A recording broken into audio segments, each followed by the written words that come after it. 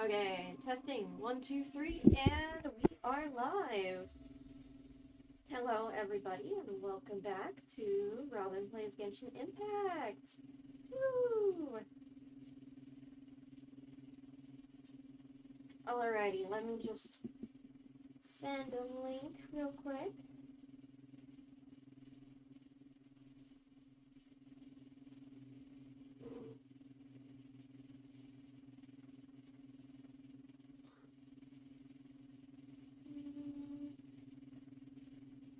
Boop.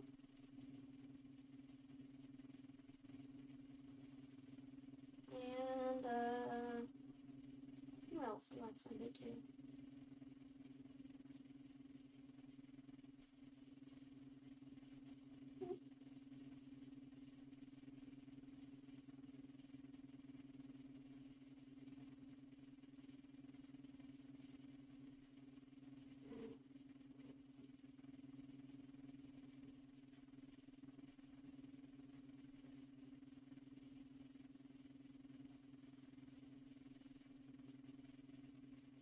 Alrighty.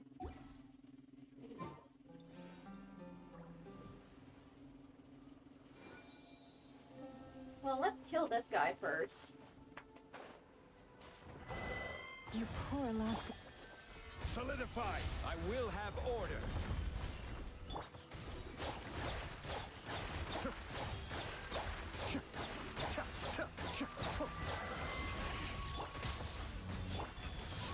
Sacred name, fortune preserver.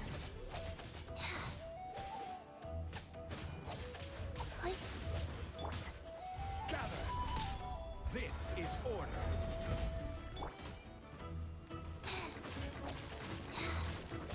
Go. Branch into song.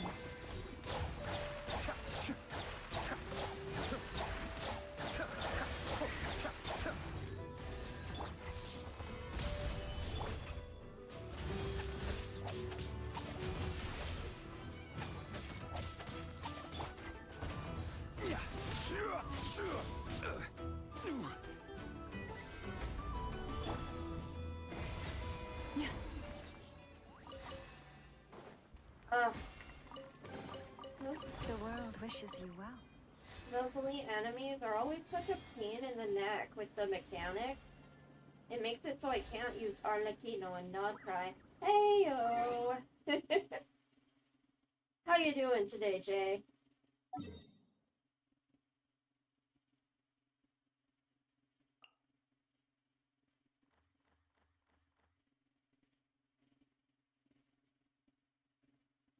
Alrighty, Sumeru City.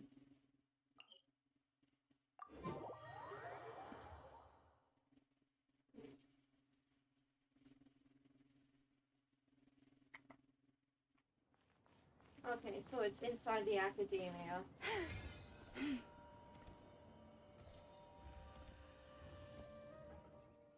Aww.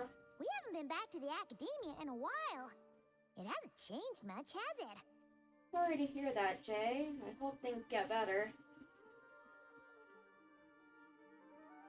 Oh yeah, Paimon Academia is an institution that has been around for hundreds and hundreds of years. Of course it hasn't changed much. Well, since we've got some time, want to go to the house of Dana? Paimon wants to do some reading! Excuse me? Who are you and what have you done with Paimon? Ha! So you noticed! Well, you're too late. The Paimon you know and love is no more. Oh my god, you've been replaced by an imposter? You're looking at Paimon Plus, a new and improved treasure trove of travel know-how. Oh no! Paimon's become a subscription service! Paimon Plus would like to find some new books to peruse. A gracious traveler like yourself wouldn't leave her companionless on her quest, right? You got me there, let's go. Come on, this way. But really, you can't go over some books on your own? Oh hey, it's Kale and Cyrus. Huh, did he retire? Wonder what's going on. Let's go see. And the books abandoning the quest already? Well, you know what they say. Learning is a lifelong quest. Which means there's always another chance to read a book. But you never know when the next chance to reunite with an old friend will come along. Okay, that is fair. Sure, whatever you say. Yada yada yada. Traveler, Paimon? You're back in Sumeru? Oh, hello, you two. It's been a while. Looking to spend time with some old friends? Yep. We saw some familiar faces, so we came to say hi. Exactly. How could I forget the whole thing? Traveler, you are such a little shit. Ho ho! Excuse you, associating me with that woman. And if you're going to remember me that way, you should at least mention my tomato growing skills. So he's mad about the Zaha Hadid part and not the old man part? People are weird, Colin. Well, Paimon's glad to see you in such good spirits, Cyrus. Must mean things are all good here in Sumeru. Apologies, Sir Cyrus. I couldn't help making a joke at your expense. Ah, well, it's quite all right. I'm not the type to take offense at that kind of thing. You definitely are. Anyway, what were you and Kale chatting about just now? Ah, that. Well, it was quite a spontaneous meeting. Oh? I was leaving the sage's office when I spotted Kole in conversation with a Mahamata, and it looked serious. Oh? I thought something bad might have happened, so I hurried over as soon as the conversation ended. Are you okay, Kale? Is somebody after you? But as it turns out, our Kole is moving up in the world. The academia even hired her as a consultant. Oh my gosh, I'm so proud of you, my baby girl! You've come so far! Wow, that's incredible! Oh, it's nothing, really. Are you kidding? You used to be a homeless former test subject of Dottore. Look at that, so humble. Takes after me, she does. No, she doesn't. You aren't humble. Not at all. Not at all. No, wait. I didn't mean that to sound like I don't think you're humble, Mr. Cyrus, because of course you are. I just, Oh, poor Kale's so nervous. She's sweating. I should help her out. What exactly are you being consulted for? Oh, well, I wouldn't even call myself a consultant. I'm just helping out. Now that the new semester has started, a lot of students and scholars are doing fieldwork for their research. Ah, I see. More stranger stuff. But it can be dangerous for those who don't have a lot of experience in the wild. So, the academia is planning to establish an agency that provides guidance on outdoor survival and rescue for people who need it. Oh, Paimon gets it! So, you're here to explain rainforest survival as a representative of the forest rangers. Yeah, pretty much. That is exactly what a consultant is, Kale. Of course, when it comes to tips on deciphering mechanisms or defeating monsters, that's for people who are far more senior than me to handle. And speaking of which, since we're short on manpower, the person in charge at the academia said we're still accepting newcomers. Neat. If you're interested, you're welcome to join and share your insights. Ooh. Ah, seizing the moment. Well done, Kole. Recruiting someone as capable as the Traveler is a great idea. Indeed, I'm very capable. Oh, and just between the four of us, the academia has set aside a generous amount of funding for this project. Yeah, Paimon's interested. Well, since Kale's thrown her hat in the ring, we should help out too. What do you say, Traveler? Well, as we all know, I'm nothing if not helpful. Great! We're all supposed to meet up in Aru Village later, so I guess we'll regroup there. I was kind of worried, since Master Tainari isn't around to help this time, but now I feel much better. Have faith. You don't need anyone's help to do a great job. Yeah, even if you don't trust the Academia's eye for talent, you can trust ours for sure. And mine, of course. I have as good an eye for people as I do for tomatoes. Well, there you have it. Thanks, everyone. Oh, speaking of Tainari, how are things with him and the others? Good, thanks. All the Forest Rangers are doing great. Oh, but Master Tainari did mention that Sino and Sethos were heading to Gandharvaville. I'm not sure if it's for work or something else. Hmm. Huh, knowing them, could just be to play some cards. Ah, yes. Genius Invocation TCG. I'm not sure. Apparently Sethos is bringing someone else with him too. Oh? But with my academia commitment, I didn't have time to ask for more details. Understandable. You don't worry about it, Kale. Focus on your own stuff. Huh. Well, now Paimon's curious. Should we go check things out, Traveler? Why not? It's been a while since we dropped by to That's say true, hi. and I'm sure they've missed you. Now that is how it should be between friends. Getting together to play cards or enjoy a meal. Yet here I am, stuck with Nephis, who only ever calls to talk about research. Aww. Well, I won't delay your reunion any longer. Until next time. Great seeing you, Cyrus. Glad you're doing well. Goodbye, Mr. Cyrus. Take care. Alright, I should probably get going too. Spantamod Cyrus. Not to be confused with Mondstadt Adventurers Guild Cyrus.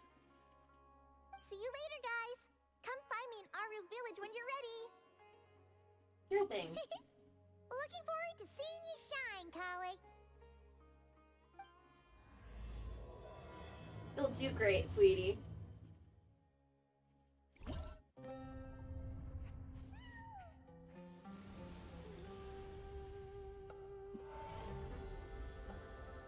Oh-ho. Deshret and Layla.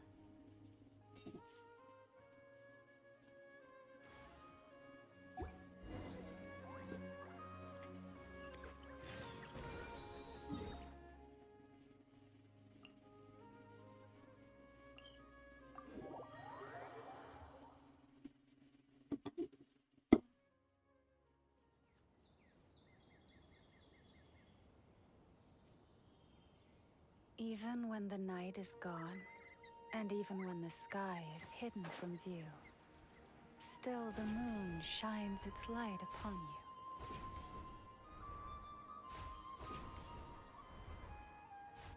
Oh. Tainari's place. Tainari's place. Ah! Here it is!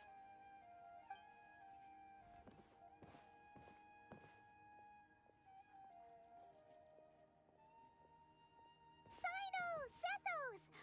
Looks like the whole gang's here. Oh, and Layla's here too! Uh-oh. Layla looks like she's being treated. But, oh, she doesn't look too good. Did something happen? Uh-oh. Everything okay? Ah, Paimon, Traveler. It's good to see you. Is Layla just tired? I'd welcome you like a proper host, but I'm a bit busy at the moment. Apologies. No worries. This seems serious. No need to look that worried. My observations indicate Miss Layla's condition has improved quite a bit. There's no danger to her mind. She's just fatigued and needs some rest. Oh, phew. Excuse me for a moment while I blend some calming incense. I'll let you two explain the situation. Uh-huh. All right.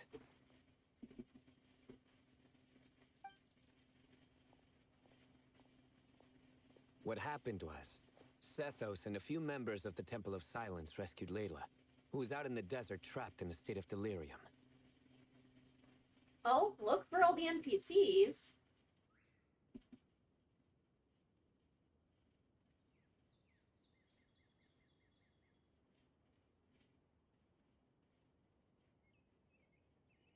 She had to be rescued? Oh, that sounds bad. Oh dear. That's all you're gonna say about it, Sino? I mean, we don't want people jumping to conclusions. That's all I can say about it. The person involved is unable to explain what happened to her, so we're limited in what we know. Sorry. My head... still dizzy.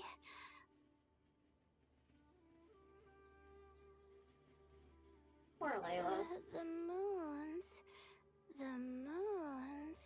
Exactly how many are there? Oh! Oh shit, Layla! The moons? She's been repeating that phrase over and over again, but she can't seem to remember what happened to her.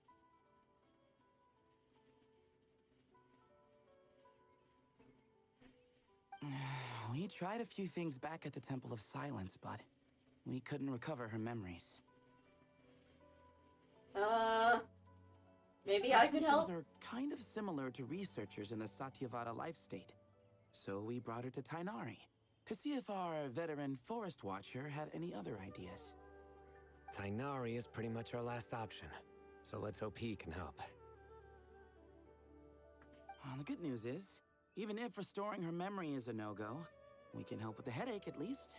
Jur was in a similar state when we found him, delirious and mumbling to himself, but he's more or less back to normal now. Oh, so this is a recurring problem. Sorry, I should give you some context first, huh? We should let Miss Layla get some rest. Come with me, you two, and I'll introduce you to the other victim of this incident. Good idea. I'll wait for Tainari here and keep an eye on our patient. All right then, this way. You know, she's safe with you, Sino. Something strange is going on. Yep. I think what we were doing and not— oh god, you are so short compared to Lava. She's...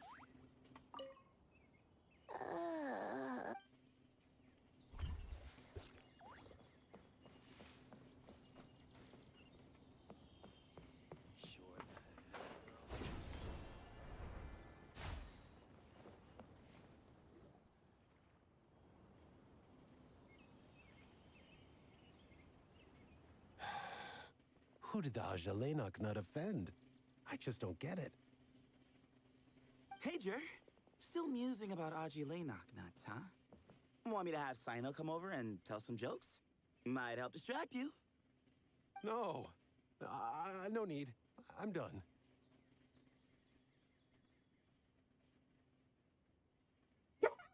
yeah, that's just one nutty idea. That's not all it's cracked up to Oh be. dear. Another master of puns. One of Sino's card buddies, actually. I think I might just take that as my cue to head back to the desert. No. It's alright, I'll stop. Hold on. So, what's the deal with the Ajilenok nuts? Other than the bad Sino jokes. We'll get to that. But first, introductions are in order. This is Jur, a member of the Temple of Silence. Hi, I'm the Traveler, world famous. And you remember the Traveler, right, Jur? Of course. I'd never forget a participant in the Rite of Duels or the hero who saved Sumeru. Awesome. Could you go over what happened to you one more time, Jur? Our valiant hero is gonna help us get to the bottom of this. Huh? I am? Might as well join since you're here, am I right? Okay, I guess. Just hear him out. You're gonna want to uncover this mystery once you do.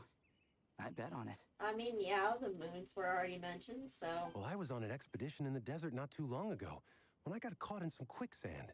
Later, it became obvious it wasn't normal quicksand because instead of sinking to my death, I fell into an undiscovered ruin. In my panic, arms and legs flailing about, I suspect I touched some things I shouldn't have. Because in that brief moment, an enormous amount of information came surging into my mind. I would hesitate to even call it knowledge, because my brain had no capacity to process the information. To use an analogy, it would be like trying to stuff thousands of Ajilenok nuts into a small water skin without it bursting. Sorry again with the Azulenok nuts, I know. It's fine. We're getting to that part of the story anyway. True. No. Well, just as I was on the verge of madness, a single phrase broke through the storm of thoughts in my head. It was a man's voice saying, "Don't eat Azulenok nuts." What? That is weird. I know it's hard to believe, but that's what happened. I was saved by the phrase, "Don't eat Azulenok nuts." You mentioned a man's voice. Do you know who it was? I'm not sure. I'm not even certain it was a man's voice. It's hard to remember now that I've been repeating it so much myself. Anyway, the good news is I no longer feel like my head is going to explode. That is good indeed. Of course, the bad news is that phrase has been stuck in my head for the past few days. Wow. But doesn't it have the opposite effect? Like, the more you say don't eat it, the more you want to eat it? Yes, that's exactly right. Whoever the voice belongs to, I don't know what his deal is with those nuts. Well, the world's a big place. There's bound to be people who don't like sweet stuff. I suppose. Strangely enough, I'm starting to think the voice belonged not to a man, a cat. Oh. The Ibis King? A cat? How? That's the question, isn't it? What would a cat be doing in an abandoned ruin like that? Just as my mind was reaching its breaking point, I could have sworn I heard the sound of a cat guiding me to exit. When I came to, all I saw was endless desert, and Sethos shaking me in a desperate attempt to wake me up. Oh, fuck. Yeah, that's what Nefer... Yeah, let's get some I'll stuff. admit, it was pretty terrifying seeing you like that. Staring off into space and mumbling about Azulenok nuts. Yeah, that sounds terrifying. You sure don't sound terrified. Haven't you ever heard of gallows humor, Paimon?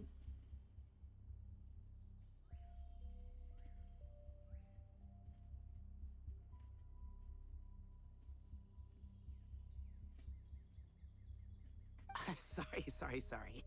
It's not that I don't care. It's just kind of hard for rambling about Azulenok nuts to sound menacing. Now, what Layla was saying, on the other hand, that is much creepier. You mean about the number of moons? Exactly. The unknown is what breeds fear. Azulenok nuts are familiar. But the moon suspended above us at night? That's about as foreign as it gets. Hi, I'm foreign. Well, we don't know that for sure. There could be a whole other world inside an Azulenok nut, with a moon of its own. Share. What the fuck, my dude? Huh. I guess. Azulenok nuts are not to be underestimated. What's gotten into you, man? Right, yeah, of course. Won't catch me disparaging the mighty Azulenok nut. No, sir. What is going on? Huh. So, a similar thing happened to Layla then?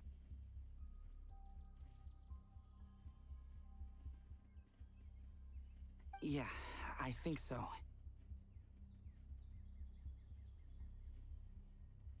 I was in a hurry to rescue Jur, so I put a marker on the incident site so we could go back and investigate. When his condition stabilized, we doubled back around to check and... You discovered Layla in a similar condition? Exactly. Multiple victims with the same symptoms at the same location. It wasn't hard to conclude that something is seriously wrong with that place. Oh, shit.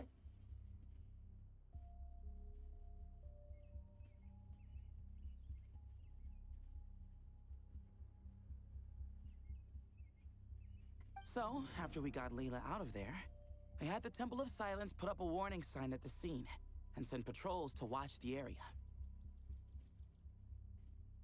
Speaking of, Sino, Tainari, and I are going to head back there and investigate once Layla is stable.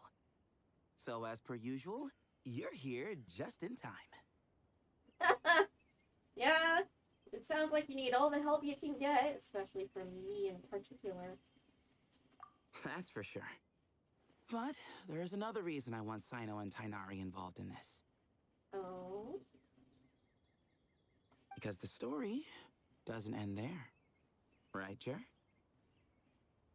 Oh? What are you talking about? Explain.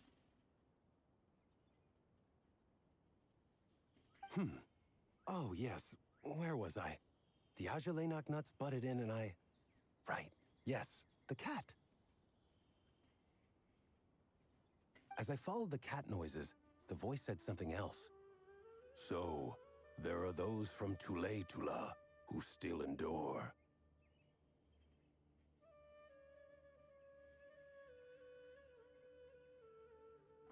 I thought that was strange, of course, because, well, was the voice referring to me?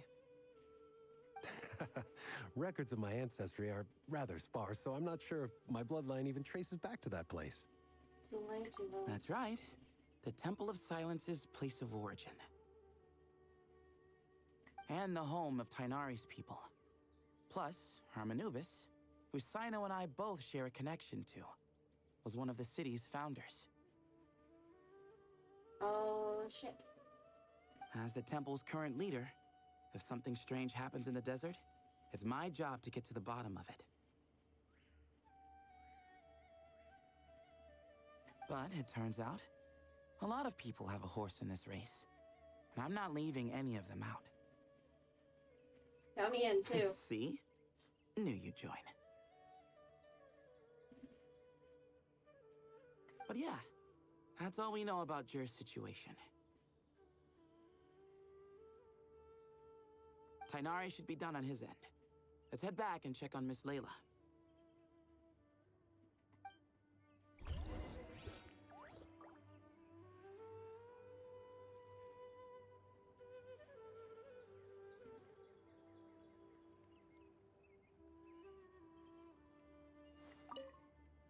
There are records in the Temple of Silence that speak of the ancient desert people's love of raising cats. Perhaps I encountered some ancestral cat spirit, long since passed on.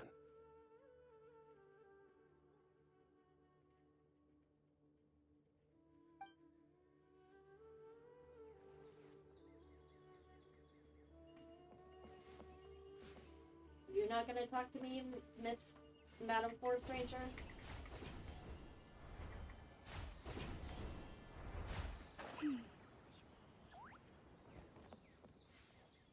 What y'all doing? How are you feeling? But don't speak if it's too taxing. It's fine.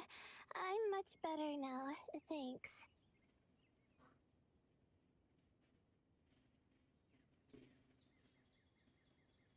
Glad you're okay, Layla.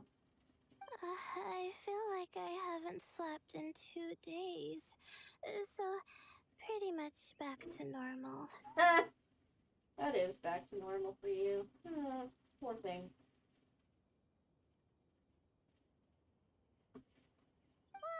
Whoa. That's your normal? Yep. It's Layla we're talking about. Traveler, Paimon, I thought I heard your voices earlier.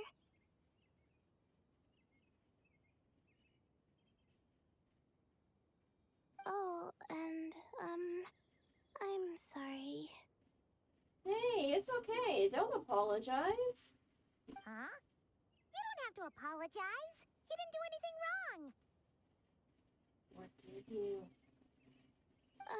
No, I just mean, I think I'm about to disappoint you.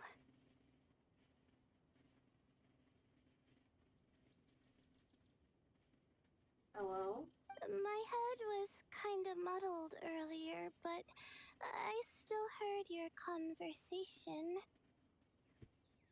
I know you're trying to figure out what happened to me, and I want to help.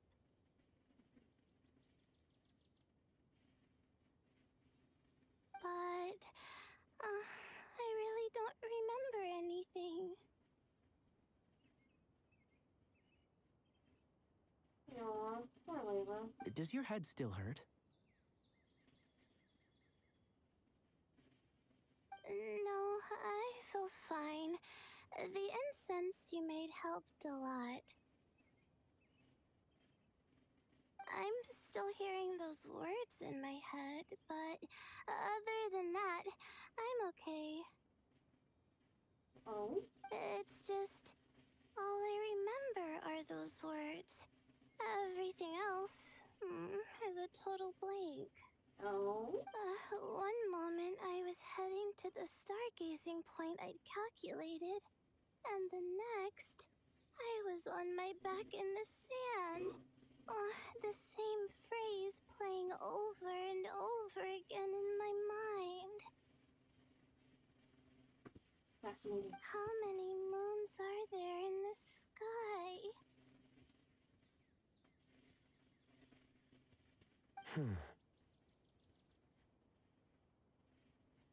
Three. Sethos, There were three. did your friend Jur suffer from memory loss too? Not really. His memories are blurry, but there aren't huge gaps like this. He remembers touching something. Someone talking, a voice mentioning Tuletula, and hearing a cat lead him to the exit. A cat. Did you hear it too? Huh? Now that you mention it, I think so. It was so soft. I thought I was imagining things.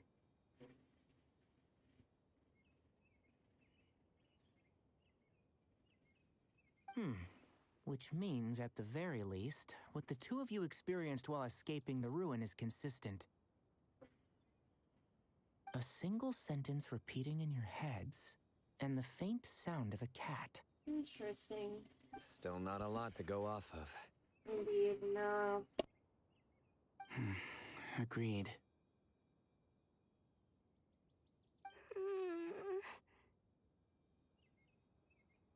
Oh, is your head hurting again, Layla?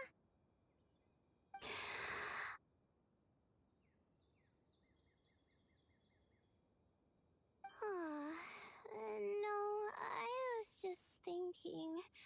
Maybe my memories are blank because I was sleepwalking at the time.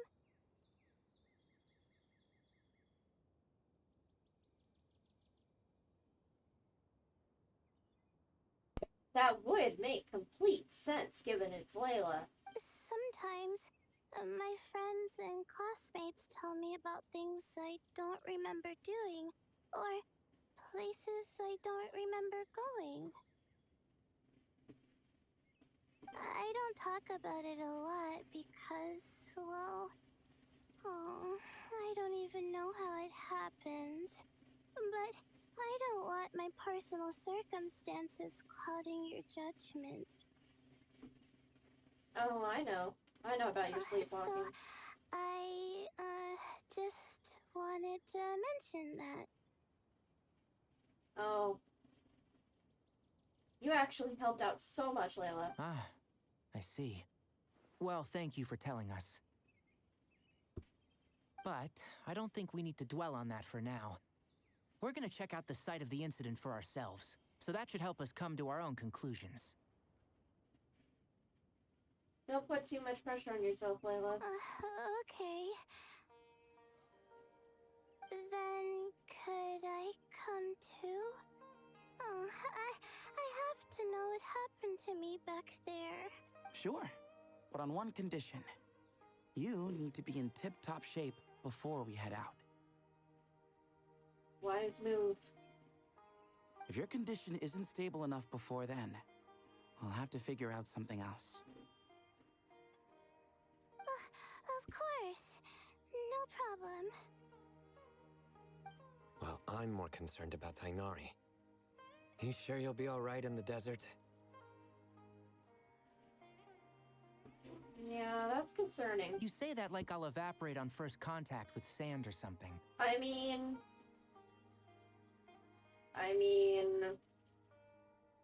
Come on, Tignari. Call it curiosity. If this concerns my ancestors, I want to figure out what's going on.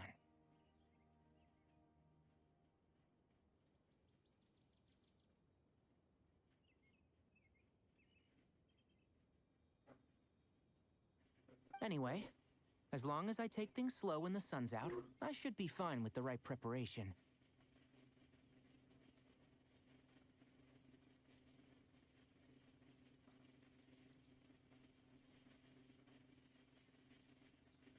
Squinting at you.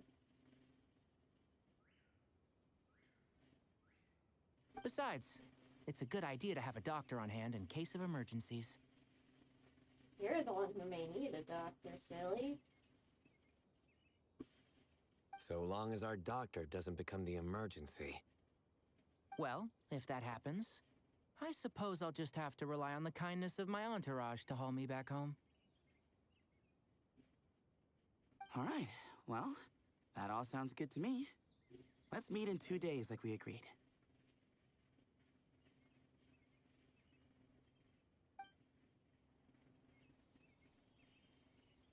Jer and I are gonna head back to the Temple of Silence and do some research in the meantime. See you in a couple days. Sounds good.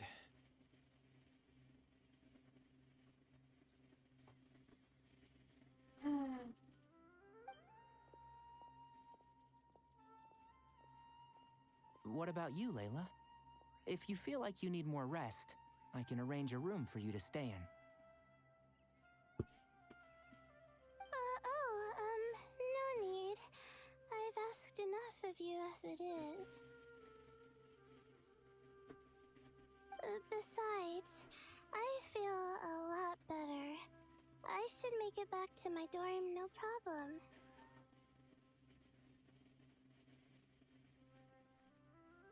You sure? Don't push it too hard, or you might end up sleepwalking along the way.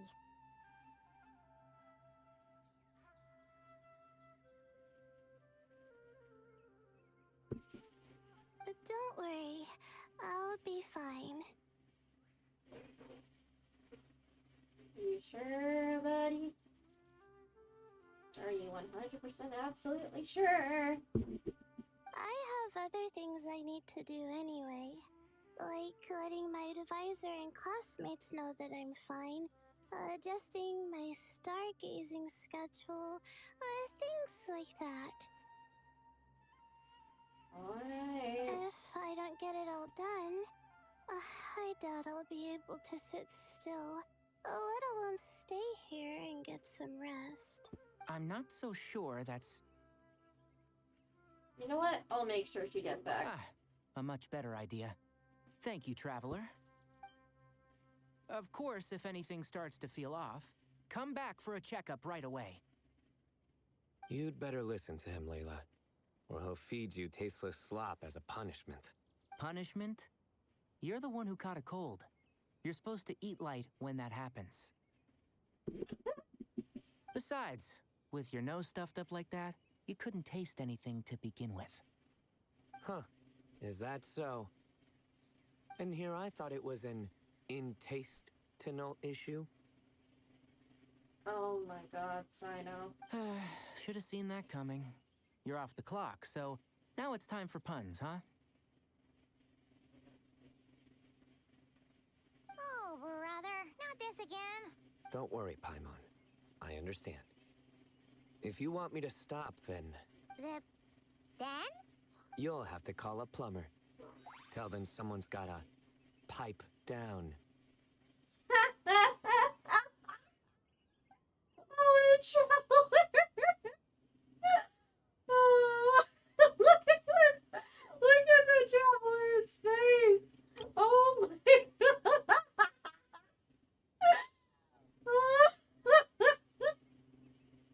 I love it. I love it so much. I'm taking a screenshot. Hold on.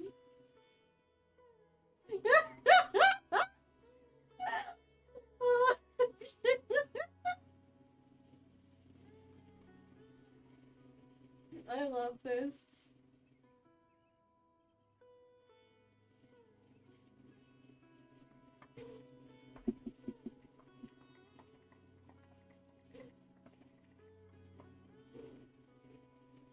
Oh, that's great. That's so great. This is getting more insufferable by the second. Now you know how I feel when I have to listen to you yap, yap, yap and be stupid.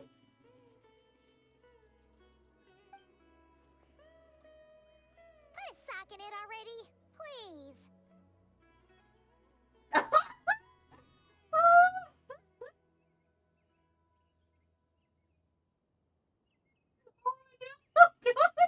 Is he making a cat face or is it just me? Oh, little boogeyman. Ah. What? Got it, Pieman. One sucking coming right up. Oh, God. Paimon's done with this game. That was weirdly ominous. Oh, his little face. Oh.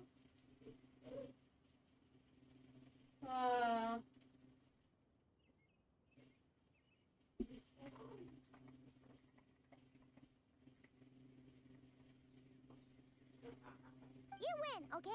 Let's just get out of here. Please.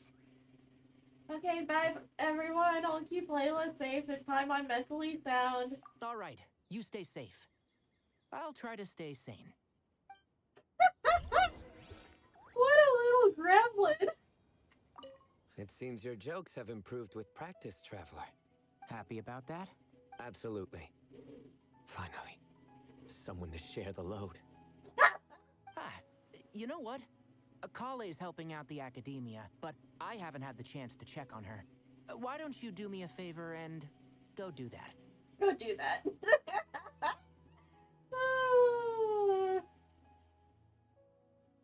Go do that. Get out of my face. Hold on. I thought you were having me over for dinner.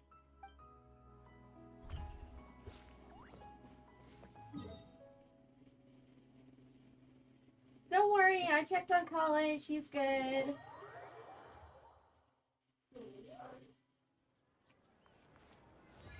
Whee!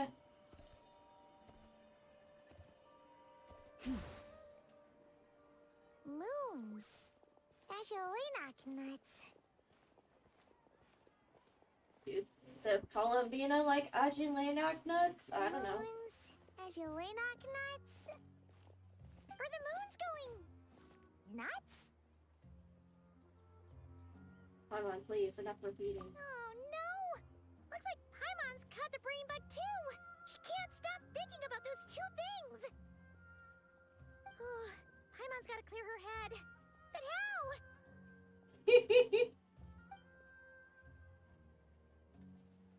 Aha! Got it! The cafe over there! Why don't we head over for a quick pick-me-up? Hmm? Something's up with Layla. Sorry. I feel kinda tired all of a sudden. Oh, hi! Wait! Is it because of all Paimon's muttering just now? Oh, sorry. The coffee will be Paimon's treat, okay? Hey! You So make it sound like generous all of a Paimon's sudden. stingy or something. You can certainly be. Well, she'll just have to show you her true colors. Yeah, starting now. You sit tight and take care of Layla, Traveler. Paimon's gonna get us some snacks and coffee. Be right back. Don't go anywhere in the meantime.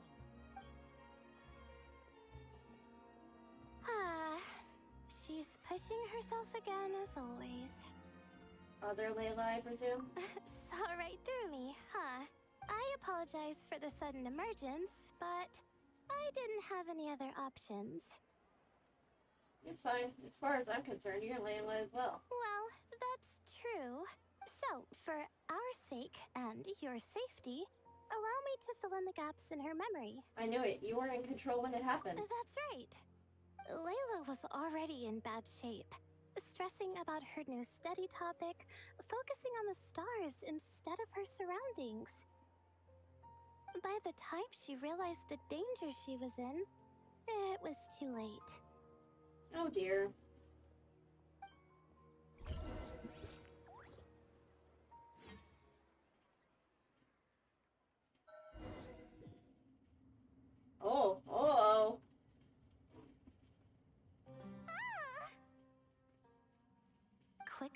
near the ideal viewing spot? Wasn't expecting that. Looks like Layla's been under a lot of pressure lately. She hasn't been paying attention to her surroundings. Oof. But why would quicksand lead to a place like this?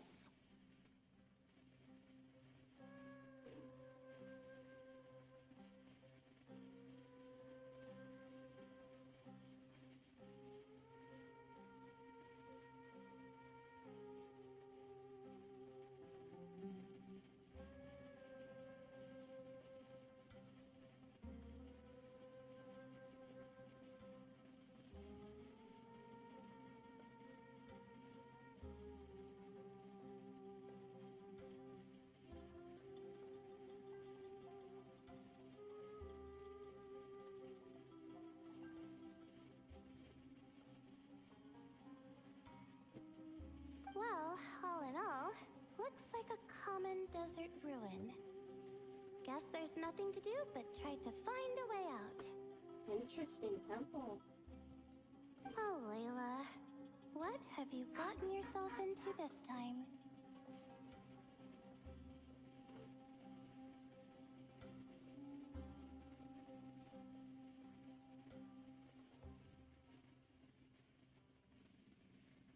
Yep. Thankfully, there are just a bunch of ruins everywhere. Oh no. Oh, oh, that's sad. That's dark.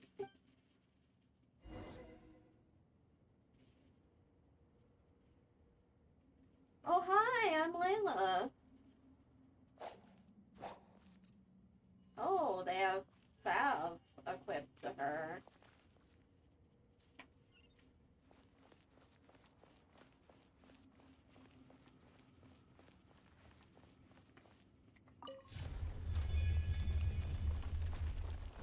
What's this? What's this?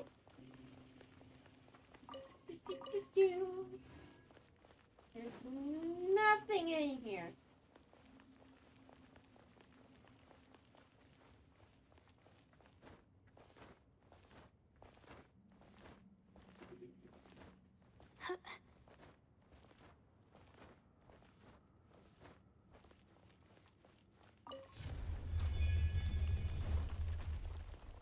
Hello? Any treasure?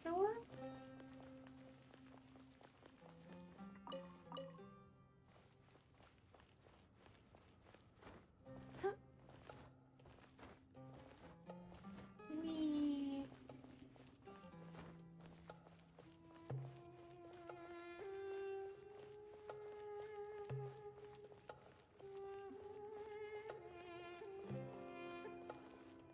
I think this door can be opened using the device next to it.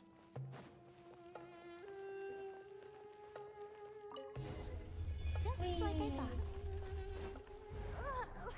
What was Oh. that? Oh. My head. It hurts. Is Oh, Layla waking up?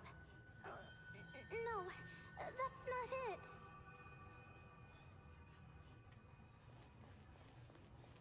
Oh, it's all the desert text. So much information. What's going on? Oh, a map! Map of the underground maps. Multiple. Of the underground ruins. Understand.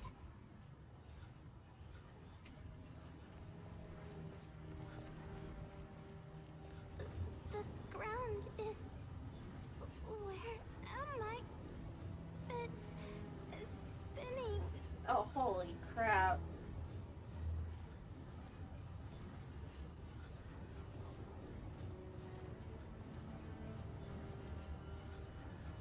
Yeah, going downstairs, well, that's not a good idea.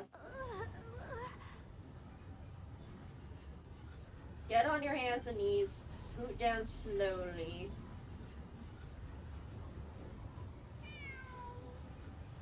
Kitty! How many moons? moons are there in the sky? How many moons are there in the sky? How many moons are there in the sky? Okay, information isn't rushing into my brain anymore. That's good. How many moons are there in the sky? My head hurts. But there are no more dark spots in my vision. And I can see in front of me. Still... Hey, get your dirty mind out of here. I mean, when you're about to fall and take a tumble, you want to reduce the height. And also, like, going down ruinous stairs that are falling apart? Yeah, no. You don't want to risk taking a tumble down that. How many moons are there in the sky? What's going on? The same thought keeps popping into my head. What does it mean? How many moons are there in the sky? Isn't there just one? Nope. Kitty! A cat? I think there was one earlier, too. Aww. Kitty cat. That'll may or may not be an avatar of a god. I'm not hearing things. It really is a cat. But what is it doing here? Being an avatar of a god. How many moons are there? No! Stop it! There were 3. I mean, technically there are 2 in the sky. One's just behind the firmament, and the other is just kind of dead.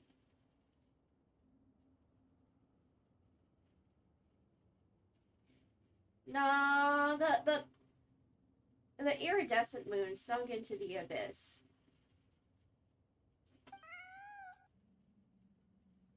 Eternal Moon got blown to smithereens, but its body shards are still in the sky. And the Frost Moon is behind the firmament. Does it want me to follow its cries? Well, it's not like I've got other options. Come on, Layla. You can do this. Not now. Ooh.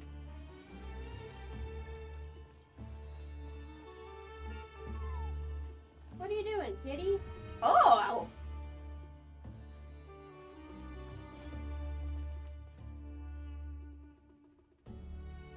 I mean, kinda, but not quite.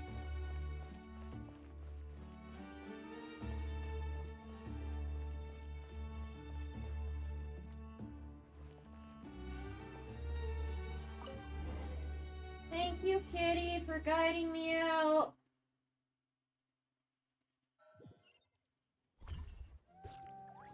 And so, I followed the cat's cries to find my way out. It was quite a kind creature. It didn't even leave until the other me started to wake up. Well, that fills in the gaps. Sounds very similar to what happened to Jer. Thinking back, it all started when I touched that device. Oh? I've heard fellow students talk about it before. How the desert is full of objects that do strange things. Sometimes it's just a minor inconvenience, but other times devices like that can cause massive trouble. I know exactly what you mean. Of course.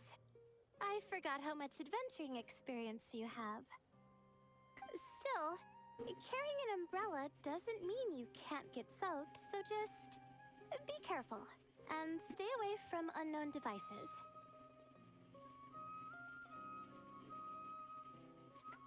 Yep.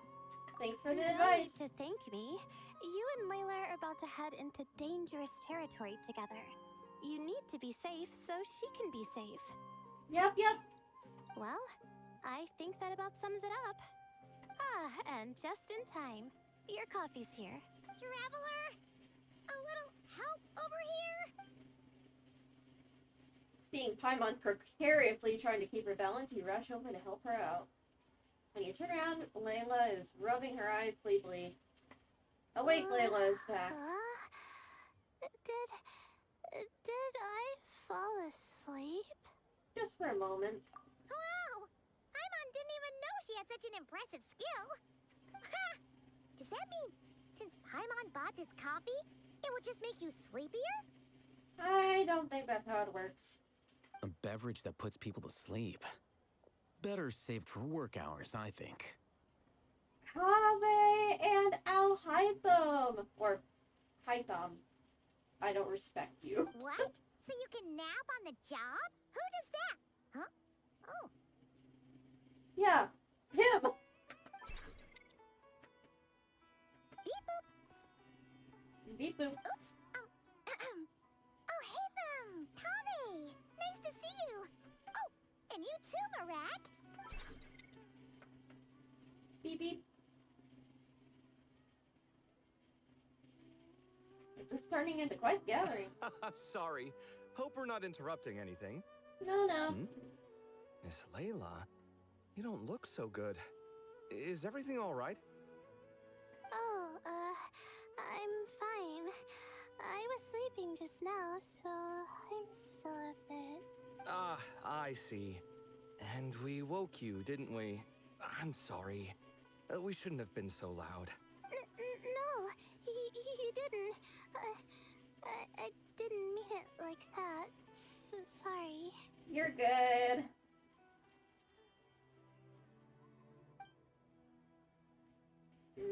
You are staring. Wait, where are you going? You just got here. I'm going to do what I came here to do. Which is? Buy coffee beans. Huh? You're going too? Marak! What? Fine. Run off with him. See if I care. Rude. Well, looks like I get you to myself.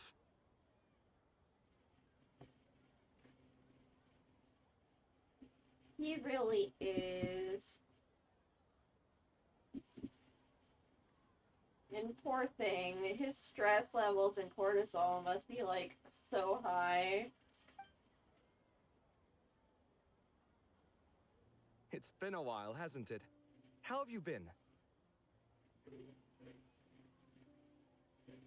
So, a busy life of adventuring for you, and a busy life of academics for Miss Layla, is that right?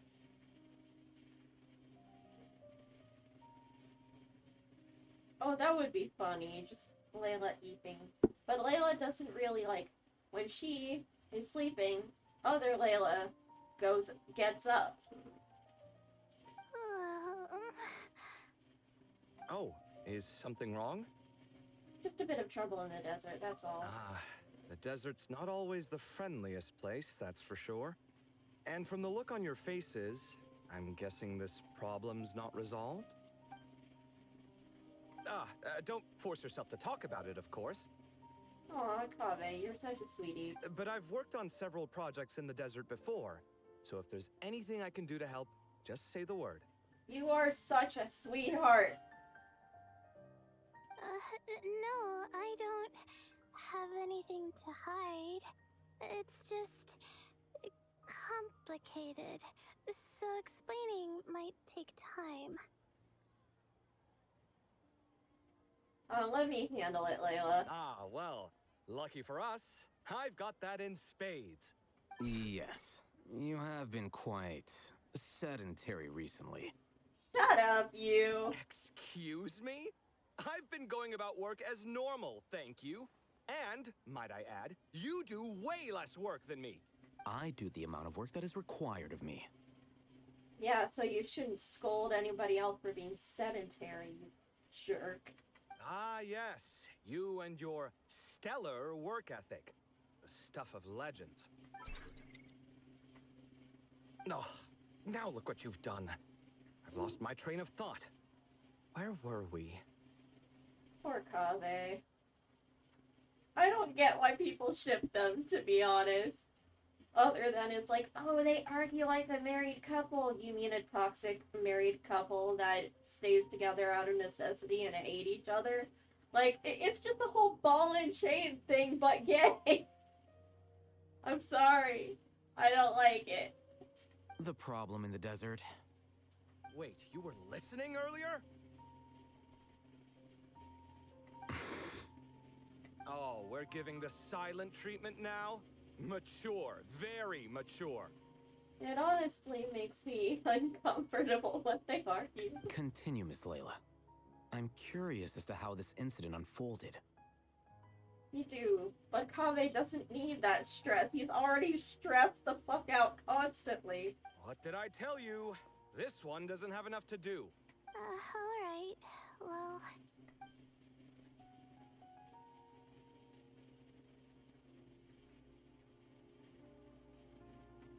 Could you still use some extra hands on this investigation team of yours?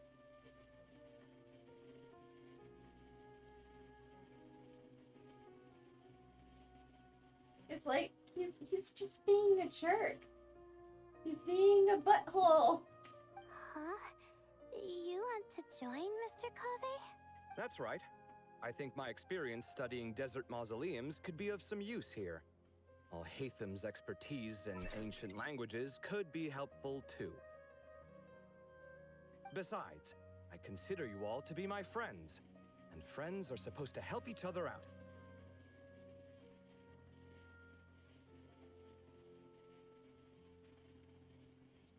Wait, I'm involved in this now?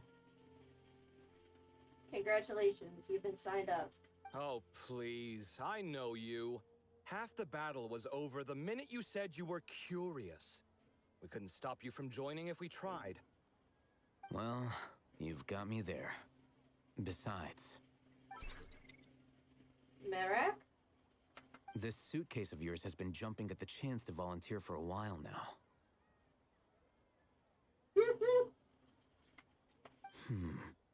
I imagine... You imagine? Mechanical life forms might also feel homesick from time to time.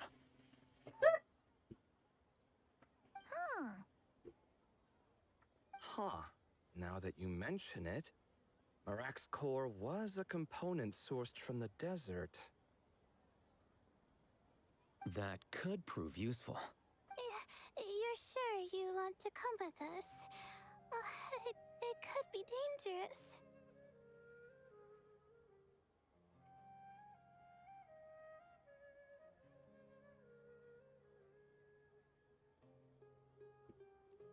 Oh, I'm sure. All the more reason to recruit as much help as possible. It's important to count on friends at times like these.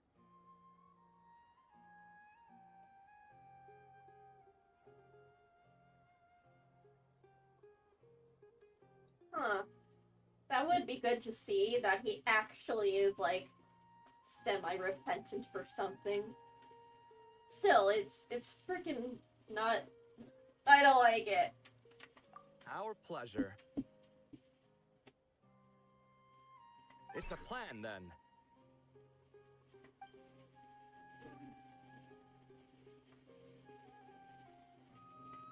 All right, we'll head back to our place to get ready. This one hasn't been on a trip in a while. Chances are, he doesn't even remember how to pack a suitcase. I'm not worried. It'll get done.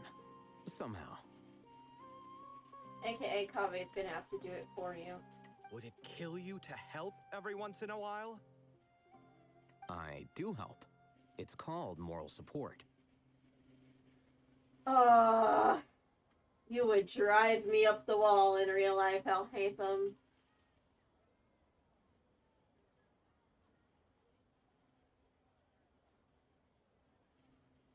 Oh, of course. Well, I don't know that. Don't spoil me. Goodbye, you three. We'll see you soon. Oh, the bazaar. Oh, and Kaveh, your coffee beans. You were too busy glaring at Al-Haytham. You almost forgot them. Whoopsie. We're pretty close to the academia now. I should be fine from here. Thanks for the coffee, Paimon. I feel much better now. Coffee's great and all, but you need sleep too, Layla. Right. I'll follow the doctor's orders. Or try to, at least. With the blessing of the stars, I hope we all get a good night's sleep.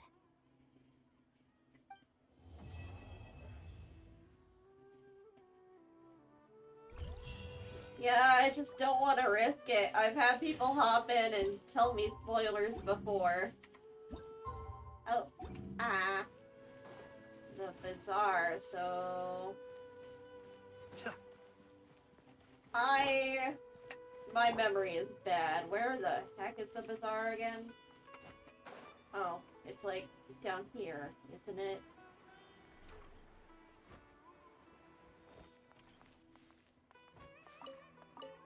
Yeah, the Grand Bazaar. Oh yeah, here they are. Ooh, let's get some of this.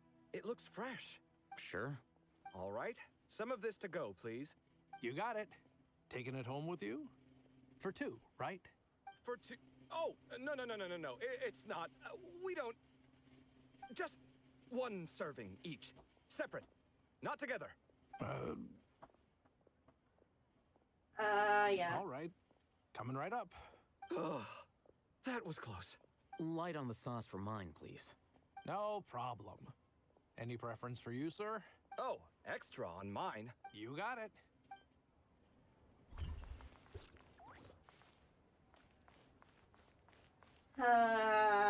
Yeah, people are jumping on that, aren't they?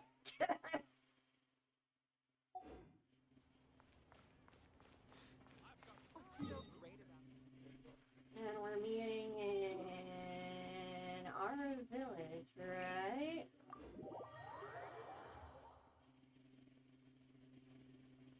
Boop.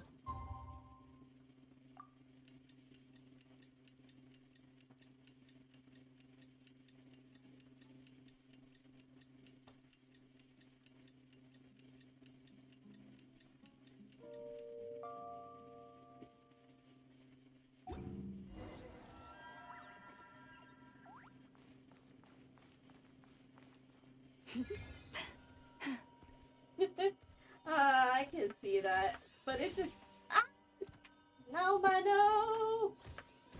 Need to can't get up there.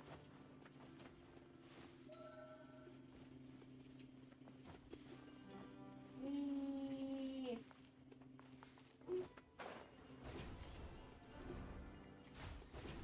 Oh wait, it's way over there. Okay, where? Oh, okay. Yeah, like, over there.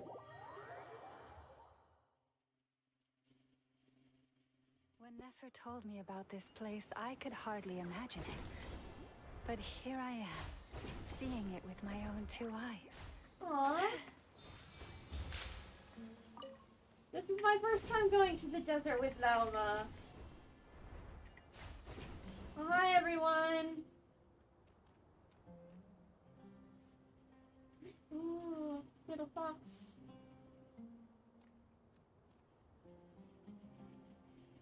Looking at the map, we should be getting close. Speaking of which, the closer we get, the more Paimon's heart feels like it's beating out of her chest. Must be jitters of excitement. Excitement! Yeah, sure, that's it. Oh look, it's Tainari and the others. Everyone's here bright and early. It must have set out last night. Yeah, the desert's a pretty harsh environment. Better to travel at night and beat the heat. Yep. Hey everyone, we're here!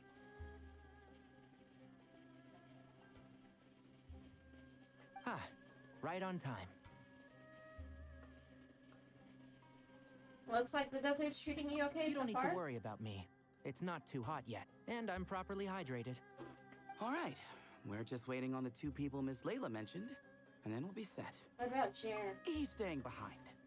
If we don't make it back after a certain time, he'll be in charge of rescue operations. You can count on me. Nice! You thought of everything! Oh, and Cyrus said he'll be in Aru Village, so he's also available if we need help. Yay! Haha! Amazing! Having people to watch your back is making Paimon a lot less nervous. That's good. Did you get a good night's sleep, Layla? Yeah, I did. After hearing about what happened, my advisor gave me some time off to rest. So, my studies are on hold for now. Then, does your advisor know you're back in the desert to investigate? Yes, but I was only allowed to come after I mentioned that General Mahamatra would be there too. Quite the reputation you've got there, Sino. Of course, Paimon. Something wrong? You haven't said a word this whole time. Are you in a bad mood or something? No. Thinking most likely. Being skilled with words also means being a good listener. I'm just reflecting on what you're saying. You're trying to make a pun, aren't you? Oh, Hatham! Kaveh! Ha! Over here! Darn it. I was just setting up a brilliant... Pun. Yeah. I'm sure you'll find another chance. The important thing is, our scribe and our renowned architect are here at last.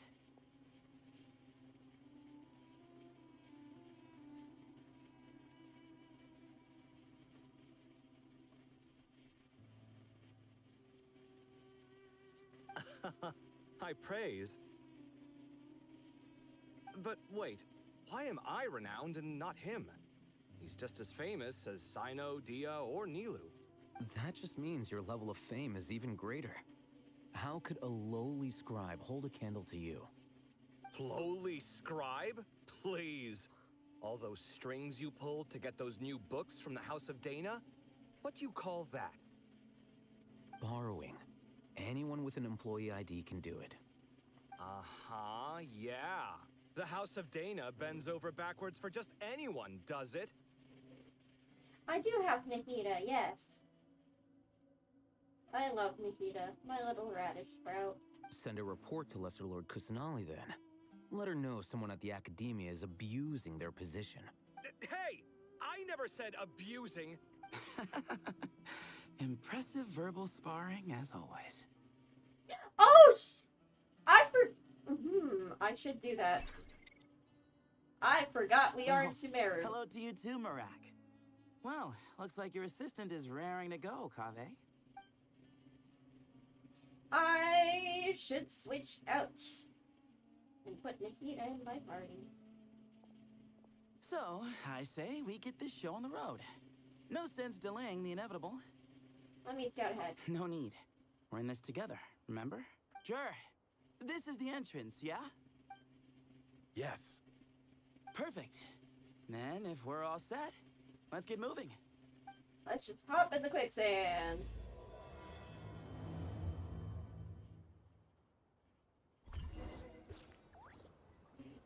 Is there anybody around? Hold on.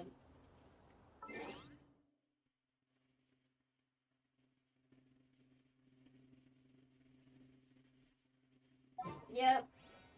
If ever you... Time to broaden the horizons again. I see everything. Guess this is where we waltz right in. No need to knock. Knock. As you lay knock. You say you don't like puns, but you actually do. Nope. Guess this is where we waltz right in.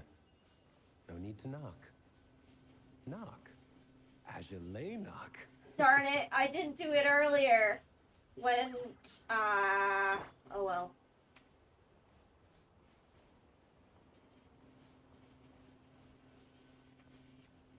I could have done it on Sino and Tignari and Layla and I'm silly.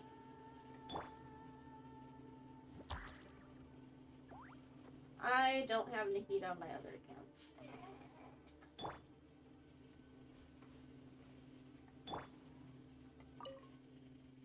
Danger, quicksand, keep away.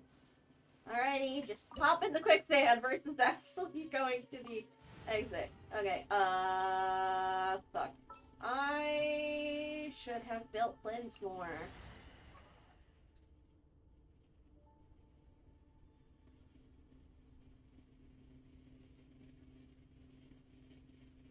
Shit, hold up. Do I have... Ah!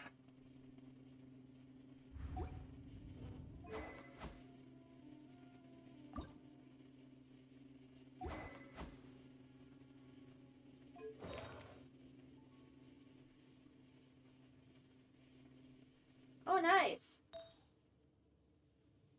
Yeah, that'd be great.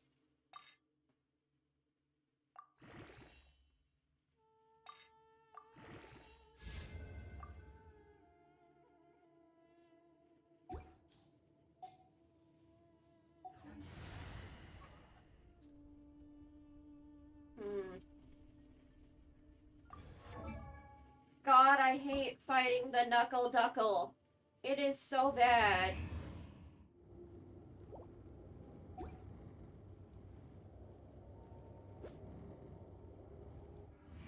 His crit rate is abysmal. But, oh well.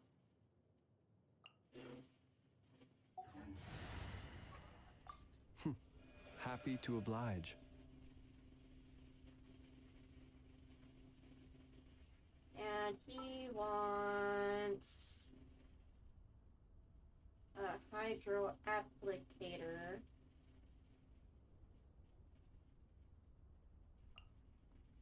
Chivalry will never die. I really need to build Shincho as well. Or Aino. Or both of them. Oh, why do I... Why is that so freaking low? Okay.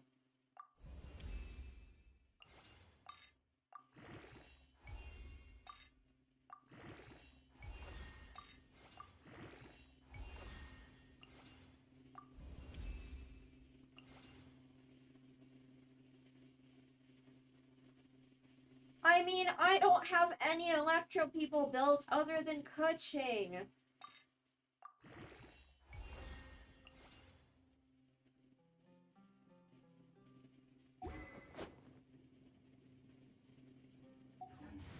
I just don't like a lot of electro characters, which is why I got Flynn's, but I need electro to build Flynn's. Ah!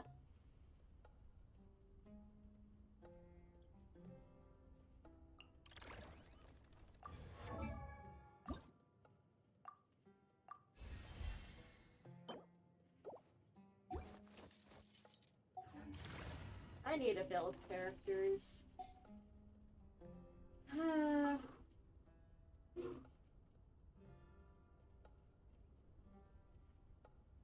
Oh well, let's see how well we do.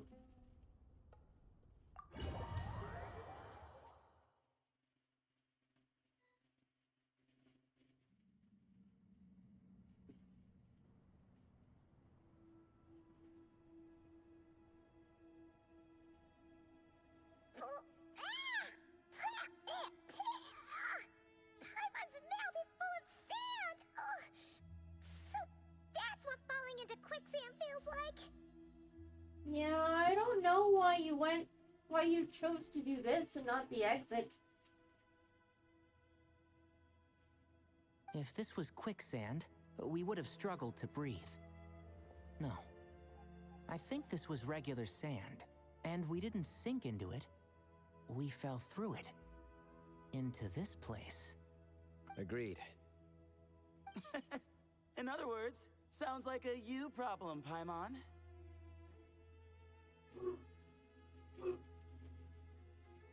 Thanks, Jay. Haha, very funny. No, wait, Paimon's the only one. Poor Kave. Ha! See? What? I'm the only one with sand in my shoes? Yeah, right. This place looks kind of familiar.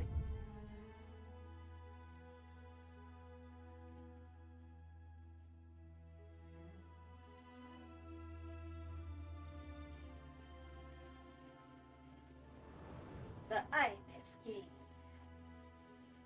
Well, looks like everyone made it here unscathed. Let's keep going.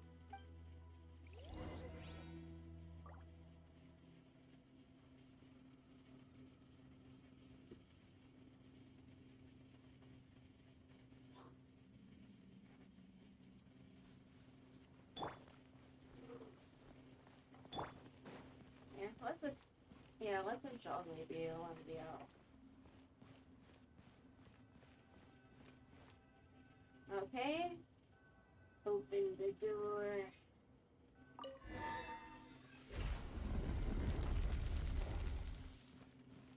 You know, this entire place kind of suits Zhongli's color palette. Geo, rock, desert.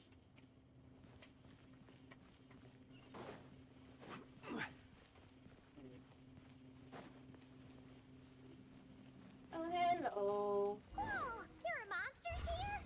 Sure didn't say anything about that. Probably means he didn't run into any. Because we're just unlucky. Not the best sign of what's to come. He'll be fine. Let's just use up all our bad luck, and we'll be golden. I see everything. Close your eyes. Be silent.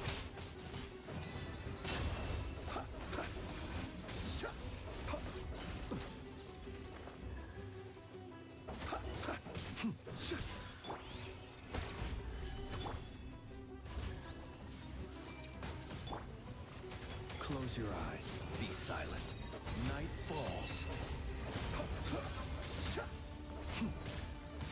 Observe. To dust.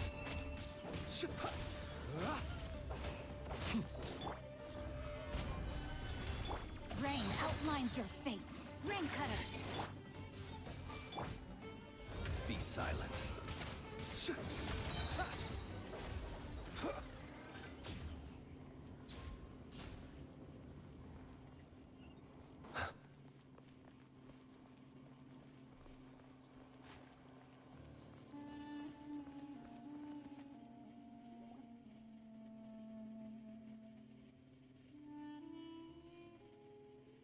According to the other Layla, there should be a door nearby with a strange device in front of it. Ah, there it is. But the door is shut, and the device seems to be out of energy. In that case, it should be disabled. Good, at least we won't fall into the same trap. I should probably remind everyone not to touch anything, though. Well, that goes without saying. Fair point. There's just one problem, though. Oh? The only way forward is through that door. Ooh! Is it time to hunt for a key? Paimon loves this part. Don't worry. With our adventuring experience, we'll find it no problem. Let's get searching.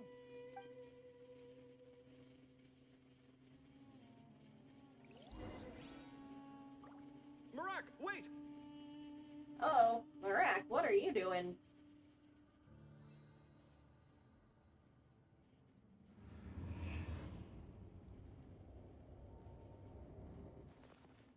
Thanks. Have a good day.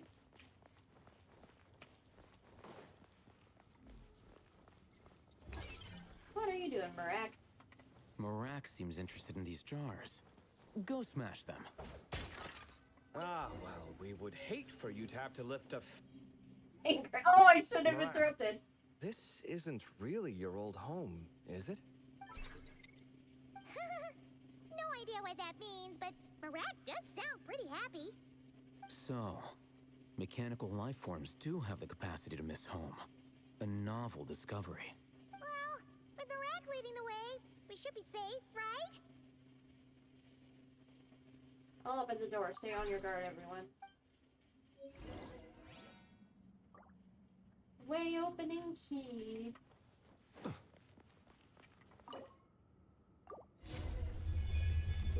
Good thing you decided to join, Kaveh.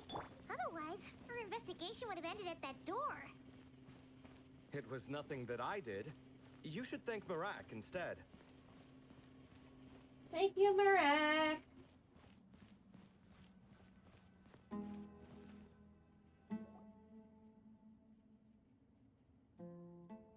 Hold on.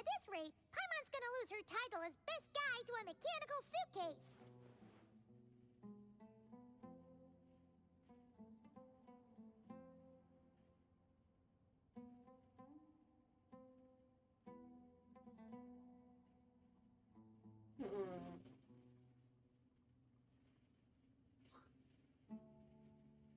Even at your most useless, you're stuck with me.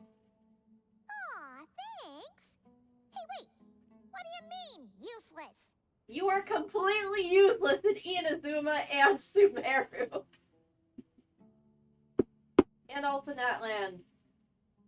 And sometimes in Fontaine. Well, no weird mental symptoms so far. I'll take that as a win. That said...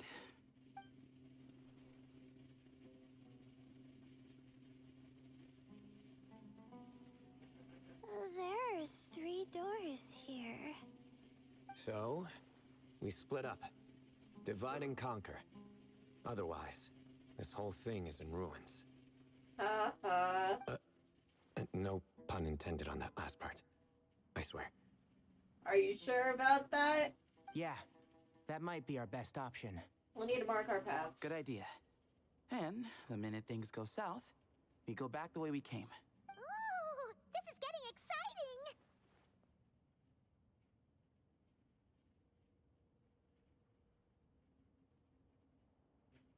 So, who's teaming up with who? Paimon calls dibs on the Traveler! Of course, that goes without saying.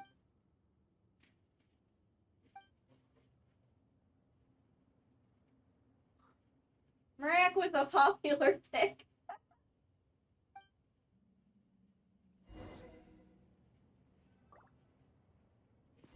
And oh, we are playing as them. Neat. Oh, there are.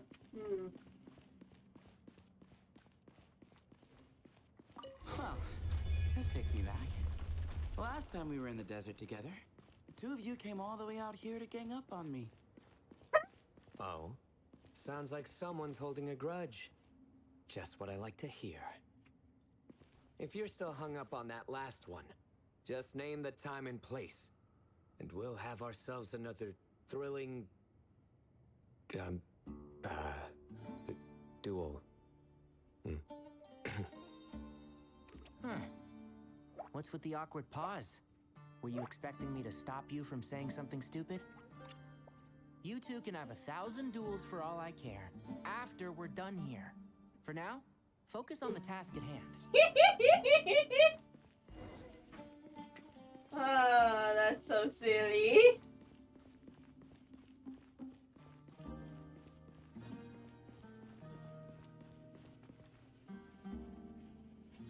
This chamber is huge.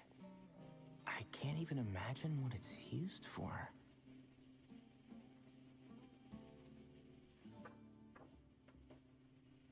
Oh. What's wrong? I seem to have stepped on some kind of stone slab.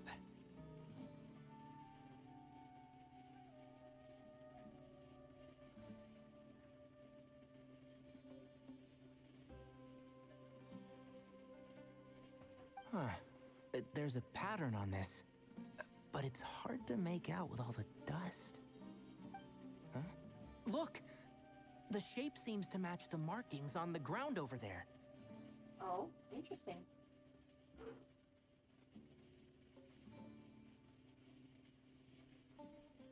Let's slot it in and see.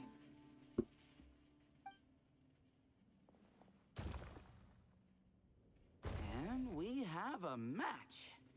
Looks like we need to find the other 3 broken slabs. Let's search the area, but be careful where you step. Sethos and Sino are so great.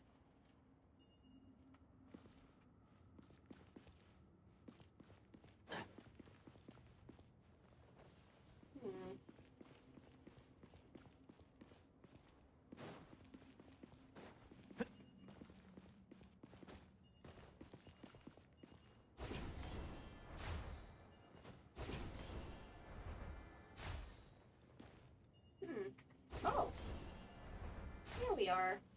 What? How are we? Got one. Ouch, but watch out. The edges are kind of sharp.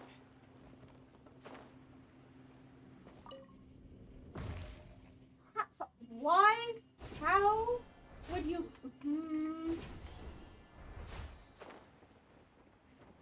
Got the third piece.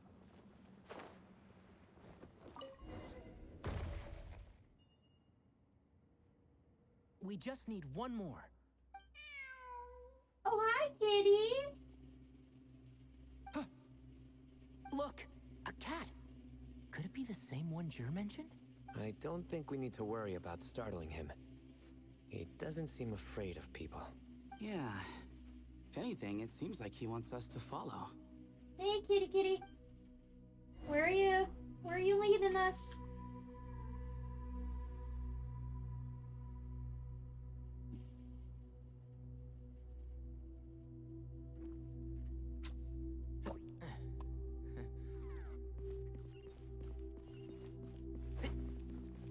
Hi, kitty. There you go. Is it in the sand? Don't tell me you're using this place as your litter box. Oh, he led us to the last piece.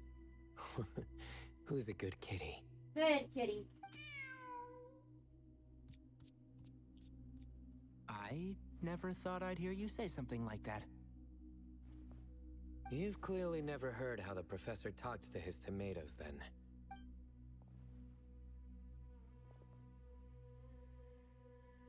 All right, well, that's that.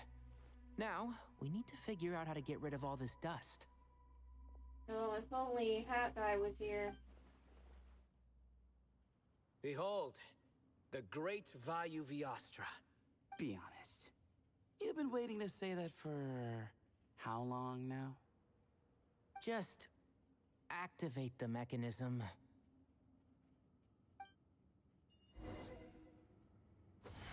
Let's nip that in the bud. I did not mean to press that button. I hate when I do that. By hacking it.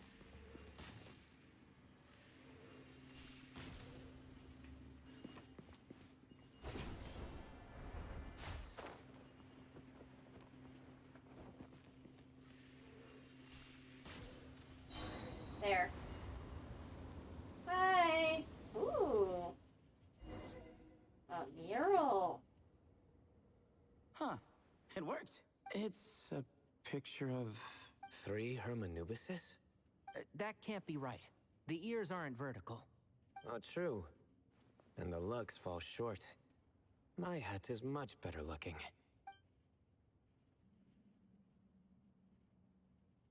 A goat, an ibis, and a crocodile. The Ibis King, the Crocodile King, and the goat. Oh, wow. Our botanist knows more than just plants. Riveting observation.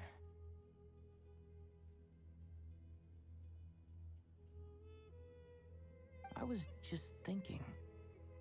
These 3 figures look a lot like the 7 pillars of King Deshret.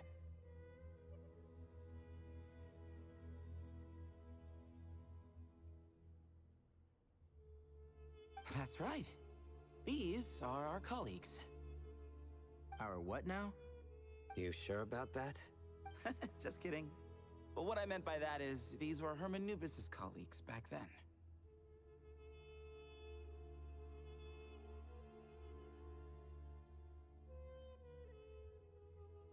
The middle one is the Goat King Harashef, Minister of Ministers, the god Amun's most trusted chancellor.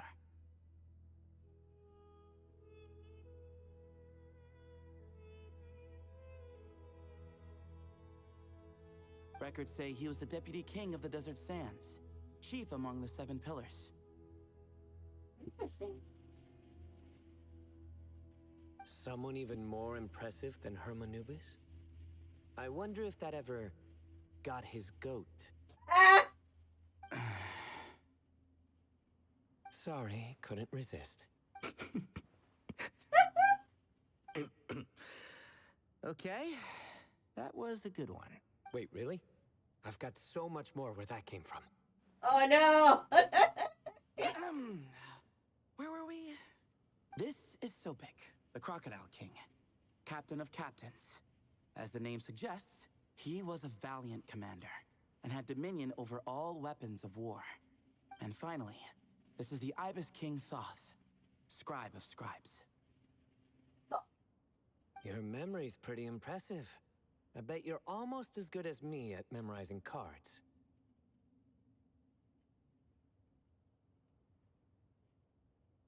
A scribe? Did he manage archives then? Like Alhaitham? Wait, that's all Alhaitham does? I never knew being an academia scribe was such a cushy job. Well, that's how his friend put it, anyway. But it does seem like he has a lot of free time. Well, I don't know much about the academia, but I'm sure the Ibis King had more responsibilities than that. The temple's records say he represented the wisest aspects of King Deshret, inventing the desert script and arcane arts at his king's command. Oh.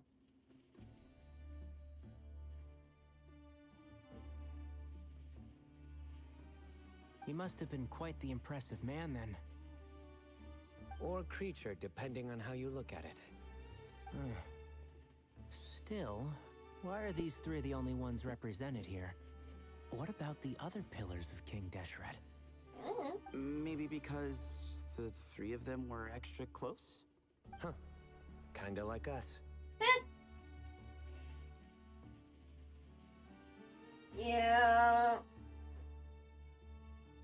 Like, god damn it, I'll hide them. Oh yeah! Maybe we should have someone inscribe us on a commemorative stone slab too.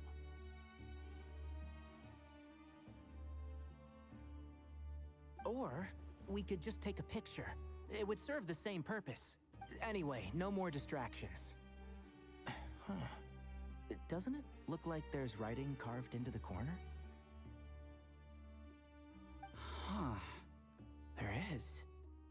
And it's in the ancient desert script too. Should we get Alhaitham? Looks like the Ibis King left you some homework. Give me a sec. I'll try and translate it. Nah, Sethos knows it. The ministers are unvirtuous.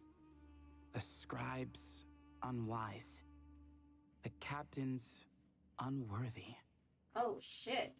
My end is not humanity's end. Hereby bestow upon you all a far side of eternity.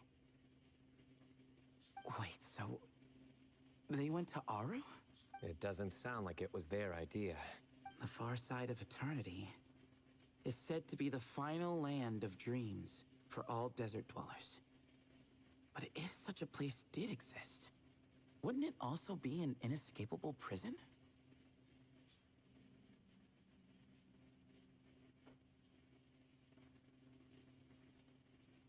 I mean, yeah, in real life especially, but that's more just because capitalism is fucked and our society is awful and other things. But like, Jesus. Yes, and based on the writing here, it's clear King Deshret wasn't pleased with these three. This gift he bestowed upon them seems more like a punishment. Such is the power of a king, I suppose. Which means the goat's the one who got in the end. Huh. Yep, not as good the second time. What? Impossible. Well, looks like that's all we can learn here. Should we keep going?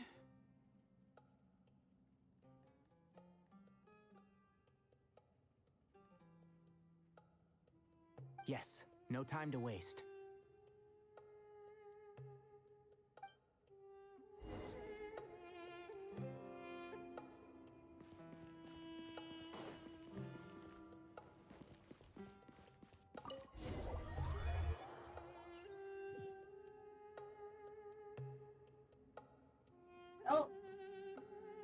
Oh, they're part of the team. Oh.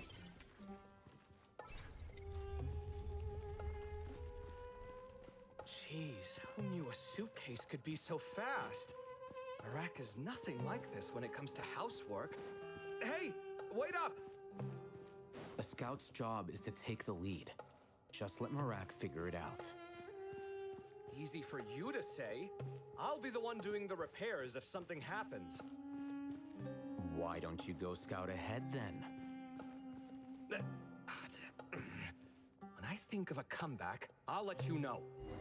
Ugh, I'll hate them. Oh, Marak stopped. What is it? Found something? Looks like something covered in sand. Let's get it out then. Come on. Oh, it's a stone slab. Good job, Marak. Let's take a look. Huh. Looks like this part of the picture goes over there?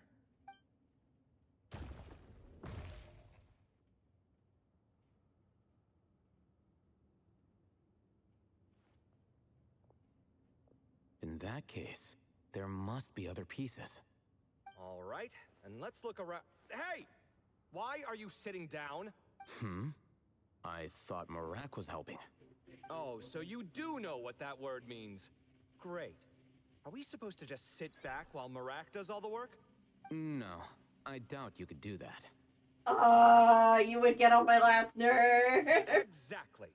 But I can. See? It's all coming back to me. How insufferable it is to work with this no-good, do-nothing... We could be more efficient, I agree. I'll work on this piece. You take care of the rest.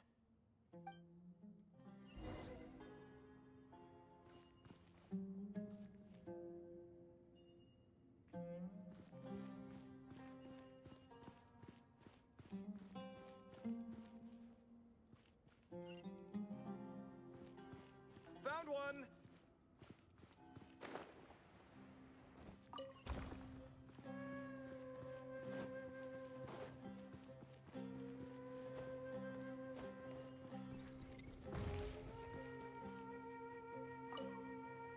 Good teamwork.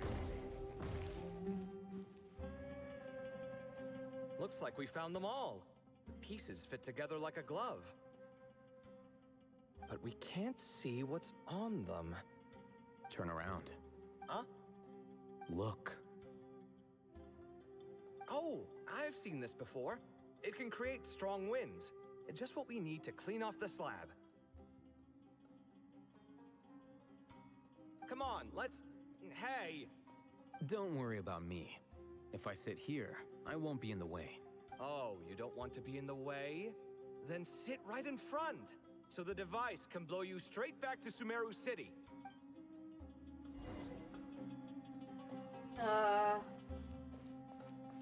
Poor Kaveh.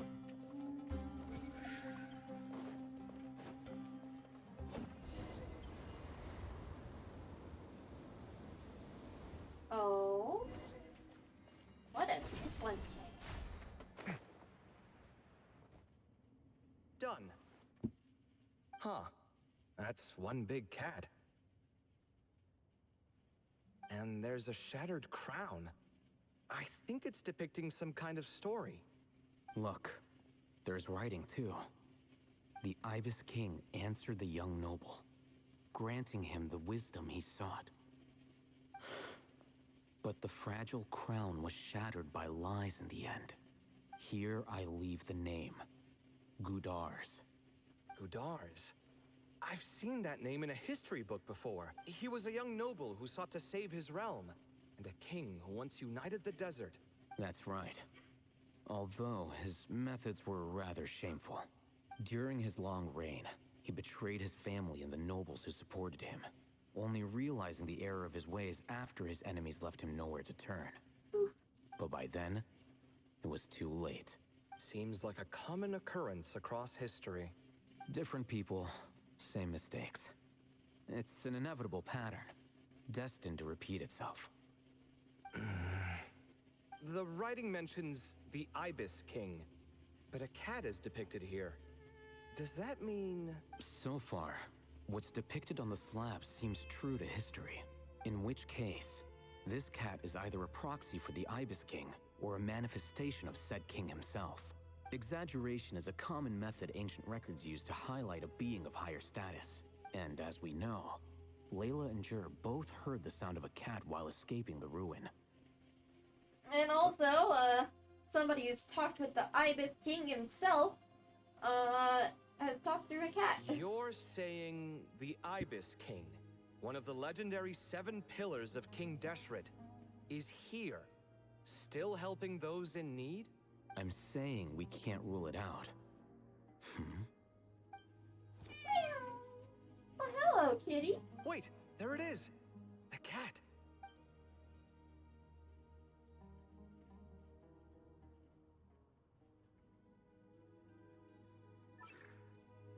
Ah! Marak went after him! The cat's showing us the way forward. Come, let's follow. Okay.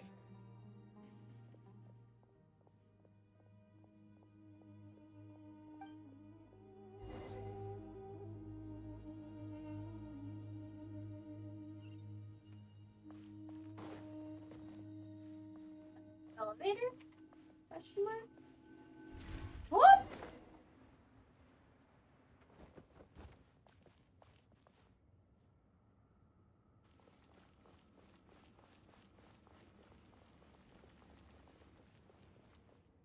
Huh. The cat's gone.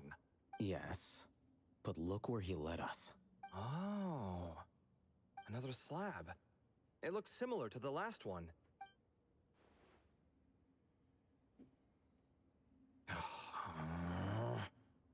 Oh, by all means, take your sweet time.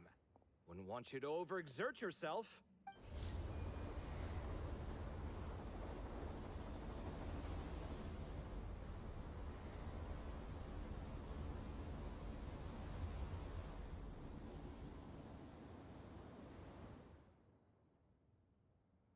Huh. The scene depicted here...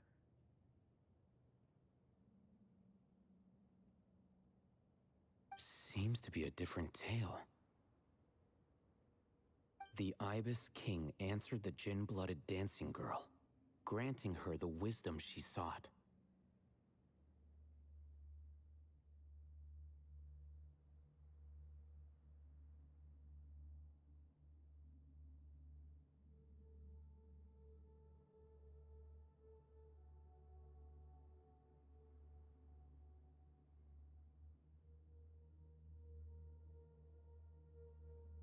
But enemies plotted to kill her close kin.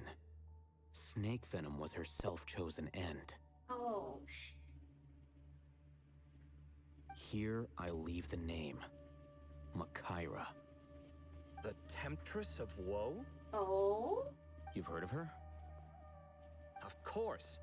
I don't just sit around doodling all day.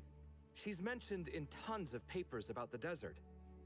As I recall, she was given as a gift to the Tyrant King of Gurabad, and later seized the opportunity to kill him. After getting her vengeance, she reigned as queen for many years, until her enemies attempted a coup, and she took her own life. That's more or less the version I've read as well. It seems this queen also had dealings with the Ibis King. Interesting.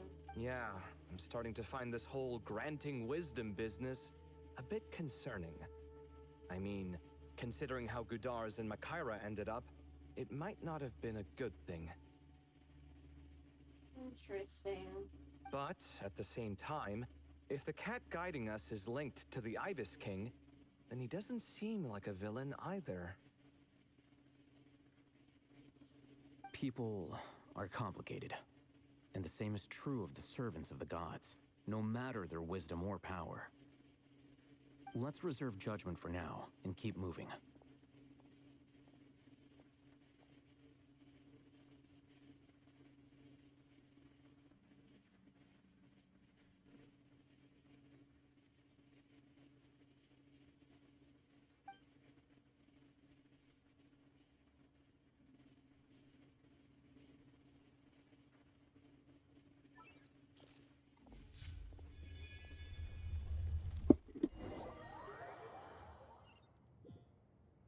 Oh, the final piece. The last group. Oh, Paimon to ask earlier. Have your memories come back, Layla? No, sorry. It's okay. To be honest, nothing about this experience feels familiar.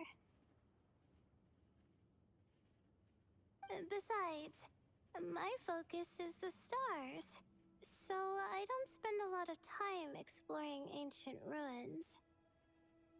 Guess that makes us the senior researchers in this scenario. Stick close, all right, Layla?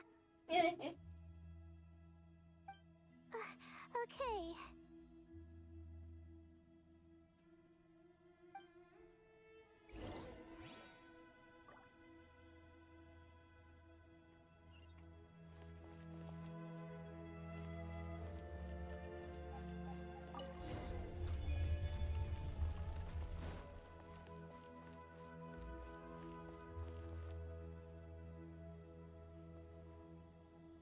Wow.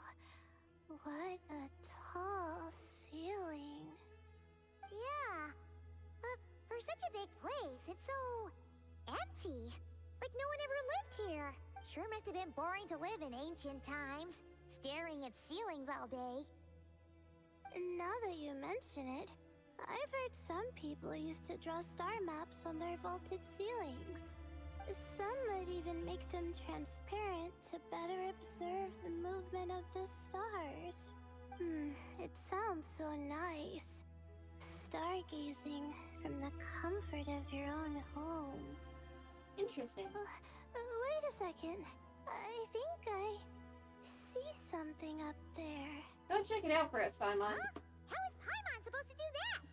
Oh, right. Flying. Duh. All right.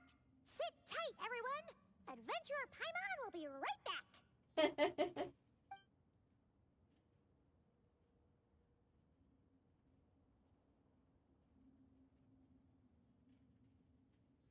Okay.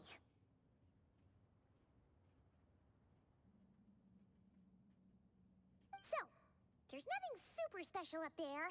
Just a couple of shelves, tables, jars, and scrolls. And a whole bunch of dust, dirt, and sand. You really want to search through all that stuff? The more dirt, the better treasure. Well, when you put it that way... Come on, then. Let's see what we've got. Paimon's hoping for something super valuable. It's a little high up, so be careful. Thanks. I'll stick close.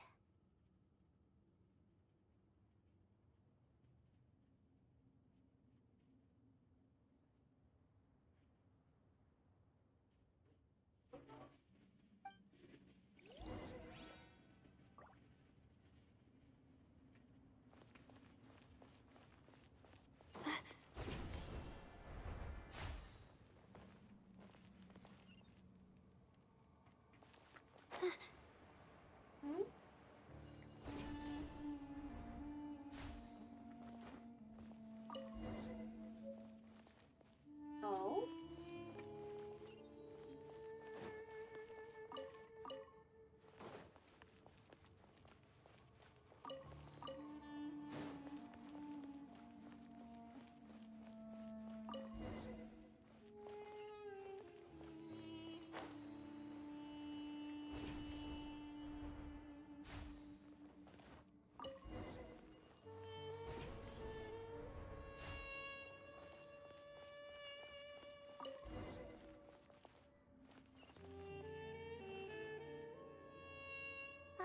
I think that's everything.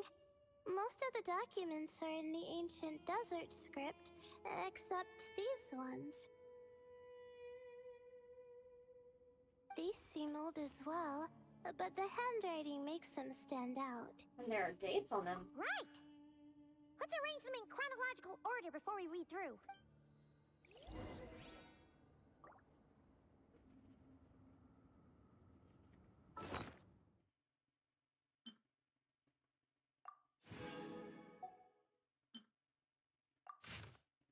Hmm.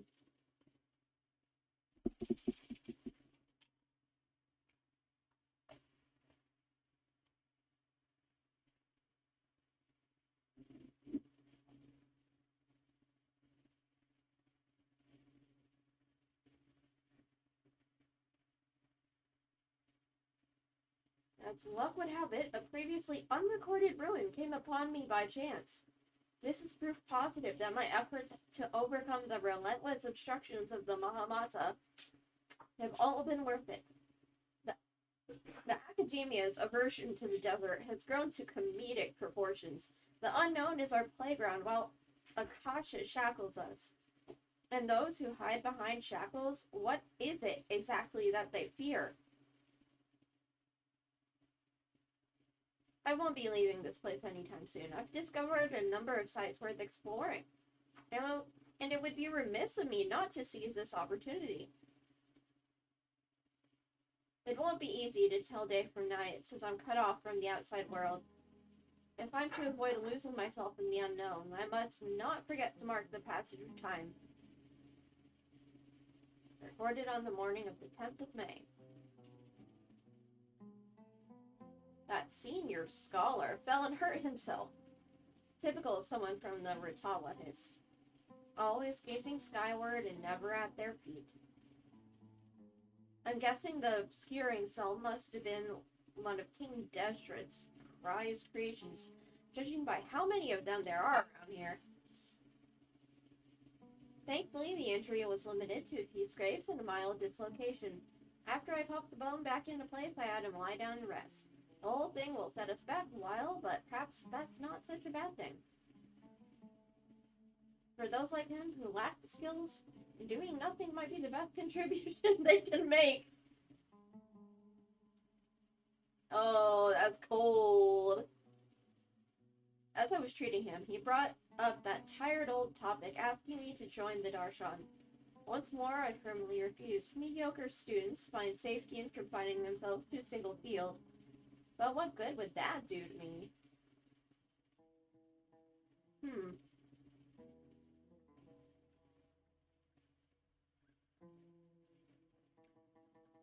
It's only been a few days, but I've already made significant progress. There are numerous writings here about the 7 pillars, each one captivating and exciting in its depth and detail.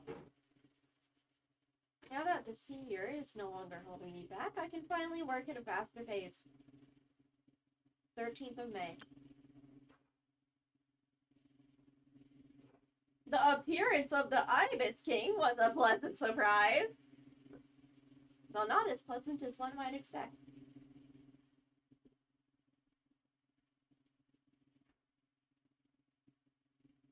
He's a skilled storyteller, but he loses steam once it's clear his listeners aren't fooled.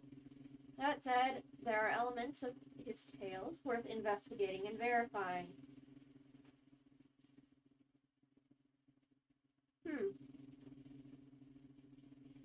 Although he did point out the exit route in his current state, he can't really intervene.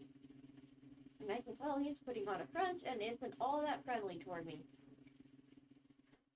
But that's typical of people who care about their status. Since I need a bit more time, given how big the place is, I suppose we'll have to put up with each other a little while longer.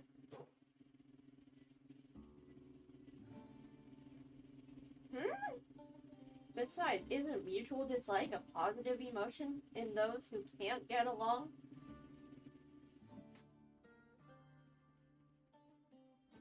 Saving that senior was definitely the correct decision.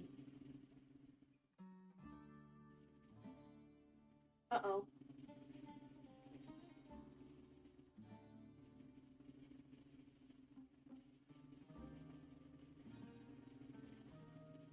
My supplies have run out. Unless I wish to die here, I will have to leave this place, but I still refuse to accept anything from Thoth. People like him, who only talk benefits and never mention the cost, are a dime a dozen at Grand Bazaar. Of course, for anyone after me who falls for the temptations he offers, remember this at least, do not trust the Ibis King. Recorded on the final day. Zadig! Oh my...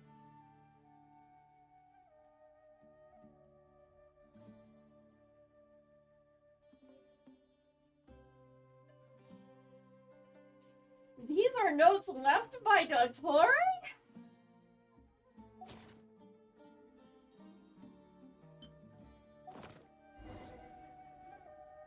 Okay, now let's take a look. Oh.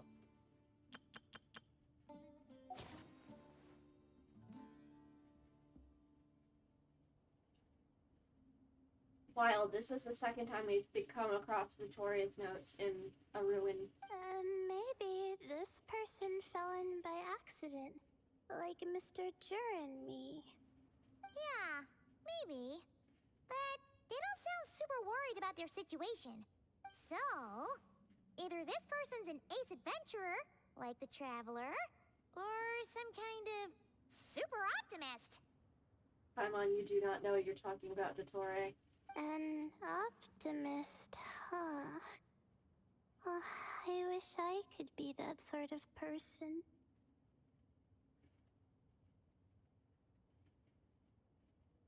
Well, blind optimism isn't good either. Besides, you have your own strengths, Layla. That's right! You're detailed and passionate. Great qualities for an adventuring buddy. This optimist seems super obsessed with exploring every corner of this place. That could have gotten them in big trouble for all we know. Well, I appreciate the compliment. I assume he turned out fine. I mean, safe, not fine. He did not turn out fine. He's Dottore now. It's almost magical how words like that can make you feel like you can do anything. I only wish that magic could last a little longer. Until I figure out my new study topic, at least. Let's keep reading.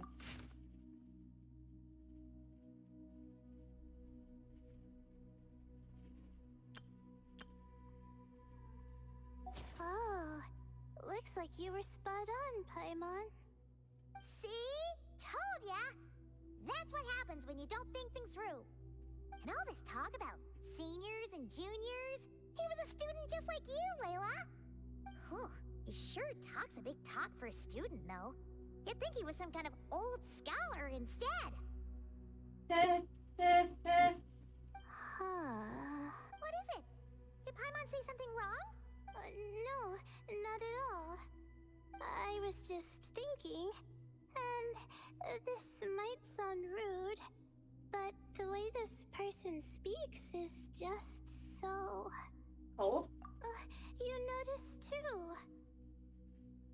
I mean, it's good that he helped treat his companion's wound, but it didn't seem like it was out of kindness. More like he was looking out for his own self-interest, or thought he could get something out of it. Yep. I don't know. Maybe I'm reading too much into it. No, you're right. He didn't even mention this communion on the previous page. Yeah. If you're both in this dangerous situation together, wouldn't you mention them at least once? If it were Paimon, she would write down the name of every single person she was with. No one would be able to get away. Well, you'd all be stuck there together, so... Actually, I find Paimon's approach quite sensible. It makes sense from a safety perspective, too. Yep, recording everyone who's there. That way, if anyone came to the rescue, the notes would be able to tell them everything they needed to know. Exactly. Whoa! That's genius-level thinking! Well, I learned that from Madame Farazan, actually. I'm not speaking from personal experience or anything. It's a very useful tip. Oh, no! I'm just a student. Thanks, Peach. It's fine! You taught us something, so you're our teacher. Simple as that. Anyway, from the looks of things, the student who left these notes behind was pretty weird. Let's keep reading.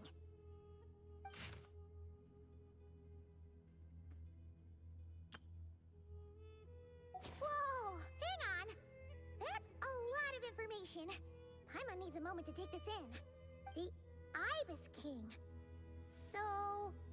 did this person actually meet the Ibis King here? Never talked about the Ibis King before. Sorry.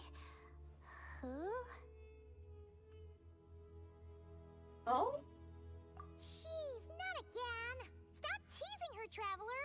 You know she was asking about Nefer. Anyway, Nefer's, a friend of ours. And she's mentioned the Ibis King before, but not in much detail. Huh. Paimon handled that pretty well, actually. She managed to not spill any of Nefer's secrets. Guess the boss of the Curatorium has earned her respect and then some. Oh, I see. Well, that's not too surprising. Most people in Sumeru know about King Deshret, and most in the academia have at least some knowledge on the Seven Pillars. Legend has it, King Deshret ruled the desert at the head of several wise retainers, guiding their people to pursue the limits of wisdom. He also left behind treasures for future generations, which continue to be relevant in nearly every research discipline. Now, this message indicates this student and his senior were rescued by the Ibis King. But to think it's possible to meet him in a place like this... We don't know when these notes were written, but didn't the Seven Pillars disappear a long time ago? The Ibis King's form. Yeah, the notes made it sound like his powers were restricted. Also, the mention of this form? What is that supposed to mean? I'm not sure. Let's keep reading.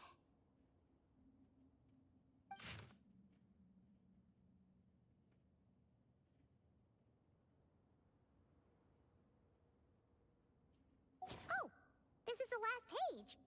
There's even a signature at the end. Well, sounds like they made it out. Guess it was a happy ending after all. Hope so.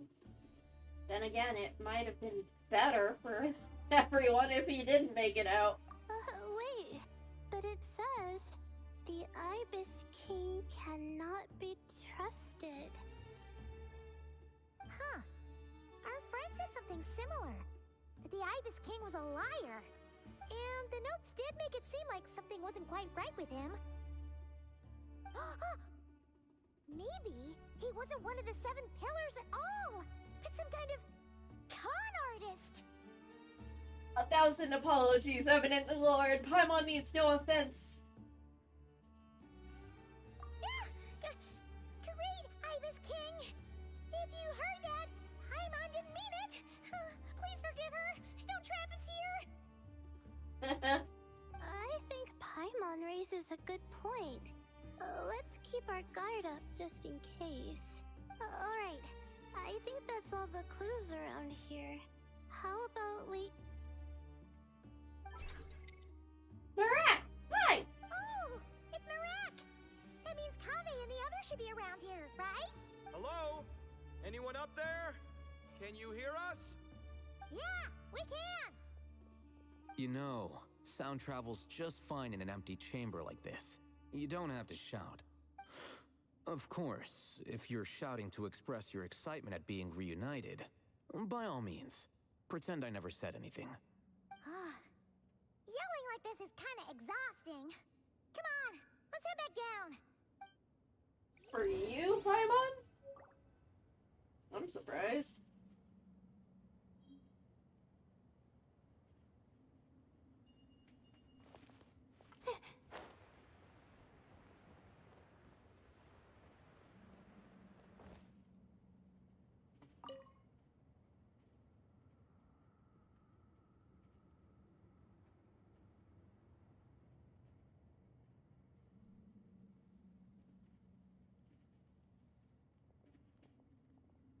Wow, we all ended up in the same place, huh? Neat. Yeah, what a coincidence. Or... Indeed. Or as I like to call it, the chai factor. Huh?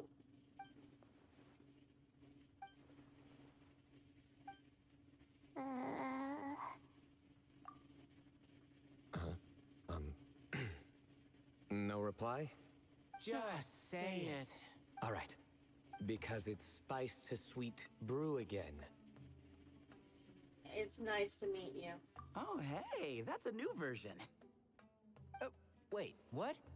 You've never heard that one? What are you looking for?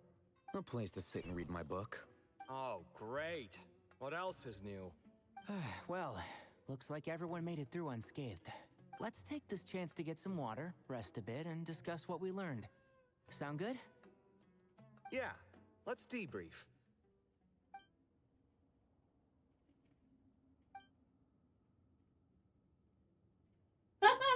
Sun actually did bring some spice tea.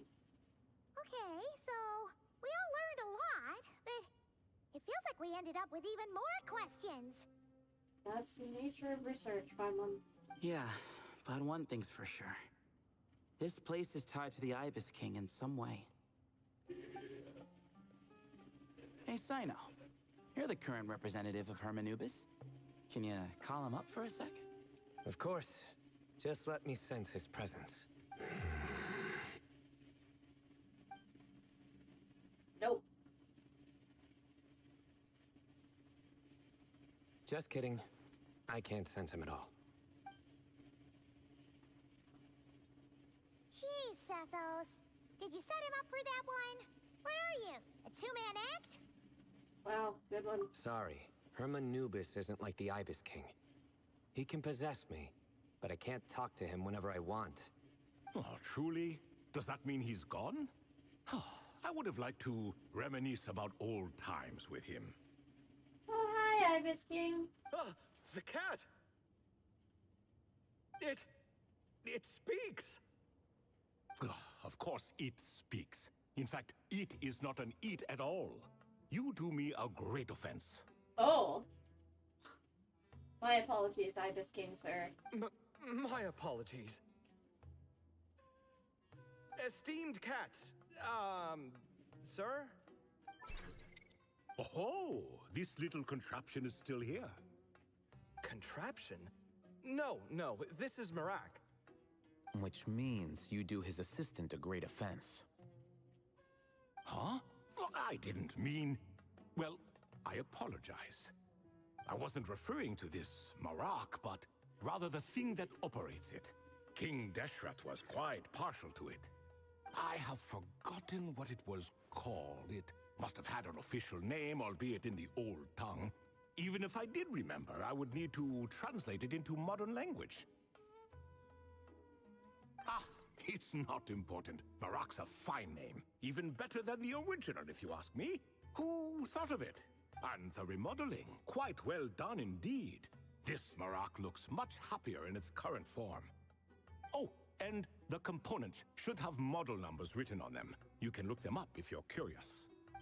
This cat talks a lot. Quite the one-sided conversation.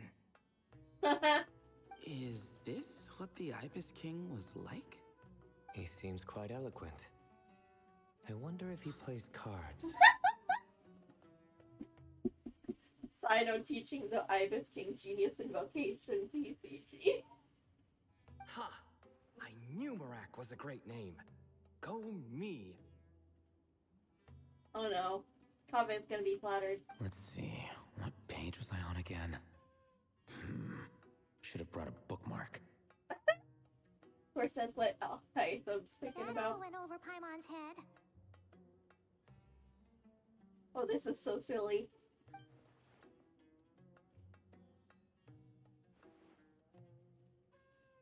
So, when the notes mention something being off with the Ibis King, it's because he's in the form of a cat. Hello, False. Hello indeed. For you to know my name. Yes, I was not mistaken. You are special among your companions. But you are all guests. It is only proper to invite you in. Come then, this way. Oh?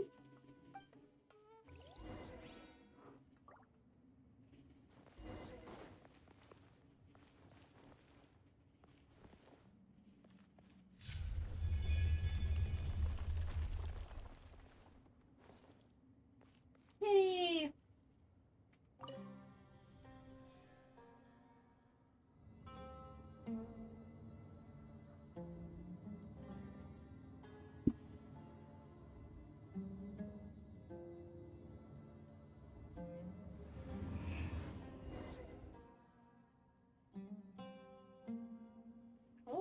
more kitties.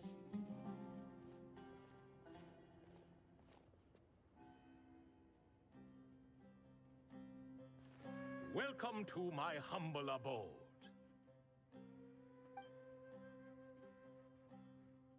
Oh, your house sure is spacious, Lord Ibis King. Paimon, you're so awkward. I fear it's not quite what it used to be. In fact, it has long ceased to be my home at all. It belongs to the descendants of the cats I once raised. Such adorable creatures, aren't they? Take the one I'm borrowing here, for instance. A chubby fellow with such lovely fur.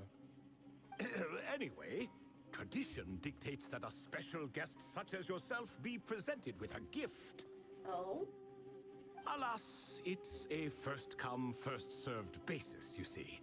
I fear with the passage of time, none are left. What? So the treasure's gone already? Treasure, you say? Not an inaccurate description. Gifts and treasure. Are you talking in a literal sense? Yes, and no. I have the power to grant gifts inaccessible to the masses. The only requirement is answering a question. Not a bad deal, yes? Of course, my questions were given unto me by King Deshret, who in turn received them from the Mistress of Flowers. There are 3, and no more. What causes our rise and fall? What obliterates love and hate? What determines truth and falsehood? The more he talks, the less Paimon understands. I see. That must mean Gudars and Makaira managed to answer 2 of the 3. Another who understands. Oh, so that's the event those 2 slabs are depicting. Ah, priests and their records. A singular obsession, and quite boring, too. After being imprisoned within Aru, I could, on occasion, take the form of a cat to converse with those around me. But I despised speaking to them. Uh-huh. No conversational skills whatsoever. Now, humans like you who stumble in here from time to time, you are much more interesting. Hold on, we're getting off topic again. The 3 questions you just mentioned, what are they for, exactly? Ah, that is a story that begins with King Deshret. Oh, it's because he needs to answer them in order to break his imprisonment. And we're in for another long one. Nostalgia for the past is common to us all, is it not? Be it gods or people, that is true.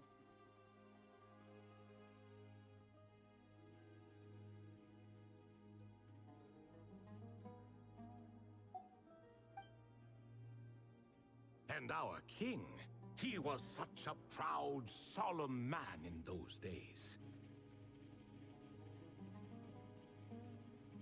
He watched us speak of the present and the future, of the wisdom we possessed or were about to obtain.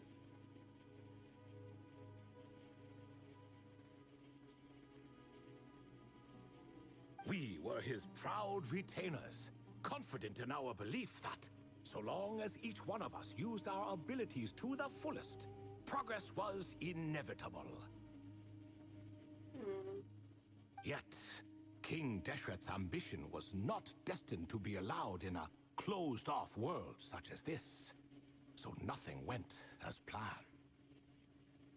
In fact, from the beginning, there were signs an outcome of this nature was inevitable, because although there were 7 pillars, one was forever absent. Oh? Al-Ahmar would insist the Dendro Dragon Sovereign was one of us, but the dragon herself rejected that idea. Oh. Huh. Like a card you can never seem to draw from your deck. More like a card that was never in the deck to begin with. Alas, that's just who Al-Ahmar was. There was nothing we could do about that. And I always preferred chess to cards. In the end, life grew unbearable for our king. But of course, those who remain must continue to live on. But subjects like us were less fortunate. After all, the fate of a retainer is decided by the king, including the chance to walk away. So it was then that King Deshret had Kroko, Goti, and I locked up within Aru, where we remain to this day. Krako. Goti? Ah, of course. You're more familiar with their full names. Sobek, the Crocodile King, and Hereshef, the Goat King. And let me tell you, when it comes to chess, Hereshef was a habitual backseat strategist, always spewing nonsense from the sidelines. Well, Sobek was all too quick to take his terrible advice, to the point where I was the one who got accused of cheating. Chess is an exercise in patience, and that man couldn't sit still to save his life. He could never excel at that game.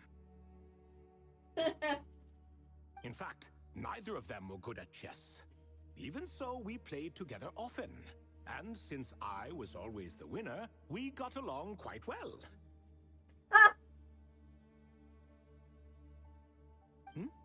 What are you laughing at? Were we not good friends? No one's laughing. Paimon would never. I literally just laughed. No, not you. It's Goti. He's laughing for no reason again. Can you not hear him? Ah, right. Of course you can't. The two of them are inside Aru, as am I, so only I can hear them. What is even going on here?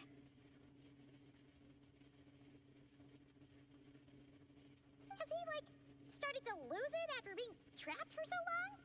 Nah, he's just straddling 2 dimensions simultaneously. That does happen to prisoners serving life sentences. Speaking of which, how's Azar doing these days? I doubt he's doing much of anything. Just what I wanted to hear. What is the meaning of this? You doubt my words? I have half a mind to not talk at all. Oh, no. They're not questioning you, Lord Ibis King, just discussing other things. Please, continue. Oh, Kaveh. You fall for scam artists. In that case, where were we? Getting to the part about the 3 questions. Hopefully. Ah, yes, we're almost there. Before I entered Aru, King Deshret said I could be released from my eternal seal if I chose humans who could provide the correct answers to those 3 questions. The first person who caught my eye was Gudars. I asked him, what causes our rise and fall? He answered, conspiracy and betrayal, for it renders the righteous and wise unable to succeed, and thus nations fall. I found his answer quite interesting, so I bestowed upon him the power to deceive. The second human I chose was Makaira. I asked her, what obliterates love and hate? She said unto me, I have nothing left to lose. Vengeance alone can quench both love and hate. I found this to be another fascinating response, so I granted her the power to be loved. But both of them ended up... Now then, young one, riddle me this.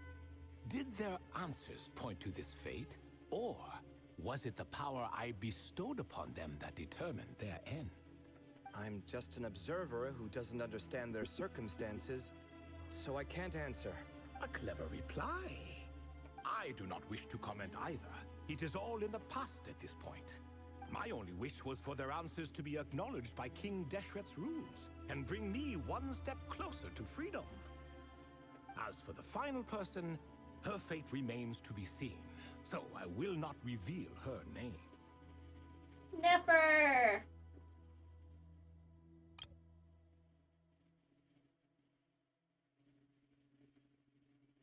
What determines truth and falsehood?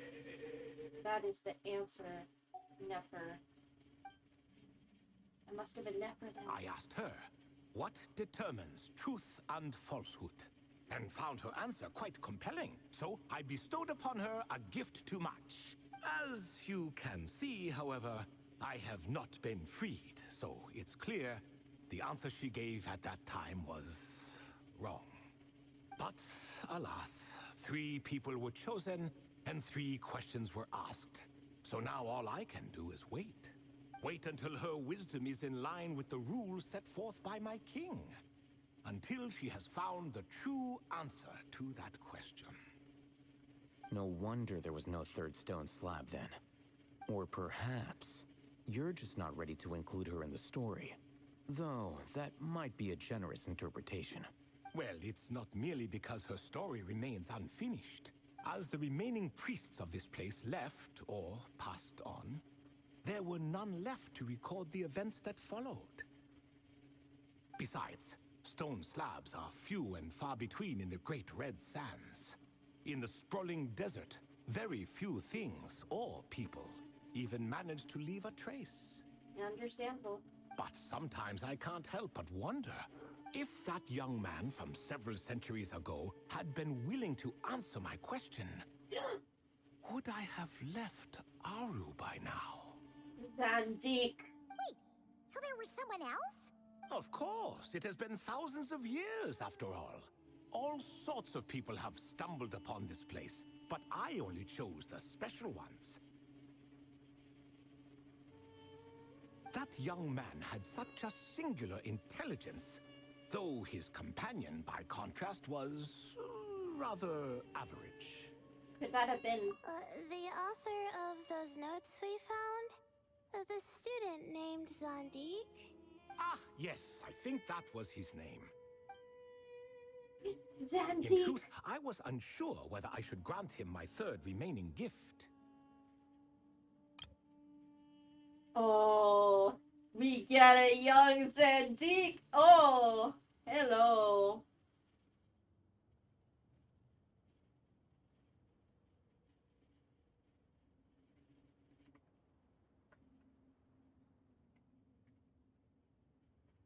Zandik before he became Dottore.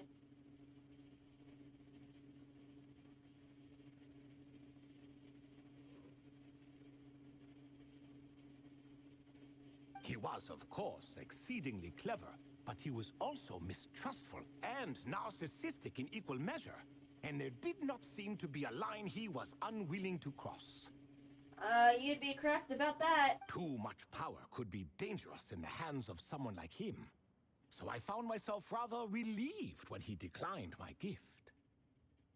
Oh, he turned you down? Did he give a reason? Yes. He said he didn't need it. I still remember the look in his eyes. Nothing stood out per se, and still I could sense contempt and disdain radiating from his gaze. He's never exactly been fond of the gods, has he?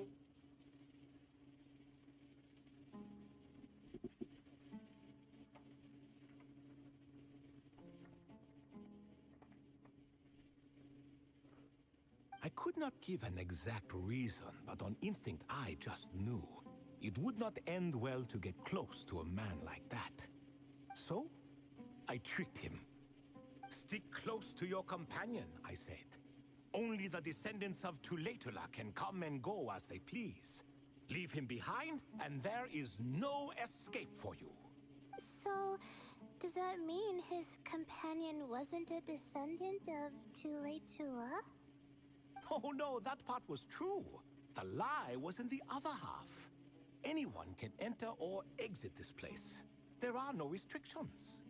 I saw that his companion was exhausted and was concerned Zandik might leave him behind. Or worse, that some other accident might befall him. So I made up an excuse to prevent Zandik from going a step too far. You know what? That's actually good on you, Thoth. Thank you, Ibis King. You saved that man's life. Oh, and speaking of, Sandeek's companion had the same blue hair and pointed ears as you. Wait, does that mean Layla's also a descendant of Tuletula? Indeed. When Hermanubis founded that city, he took in many who had nowhere else to go. Today, their progeny are scattered to the four winds, and indeed are far more numerous than I could have imagined. All three of them? So the Close, person Layla. you protected could have been my ancestor. Yes, yes. You're very welcome for that. Could I ask another question, Lord Ibis King? Of course. I have nothing but time, I'm afraid. Did you also save me and a man named Jur? I did. You two were quite unlucky bumping into a device King Deshret once used to measure human brain power.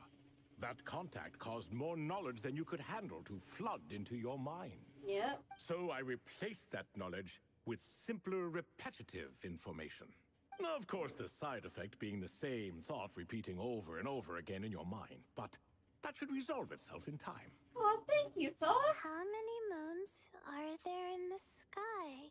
Yes, that was the phrase I used in your head.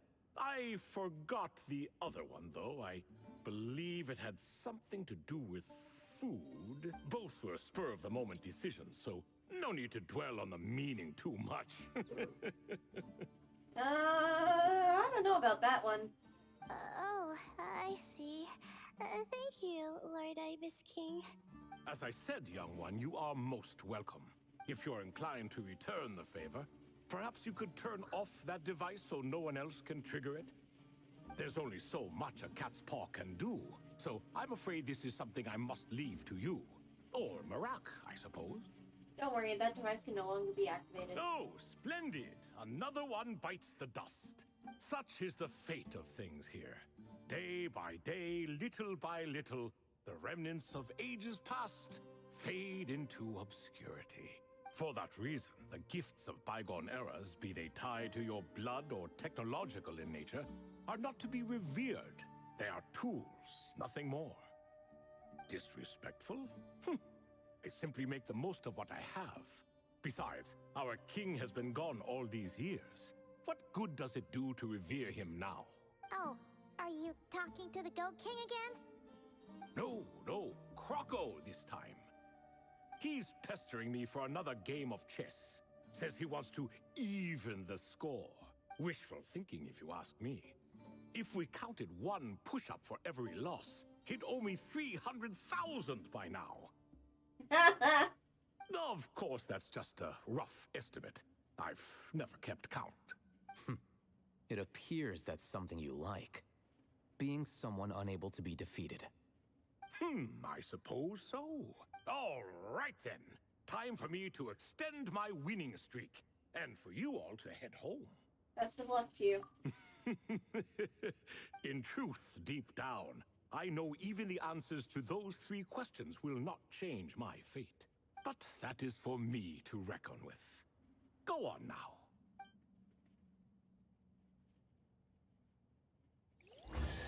How interesting. A shame that the moons thing ended up being a bit of a dead end. But hey, we got to talk with Thoth, the Ibis King.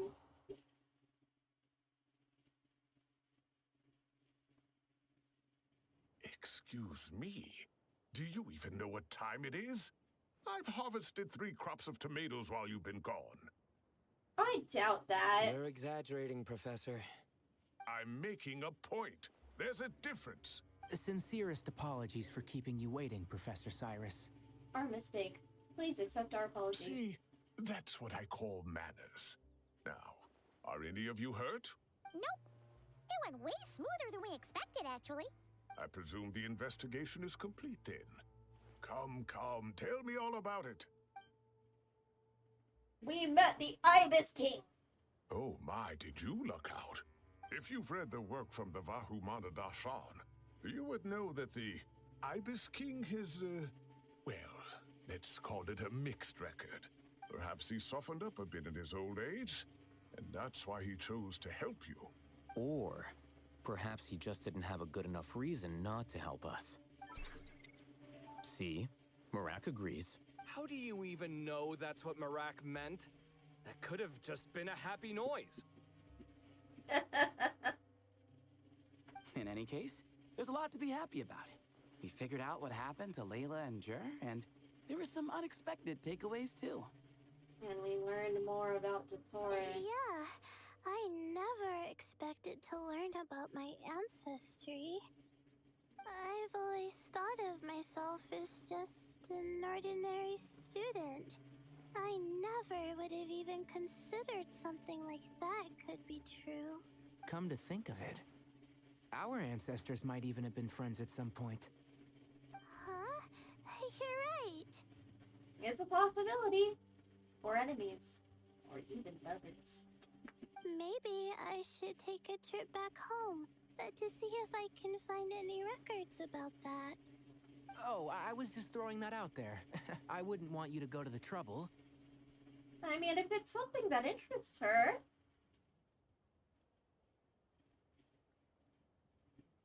Oh yeah, I can see that too. I mean, he is a language student, a student of languages. It's fine. My advisor gave me a break, and I still have a few days left, so... Oh, wait. My study topic. I haven't made any progress at all. No. I need to focus on that instead. One thing at a time, Layla. Right. Don't stress yourself out. Couldn't you help her, Professor? Huh? No, I could never. Me, you say? I'm from the Spatamar Darshan, and I don't think that Nephis or Zahahadi researched the stars. All I have to offer are my homegrown tomatoes. Although I suppose it's not impossible. I can ask a few old friends to recommend some interesting topics. You really don't have to. It sounds like a lot of work. Hardly. A few passing questions while we water the plants? It's no trouble at all. Thank you so much. Aww. Poor Layla. Of course. Now it's getting late, and you all must be tired. Let's wrap things up here.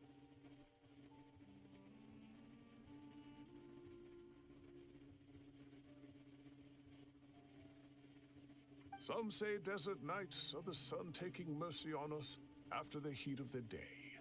So, let's leave while she still feels merciful. Yeah.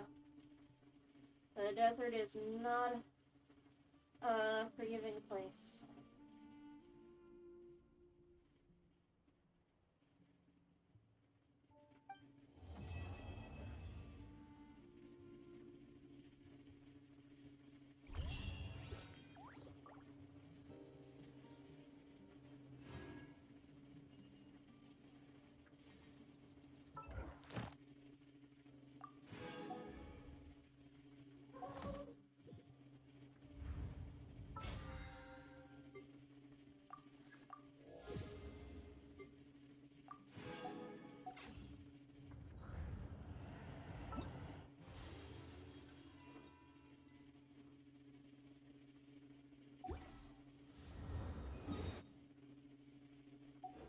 Oh wait, where was I supposed to go afterwards?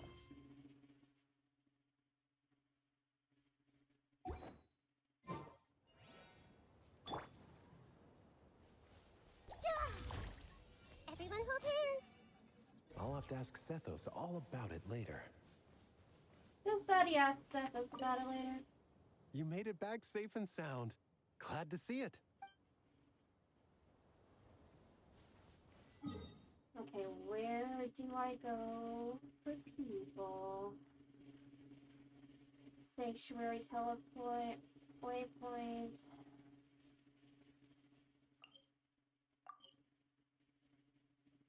Catherine.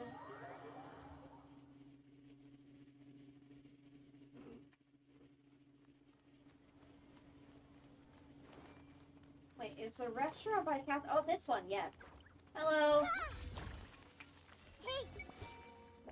It's been an eventful day, and it seems someone is intent on not making tonight any easier. Why is it getting so hard to keep up the act? Is a worry-free life too much to ask for? Have you decided on what to eat? Fine. I'll go ahead and order then. Hey! Wait a minute! So, when you do the thing where you pretend not to hear a question if you don't want to answer, it works like a charm! But not when I do it? That's because you have to use it on the right person. Besides, you really think you can use my own tricks against me? Oof.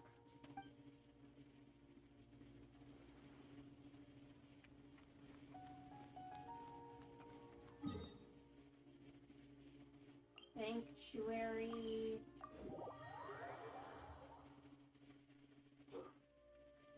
Oh, hello!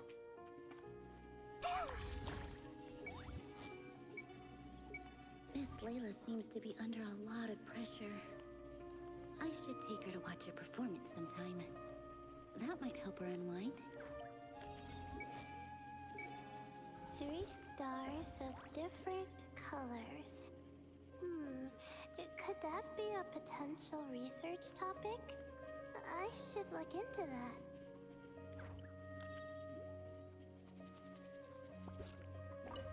Wow, this is an unexpected reunion. Hi! I love you! Like 3 stars of different colors rising in the same sky. What a spectacular occasion! Archon and Miss Nilu from the Zubair Theater. I'm not interrupting anything, am I? Of course not. I'm just relaxing, gazing up at the starry sky. I get a lot of inspiration for new dances when I come here. Oh, great! Oh, I'm also here to get some inspiration. I thought I was the only one who did that. Aww. Of course, the inspiration I need has to do with my studies. Well, we might be searching for different things, but in the end, we're both just waiting for that spark to strike. Aww. You're so sweet, Nilu. But this time, it wasn't inspiration, but Lesser Lord Kusanali who came knocking instead. How do you know I'm not here searching for that same spark?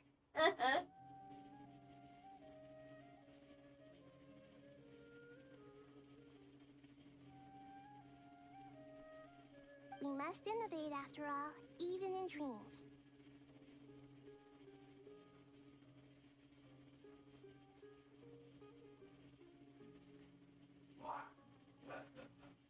Here, I brought some candied ajilenak nuts. May they bring us all sweet dreams. Aww.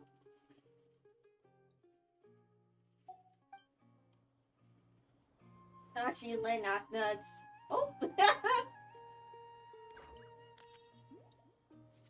2. There can only be 1. Okay, and Gandharvaville.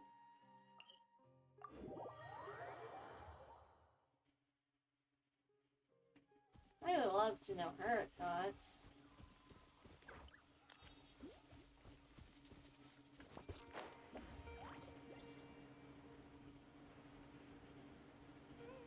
Itty bitty baby radish.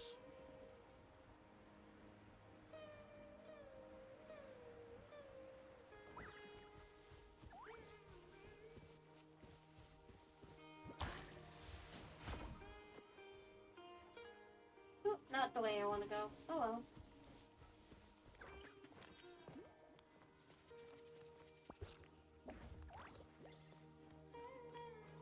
Oh, I missed a time trial over there.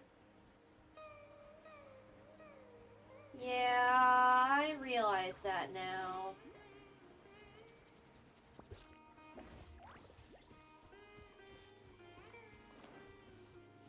I thought I'd experiment and go a different way this time.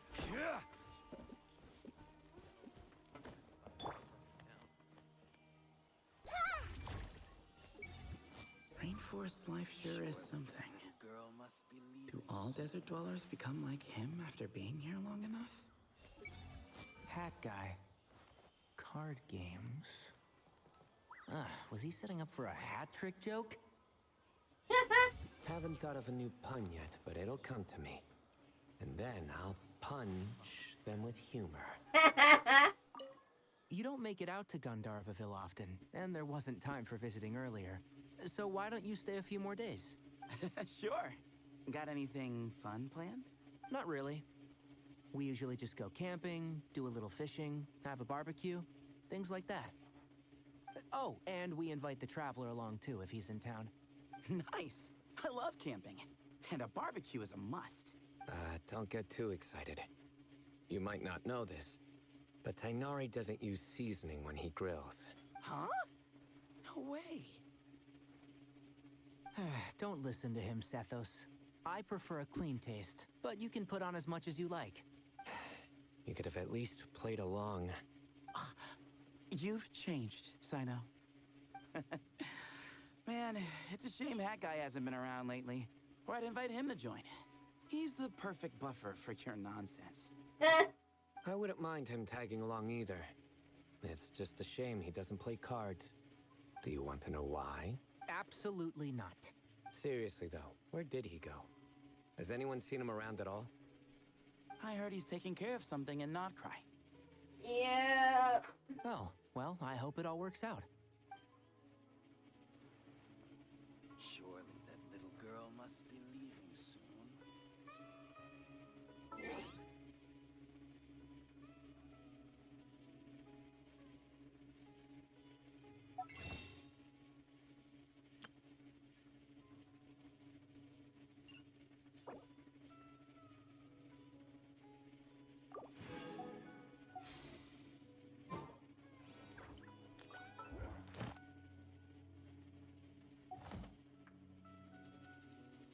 Oh yeah, you didn't know? He was in the Not Cry trailer. He hasn't shown up yet, but he's probably gonna show up in Luna 3. There was an entire, like, thing.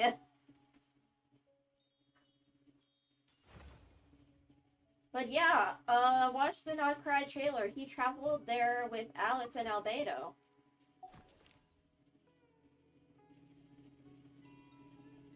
And Durin.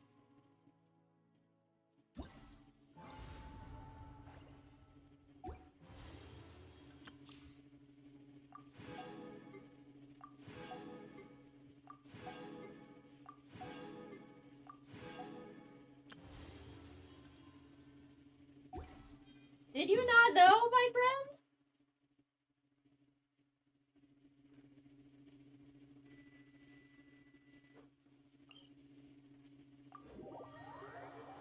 Oh god, do you? So many of our favorite characters, man.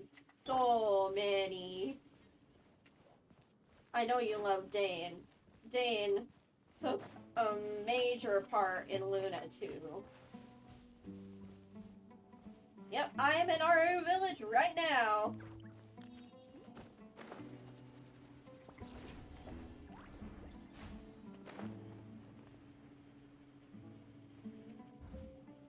Traveler, Paimon, over here! Hey, Colin! Welcome to the home base of the Fieldwise Center.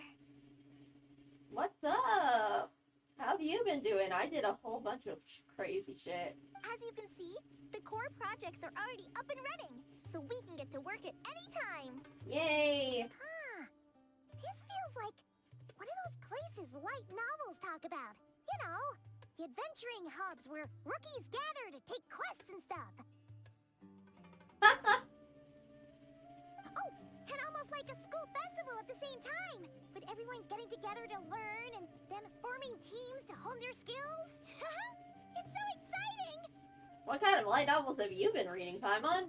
Well, this place isn't quite as decked out as a school festival, but Master Tainari said the academia plans to be generous with the resources.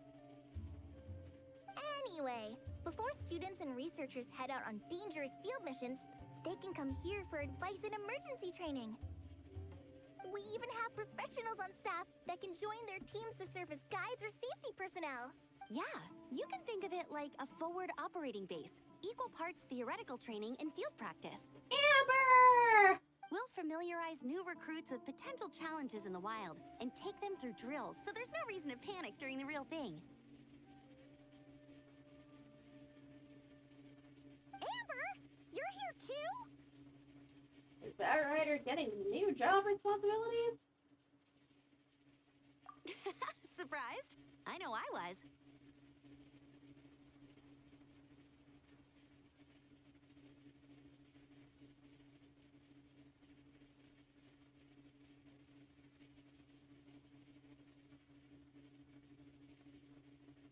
I'm off duty right now, so I was planning to just drop in on Kali for a bit.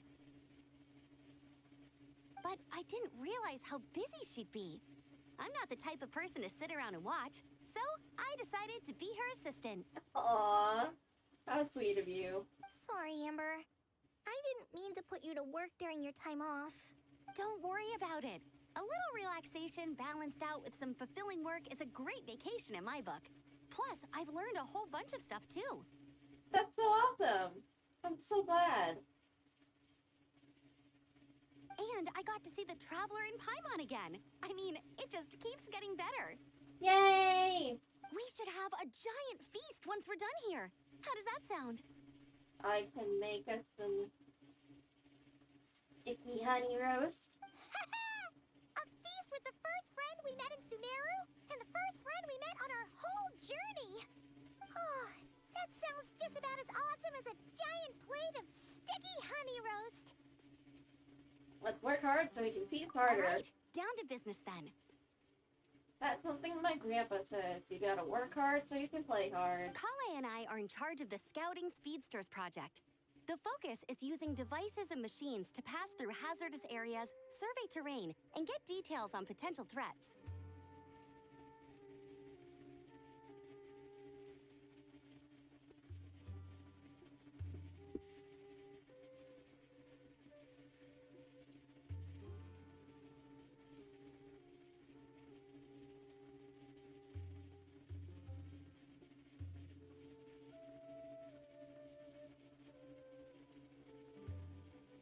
Plus, a mortar research indicates that during dangerous situations, having the support of an adorable companion can help set adventurers' minds at ease and prevent excess nerves. It's important to not be nervous and panic during emergency situations. So, we took inspiration from Cullen Anba and Baron Bunny to create 2 scouting devices that are both adorable and useful. Cullen Anbot and Bar Drone Bunny. So far, feedback has been pretty positive. That is so cute. Once we've collected enough data, the Academia will continue to refine the scouting buddies and release even more designs.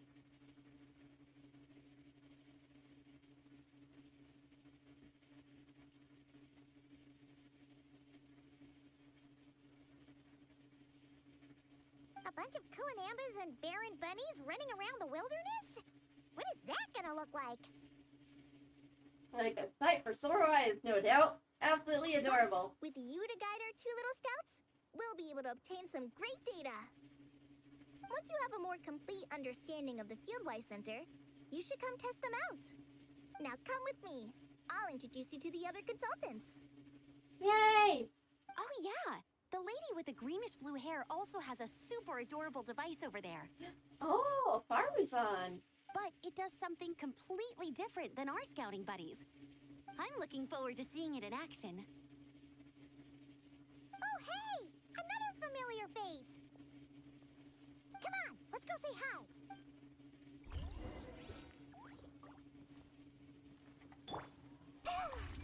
Can I read? Oh! Gotta keep it up. Let's do this. I can read Amber's mind while she's in Sumeru. That is interesting. Everyone who's really that popular? It's really that popular. The internal locomotion mechanism is clever enough, and the execution on the terrain recognition, remote control, and weight detection modules isn't bad. But the appearance... it might as well be a doll for a child. No, this won't do. Madam Farzan, great news! Traveler and Paimon agreed to join! The Fieldwise Center just leveled up big time, huh? Hello, Madame Farazan! We're here to help!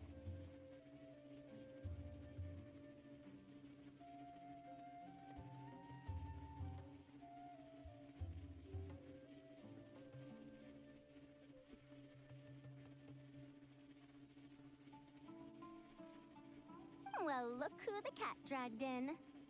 Excellent job, Kale. Snagging 2 top experts with undeniable adventuring expertise. Now the League won't be able to say a word, no matter what kind of feedback I give. Now tell me, what do you think of this puzzle, pal? Whoa! It looks just like you!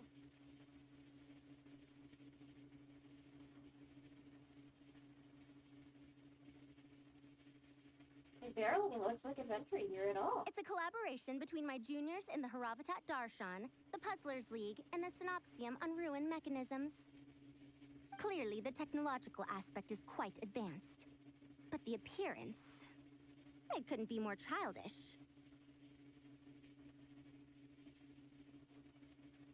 You should have seen Anise, defending this design choice with more passion than her thesis.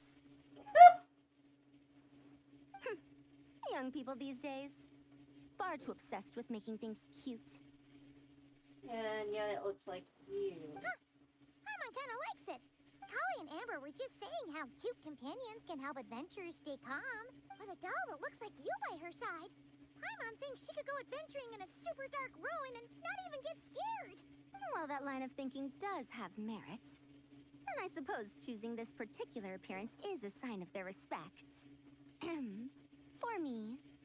You didn't need to add that on. It literally looks like you. Still, there are adventurers who place greater emphasis on reliability and technical composition. People like that don't just want their devices to be able to survive an avalanche, but to look the part. And for their appearance to reflect the high-tech composition. The fluffiness of this puzzle pal, on the other hand, doesn't give the impression it would be a reliable or formidable device. The appearance may even be distracting. Completely fair.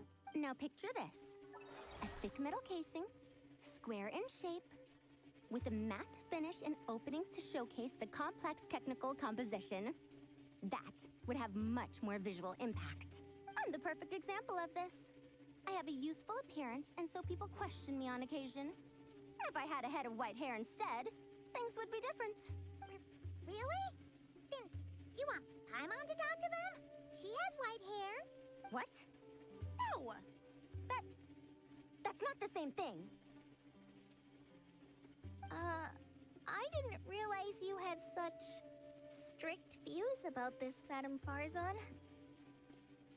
Maybe we can save the square model for next time. Or we can make 2 versions and have people choose what works best for them. Huh? So, even you prefer this version? Well,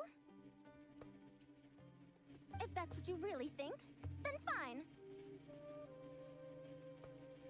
You'll have to come back and test it out on some puzzles, Traveler. I'll rate your effectiveness in using the device and come up with a user manual based on your performance. As for improvements to its appearance, long-term observation is required, so I'll put that aside for now. I'll do my best. I've already selected a few of the most suitable domains, so we can begin the puzzle-solving process at any time. Thanks, Madame Farazan. I'm just gonna take the Traveler and Paimon to see the final project. But it shouldn't take long. Don't worry, Kale. You're the one in charge here. Just make sure to pace yourself. Once things calm down, come over to see me and we'll have a nice chat. I'll even treat you to some snacks from back in my day. Snacks! Paimon's in! Paimon's in! Back in my day. Oh, these are gonna be some of those granny snacks that children don't like. Thank you, Madame Farazan. I'll bring a few boxes of floral tea as well. Go on now. Do me proud.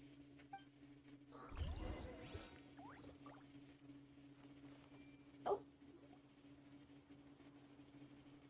This last one is a long-term project we're calling the Security Division. Yep, need to defend yourself out in the wild, from hilly trails, fungi, a lot of Thanks things. to General Mahamatra Sino, we've been able to bring Dia on as the instructor and Candace as the coordinator. Oh, Dea and Kendaka. They're putting together a combat test right now, but they should be back soon. Hey, looking for us? I guess we showed up right on cue then. Hey, it's been so long! Wait, the Traveler and Paimon are joining as well? That makes things a whole lot easier. Thank you for your appreciation. Sorry for keeping you waiting, everyone. But we managed to bring back some good intel. Intel? Intel? Huh, this is starting to sound intense. That's the type of prep you do before a major battle. Of course. What better way to protect the students than to sweep through the desert and rid it of all potential dangers? Not a bad plan, right? You in? Not the best time for jokes, Dia. Besides, when it comes to striking down danger, the Traveler is a man on a mission. He might take you up on that offer. Oh yeah, I was about to say, oh hell yeah, let's go. Defeating anything that might pose a threat? Oh, even if the Traveler worked non-stop, that could still take years.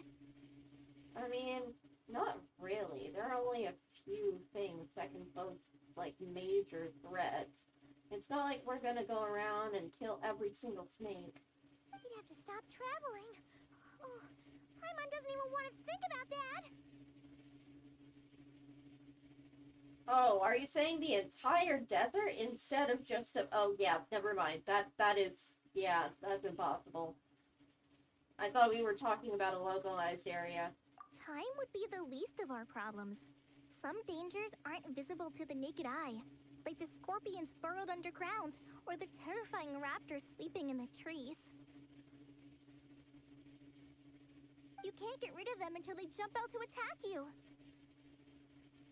For situations like these, we'd have to combine Madame Farazan's recommendations with Amber's approach to scouting, calculating our chances of encountering enemies and our expected operation times. Whoa, whoa, whoa. Pencils down, everyone. That was just a joke.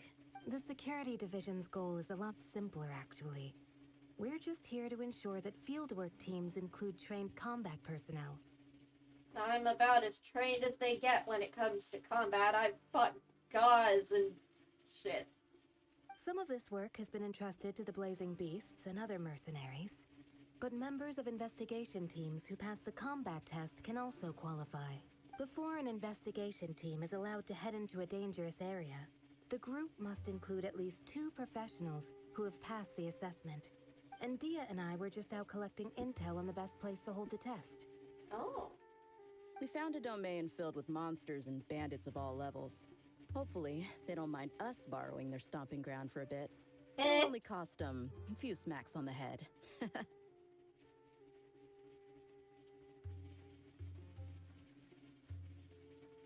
Oh, so we just need to supervise, right? That's right. Participant safety is our utmost priority. So we'll organize a group of capable personnel to take it in shifts. We still need to figure out our testing metrics, though. Fighting is different from an actual exam, and there's no one right answer. Yeah. Mercenaries like me, we all have our own style. That's not a problem in actual combat, but when it comes to teaching, we tend to stick too much to what we're used to. Yeah, understandable. So, we need someone to give us a baseline. Someone who has the experience, but also takes a more flexible approach in combat. That's my specialty. Leave it to me. Yeah. Based on what you just described, the Traveler seems like the perfect person for the job. Yay! We all lucked out.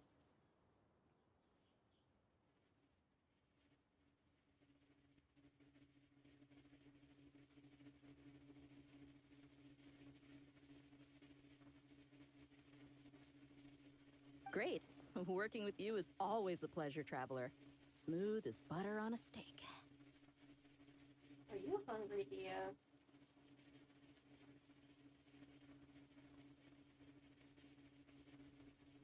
Don't forget about compensation for the traveler in Paimon, Dia. You agreed without doing the math first. Ah, it's fine. We'll just split the funds Kale wrangled for us, 20-80. 10 for me, 10 for you, 80 for the two of them.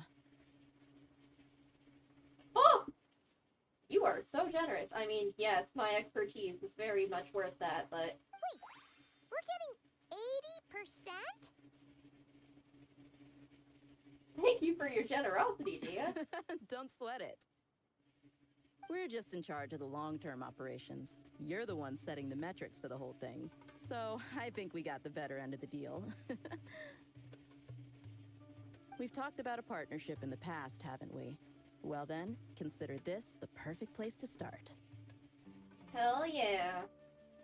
Then I'll draw up a detailed overview of the compensation so it's clear for everyone. That'd be great.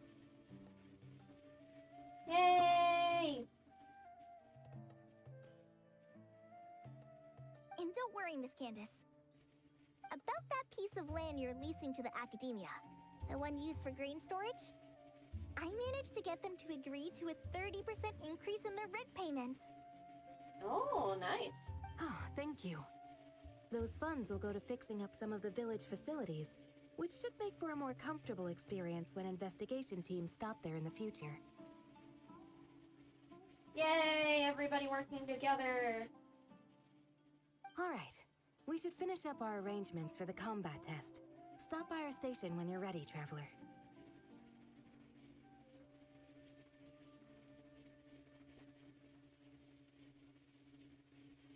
See you soon.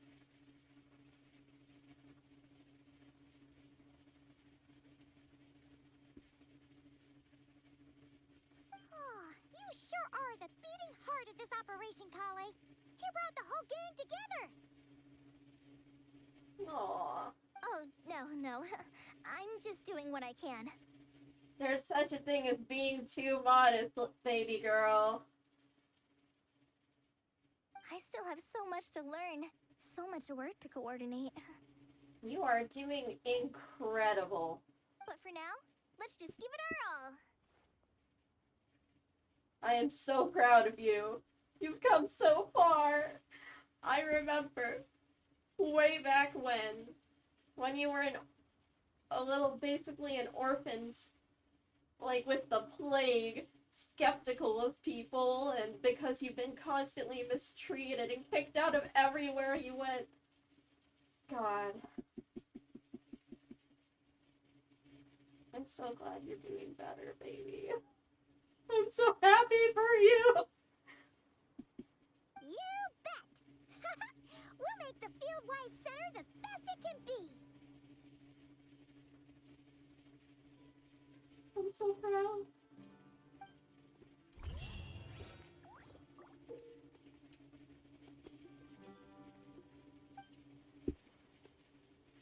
Time to read some minds. I see everything! I should invite Candace out for a couple of drinks once this is all over. Is she gonna agree, though? That's the question.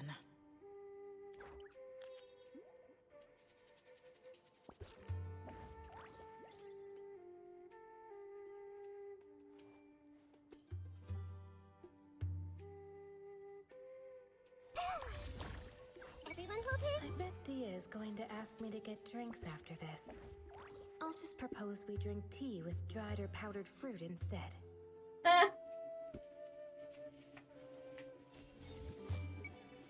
If even the Traveler finds this doll adorable, I suppose I can let those young ones mass produce it.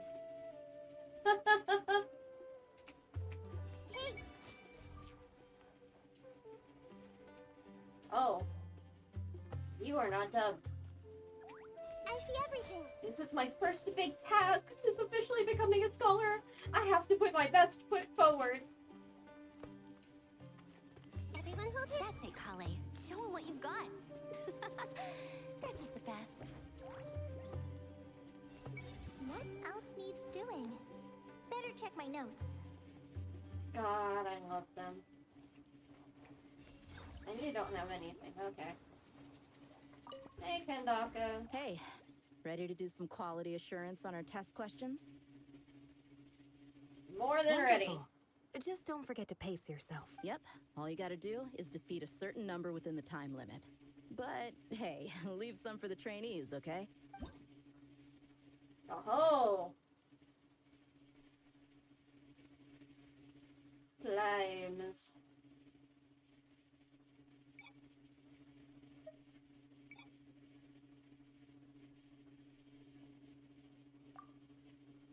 Let's see. Oh. Yeah, I can just... Or I can do...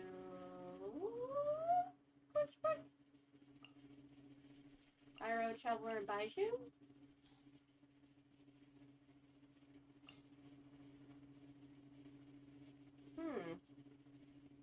HP increase or decrease? What does that mean?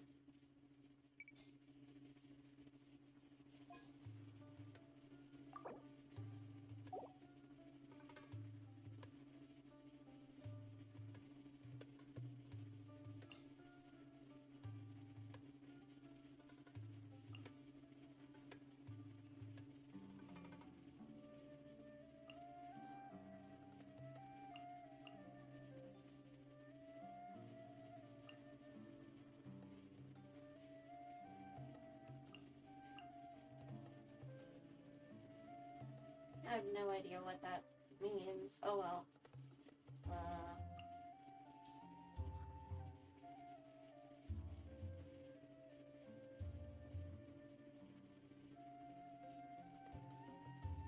Am I doing that right? Probably not.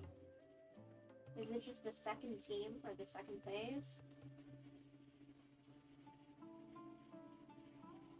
If so... There.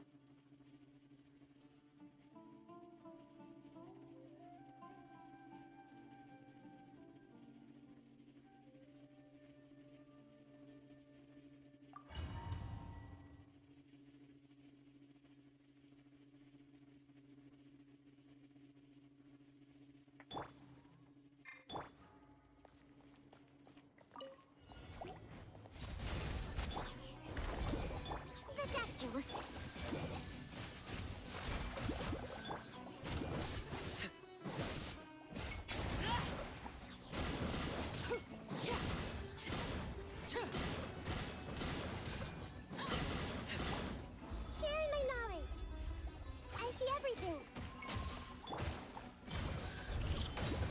A bitter pill to swallow. Taking a turn for the...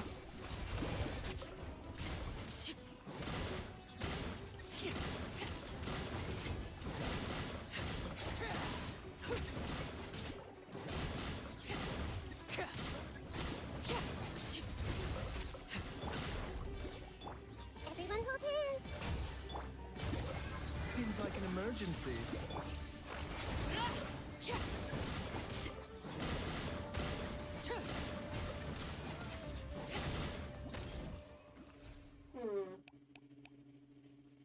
Okay.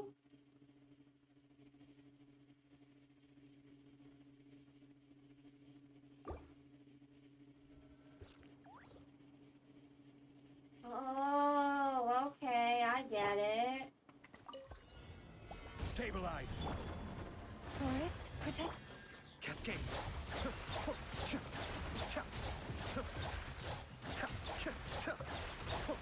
Kamisato arc. Suiyu. Life goes on.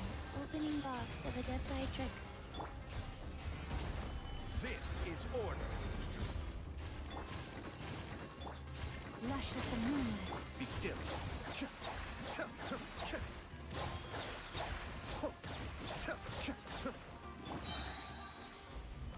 Order guide you. Receive my blessing by the Frostmire of old. Cascade.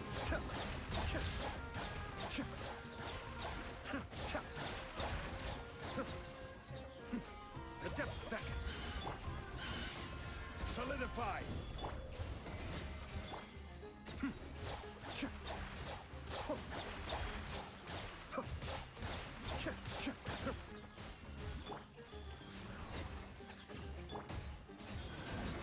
Fieldwise, this is order. Lush as the moon. Kamisato Arc. Suiyu. Order guide you. For the everlasting forest.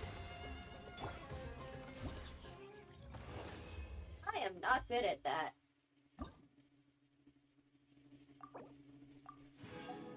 But oh well. So long as I get silver.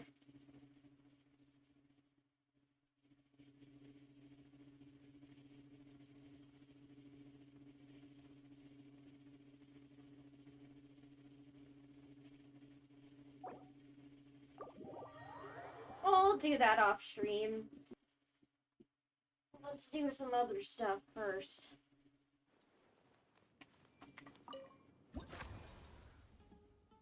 Uh-huh.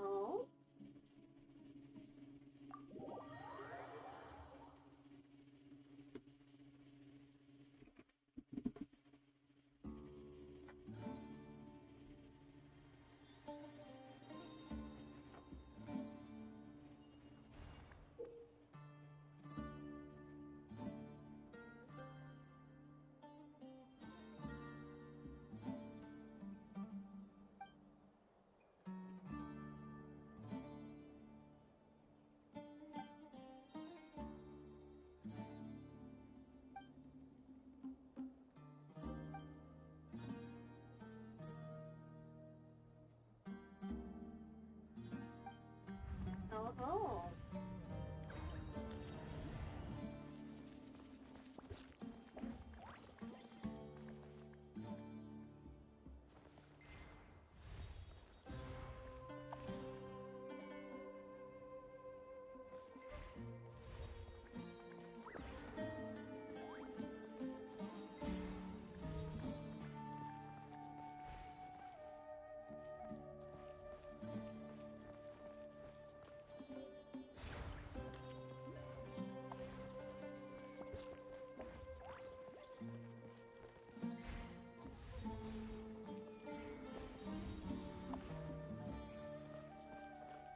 Here we go.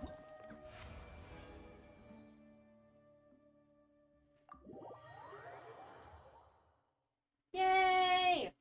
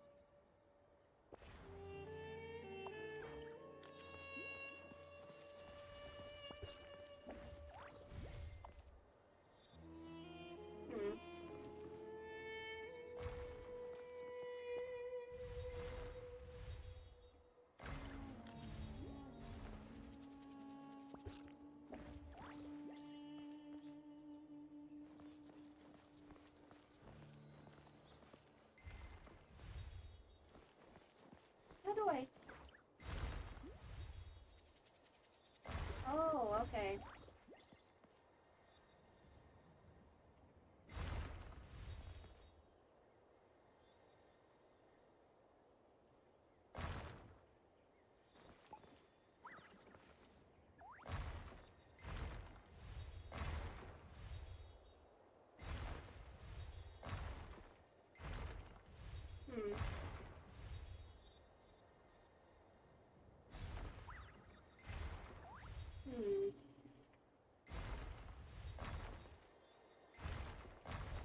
Ah.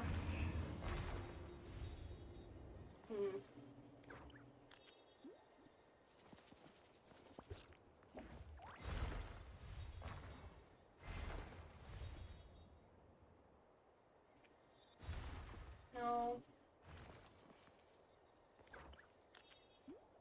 I need a...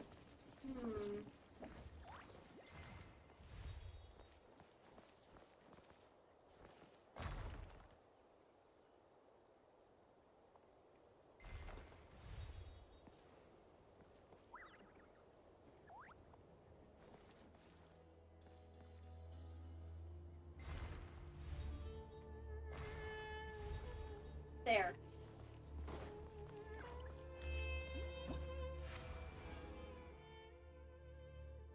That was hard.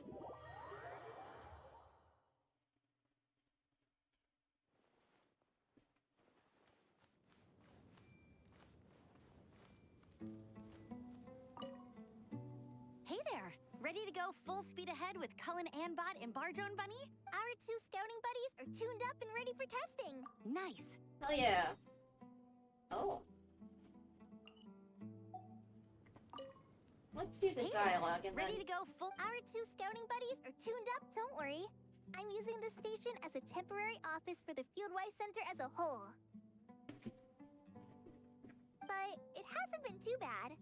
Just a lot of data processing for our scout bots and some paperwork. Oh, and we also give suggestions on how to modify the internal mechanisms. When an investigation team comes along, we register them and check if emergency training is needed. Then we take care of the departure procedures, allocate the required personnel and equipment, and then we monitor the situation with their camp provisions and touch base with the logistics staff. That's a lot to handle. I don't mind. It's just temporary. The center hasn't been open for too long, so we're still working out the kinks. Yeah. Plus, verifying travel qualifications and keeping an eye on logistics is nothing new for me. And the academia is sending specialists to set up a formal administrative team soon. We just have to show them the ropes. Nice! Some of them are here already. So once that's set up, and the researchers submit their certifications, we can start delegating the work. And then we can take a well-deserved break. Have you visited other places in Sumeru? I asked Lisa and Kaya for some recommendations before leaving, so I have a list. Time's been a bit tight this trip, but Kali took me around Sumeru City, and we had tons of amazing food. She's one busy gal, though, so I didn't want to drag her from place to place. It made more sense to spend time here helping her out. Aw, you're such a sweetie. I'm sorry, Amber. For what? I'm having a blast. Seeing you take the reins, seeing your friends place their trust in you, even rely on you, it makes me so happy. I'm so proud of her, too. Traveling, relaxing, I can do that whenever. It's not like this is my last time here. Besides, once we're done, there will still be more than enough time for sightseeing. That makes me even more determined. You don't need to worry about me, Amber. I've got this. Aww. My sweetie. Hey, ready to do some quality assurance? Sure. Feels like it's been ages since we last saw each other. It has. If we'd known you were coming, we would have prepared a whole welcome feast. All new recipes and everything. All new? It's a funny story, actually. The last time I was in Fontaine, I brought a few cookbooks and some spices back with me. Then, I gave them to Candace, and she went into full chef mode, coming up with all sorts of new things, like Romero thyme flour meat jerky mixed rice. At first glance, it looks no different than the usual Aru mixed rice. But then, it hits your tongue and, you get that delicious meat, the hearty rice, and this super refreshing aftertaste, all without being greasy. Oh wow, that's awesome. It's a great way to refuel, and it's not too dry. Honestly, perfect for camping out in the desert. I'm not against improving traditional cuisine. Within the bounds of reason, of course. After all, every ingredient is precious out in the desert. Nothing must go to waste. Why didn't you accept that outfit from me then? Fabrics are a valuable resource too. I mean, I know I'm pretty casual and not the most fashionable, I guess. But I had someone help me pick it out. I'm sure nothing was wrong with the fit. In the end, it went to the girl in our Merc band who does the accounting. She seemed to appreciate it at least. I did appreciate it, Dia. It was extremely thoughtful. But as the guardian of Aru Village, my goal is to blend in, not stand out. Besides, fine clothes should go to people who have an occasion to wear them. Blend in, not stand out. Deck with gold accessories, ma'am. If your accountant is to represent the blazing beasts in business settings, she should have something to wear. That's why I recommended the clothes go to her. Oh, why didn't you say so earlier? I thought you just didn't like what I picked out. Well, seeing as the blazing beasts will be holing up in Aru Village for the foreseeable future, if you still want to offer something as thanks, you could bring us some bolts of cloth. I'm somewhat familiar with tailoring, and I could use them to fashion sand and dust-resistant cloaks for everyone. The fabric doesn't need to be expensive, just resistant to wear and tear. I trust your judgment on that. You're a real pragmatist, Candace. Don't worry. I'll think carefully about the shape and pattern when I make one for you. Oh, you're including me in this? That's so thoughtful. Then all will know that you are an esteemed guest of our village. Oh man, I'm getting kind of excited. In that case, maybe I'll head to Liyue next. I've heard you can get some really nice fabric there without breaking the bank.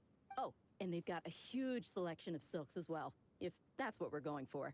But they've also got security in spades, so no merc work for us. We'll just be tourists. Polite, well-behaved travelers. Yep, the Millilith are famous for that. Once we're done here, I'll make a plan with the rest of the beasts.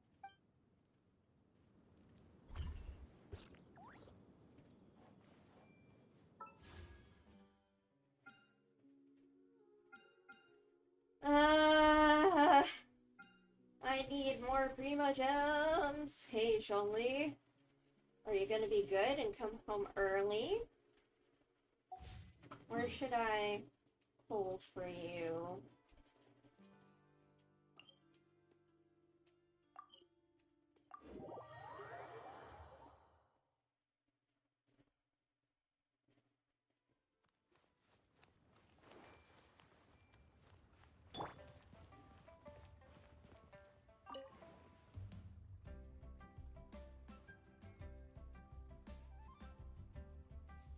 Yeah, this seems as fitting a place as any.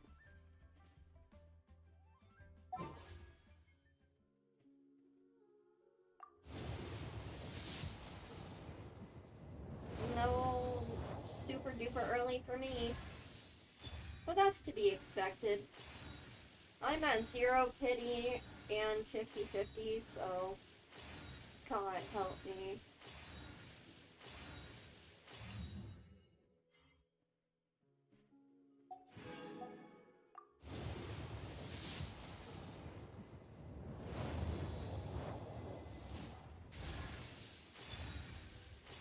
At least I got a Fab Sword and a Lan Con.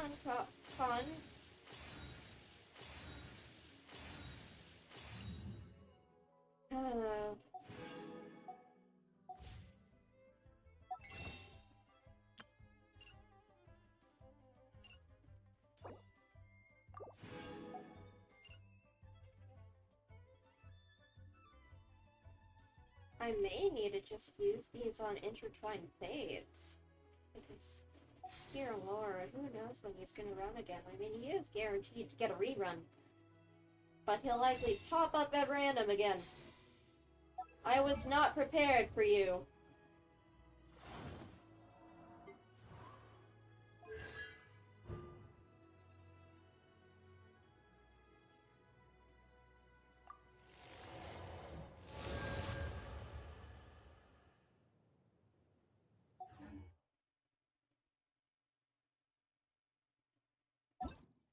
Alrighty, now that I'm done with that...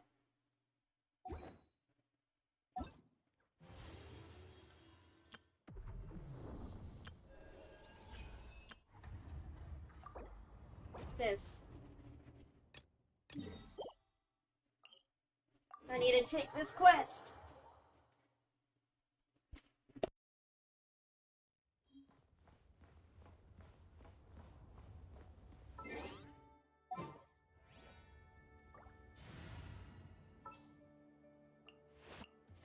What's that? Join you for a walk? Even when darkness falls, the faithful shall not stray from the righteous path.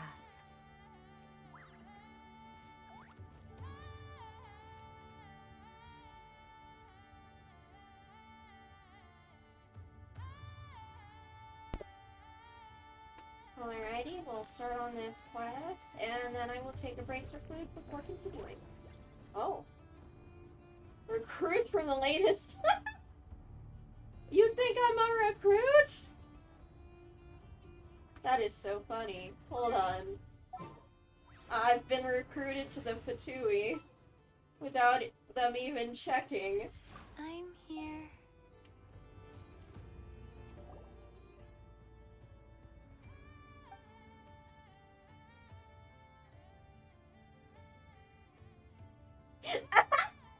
One, two, three, four Fatui dogs can lick the floor.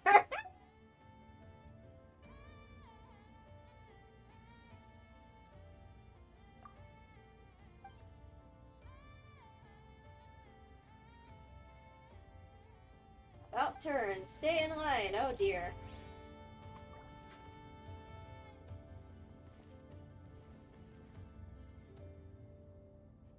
What do I...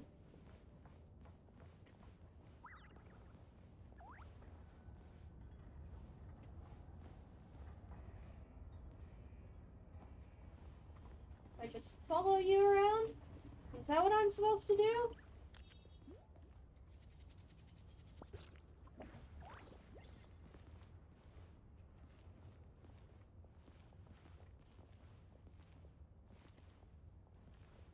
What am I doing here?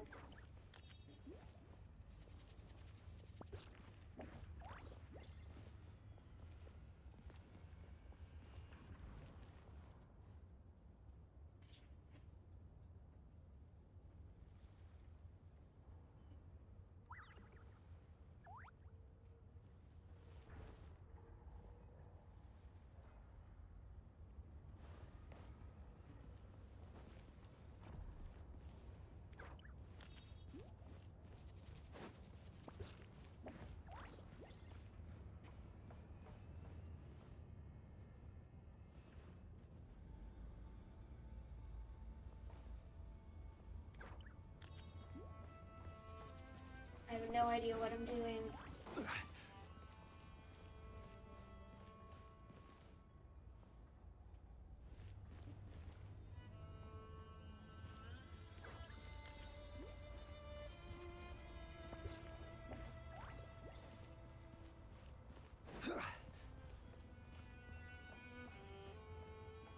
Yeah.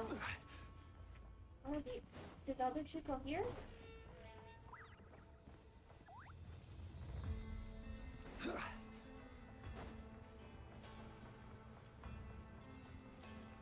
So what am I supposed to do? Do I just stand here?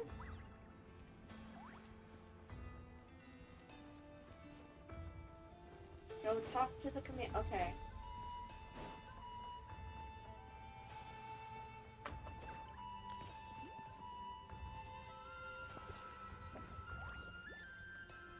I can't talk to her. These new recruits aren't halfway bad. Interesting. Odd.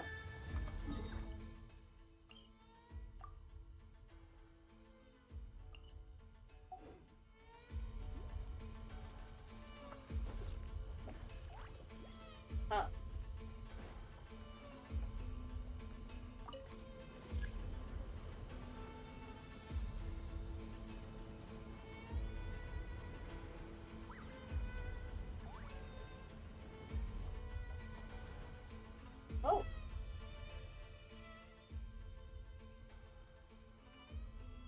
Half-hearted Fatus. Verification of this batch of supplies here. There haven't been any major issues. That won't do. It's our duty to follow regulations. Confirmed, no issues.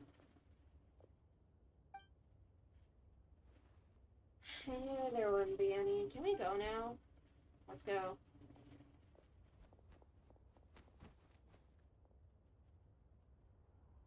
Oh. Oh, they got a bird surprise.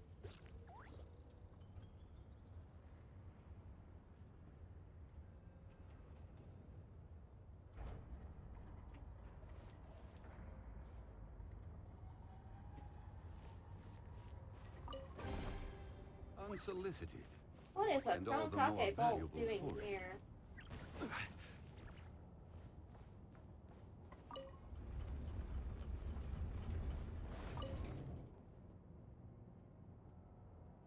Whee!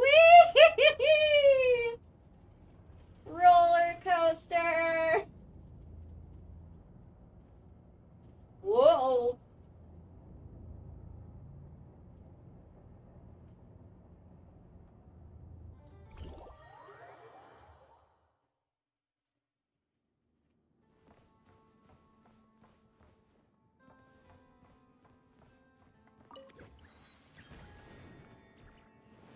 Yeah, best to avoid the Fatus in any situation. Is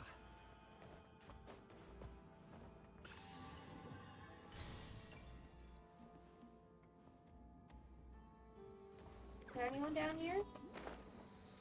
No? Oh!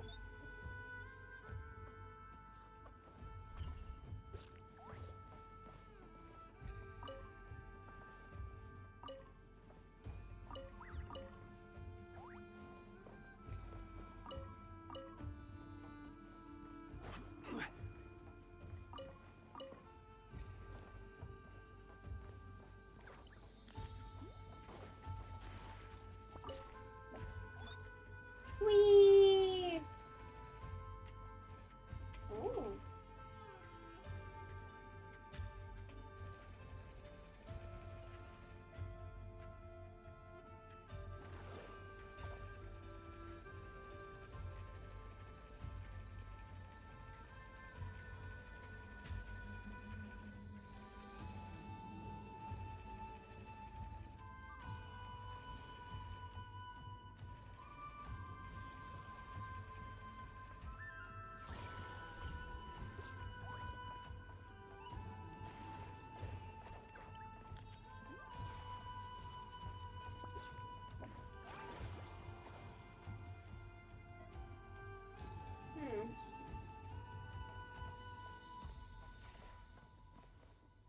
What do I do with that?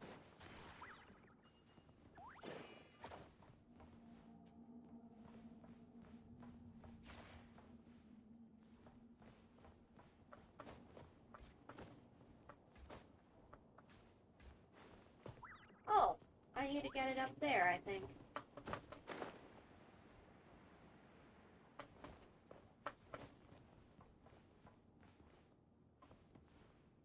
But how?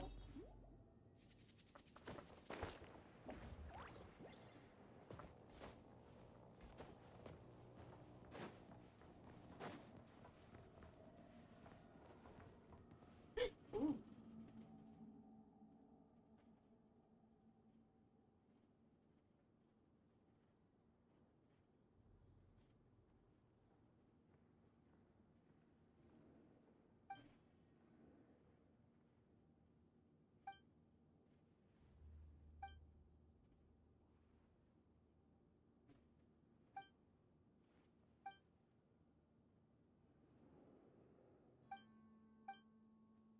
Oh, yeah.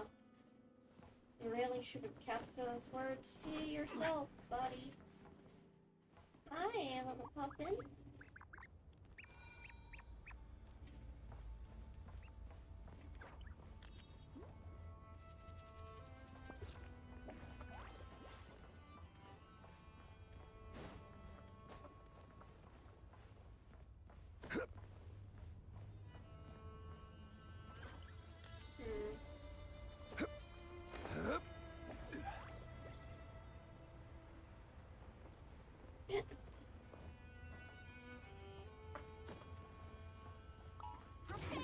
Solidify! Oh! Branches a song. Be still. Oh, shit. Yes. Very nice. So that's what you do? What you gotta do if you're seen?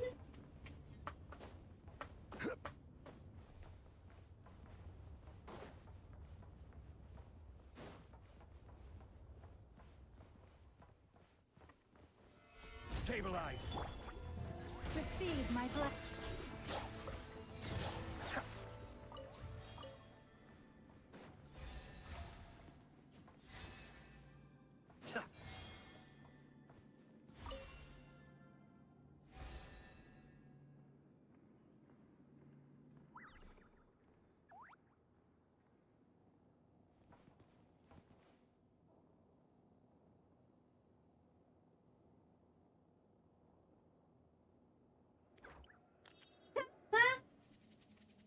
Oh, that's funny.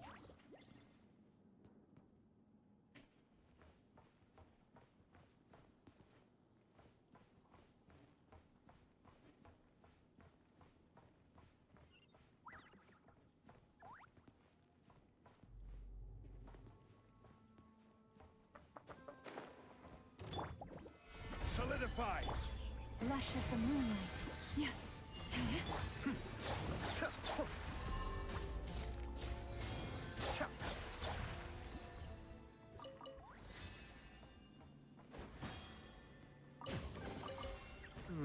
Yes.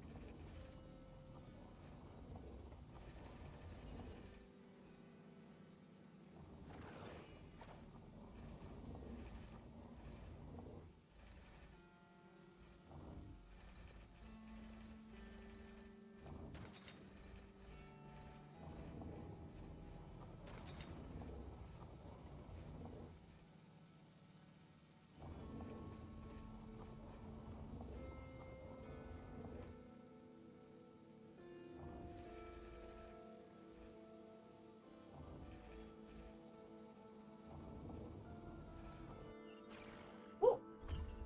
Dang it.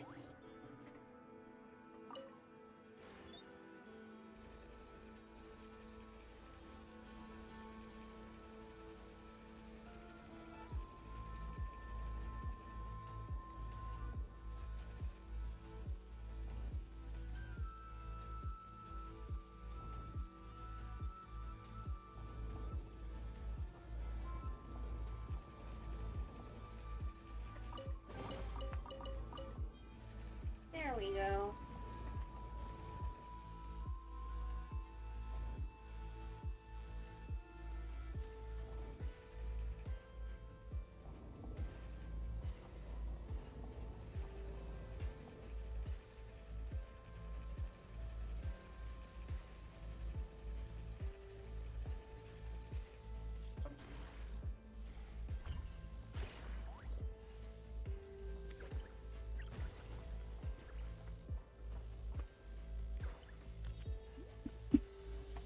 Alrighty.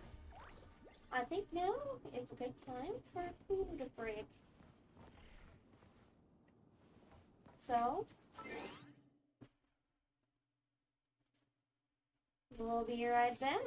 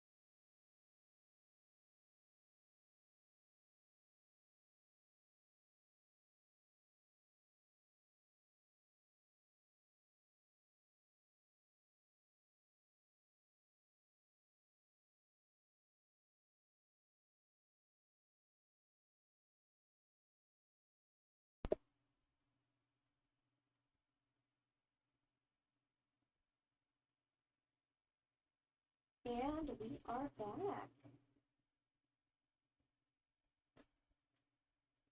Sorry for the wait. I had a late lunch.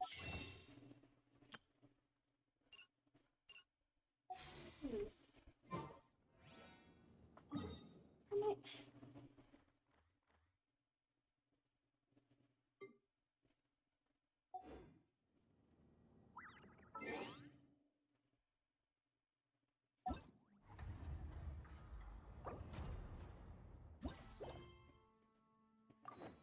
Every journey has its final day.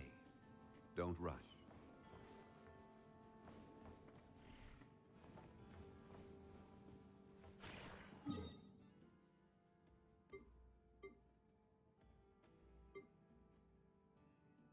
So it's a level up from me.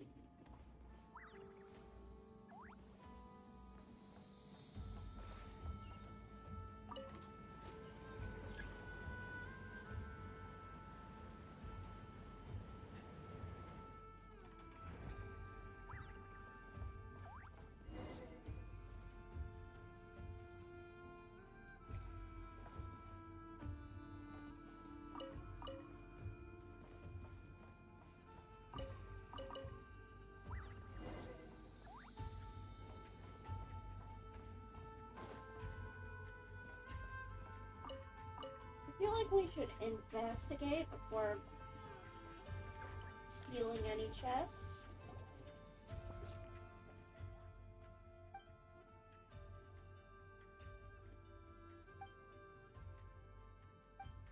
Oh, a different thief.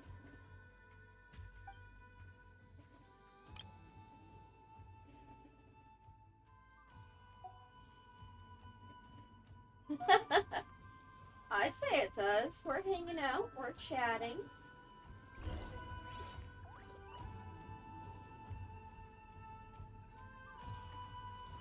Oh, I gotta hide in the container.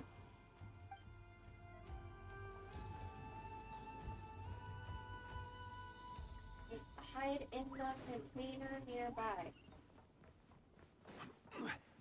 Are these the containers? No, they are not. Where the am I supposed to hide? Oh, there it is.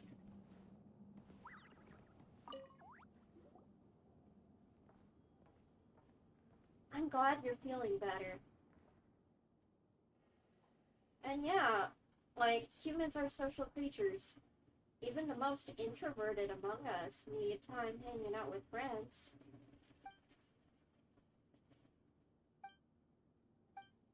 Huh? Oh dear, I found the actual thief. Oh no.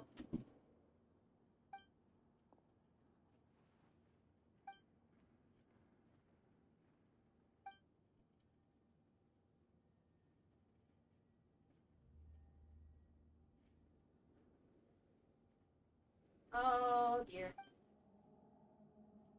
And we've been made accomplices.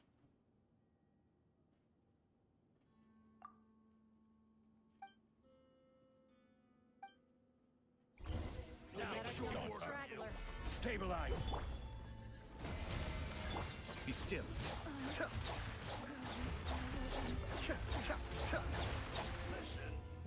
Oh.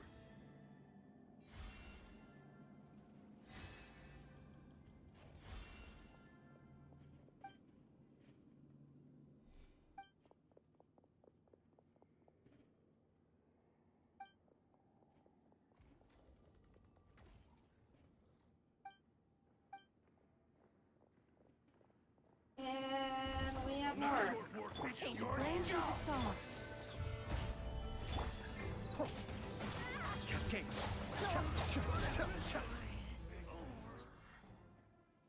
At least for now. We just killed a lot of people, but yeah.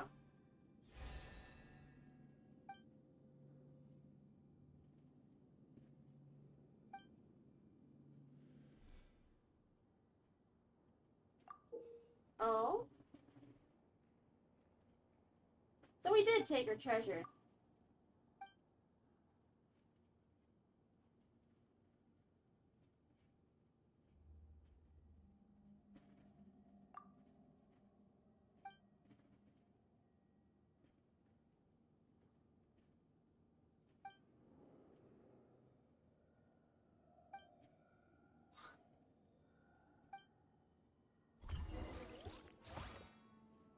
This is so weird.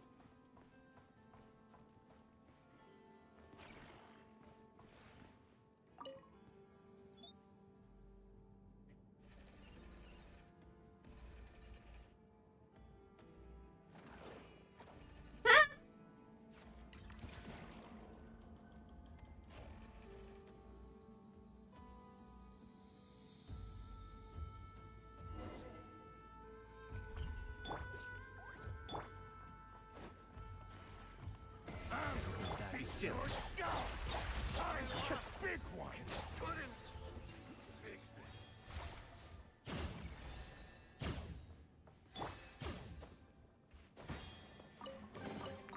Certainly worth the extra mile.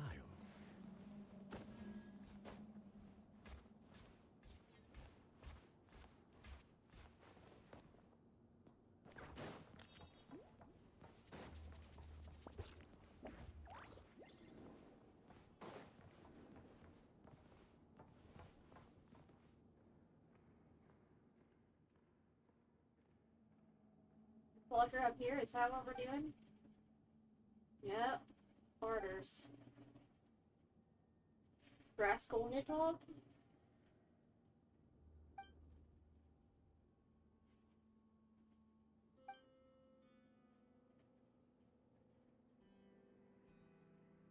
On leave, eh? Dormitory.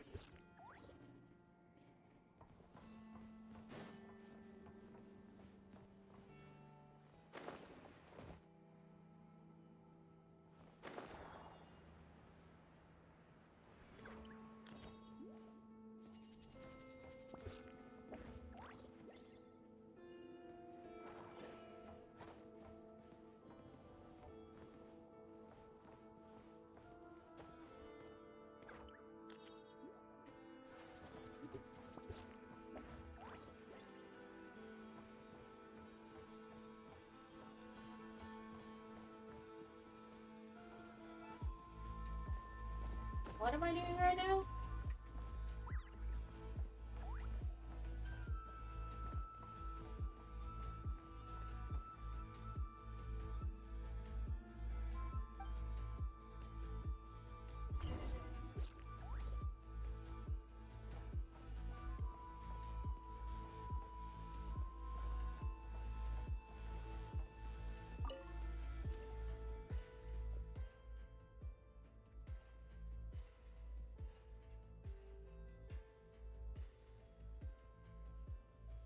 Excuse you, you're the ones who kicked us out of the hiding place.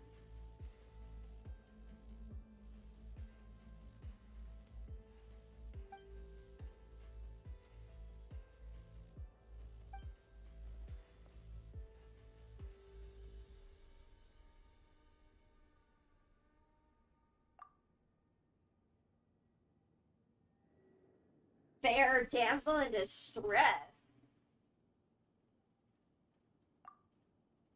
No.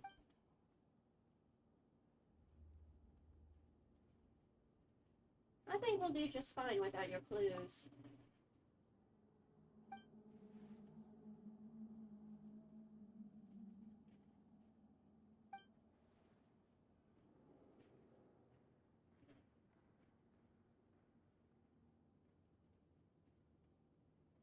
Sampo Mill?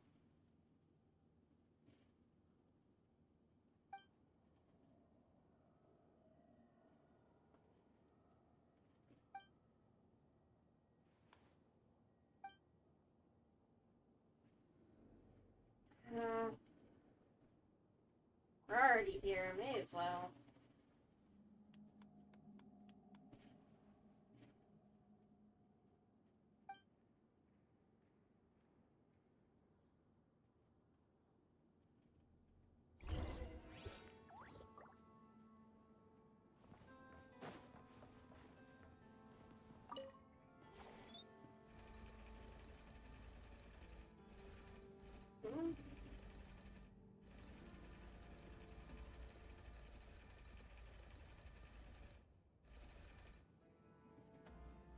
Oh, okay.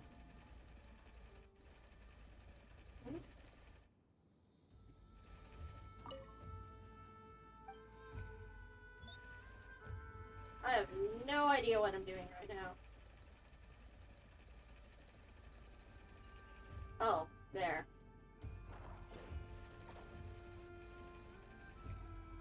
Huh? Where did it go?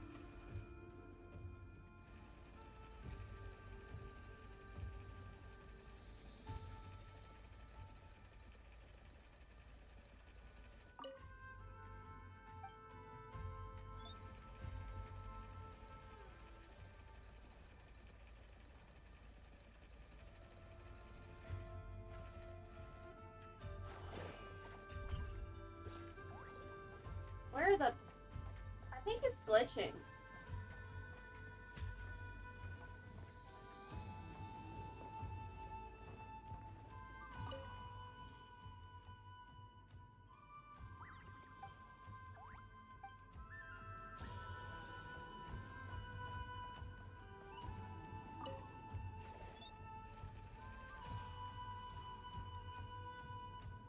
Oh, okay.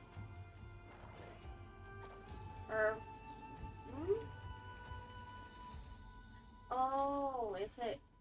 Okay, I think I get what I gotta do. It'll regenerate in a moment.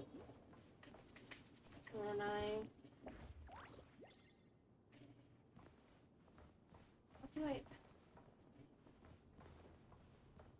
What is going on?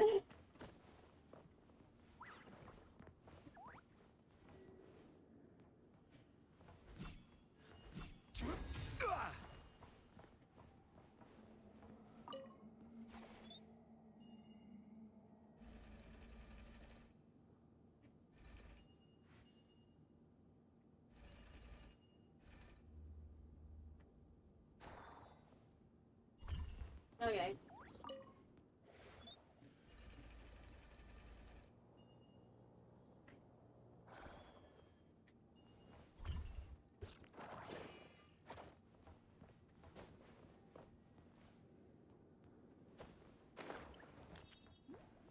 The heck is going on? How do I do this? It keeps disappearing. Or do I...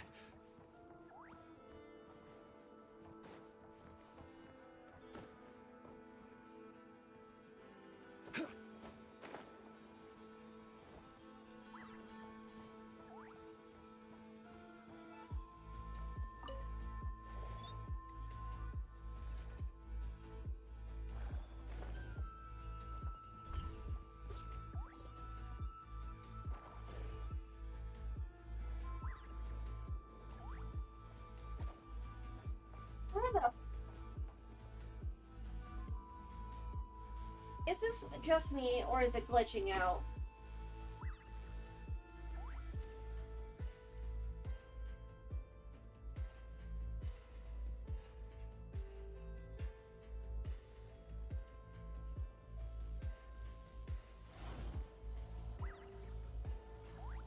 I'm looking up a quest guide.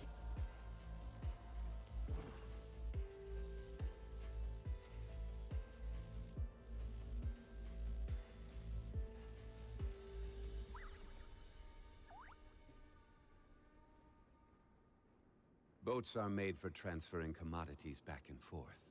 And those that come across I need to unlock the mechanism. So it is where many things But it's not letting me... The thing keeps disappearing. The ID...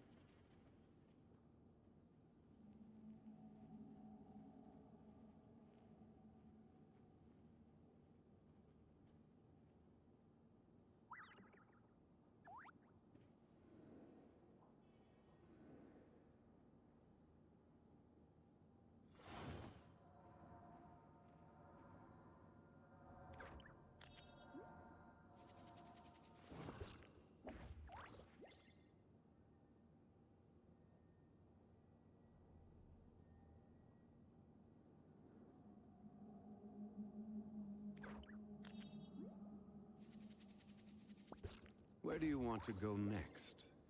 If you'd like to see Liyue's tourist spots, I have a few references.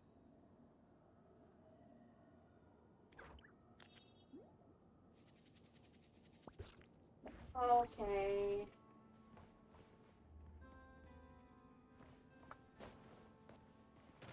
Oh, there it is. That is so weird.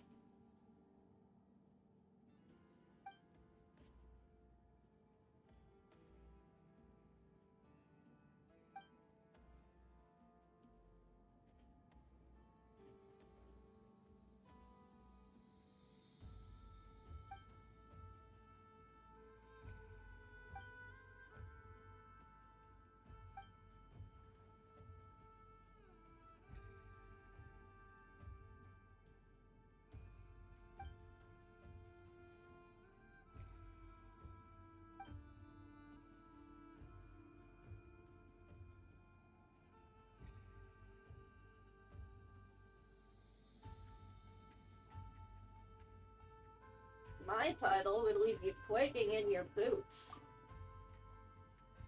Act tough? Are you kidding?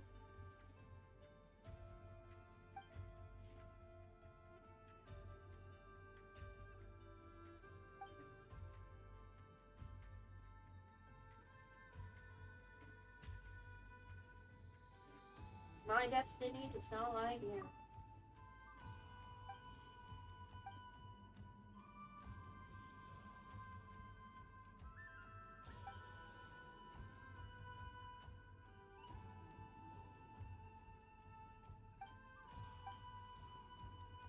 Nope.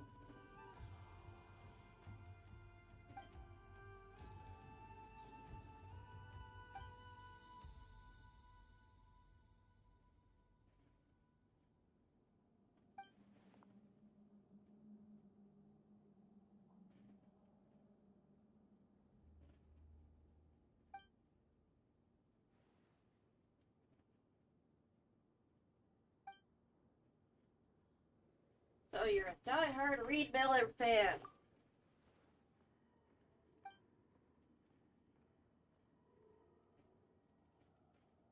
Fate? Nah, I'd be out of here if I didn't need to complete this quest.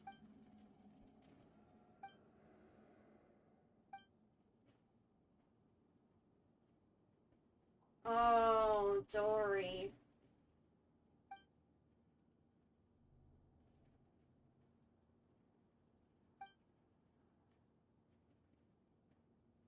Even Paimon wouldn't fall for that.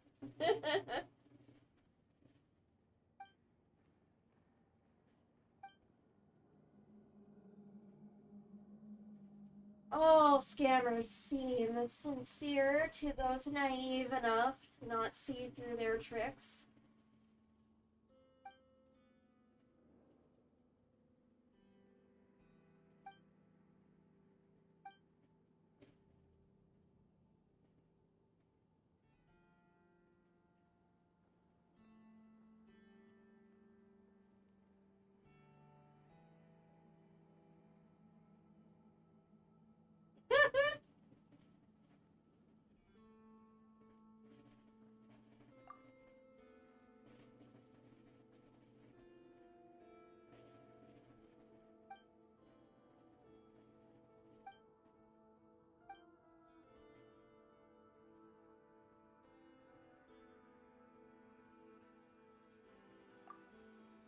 Yay, code names!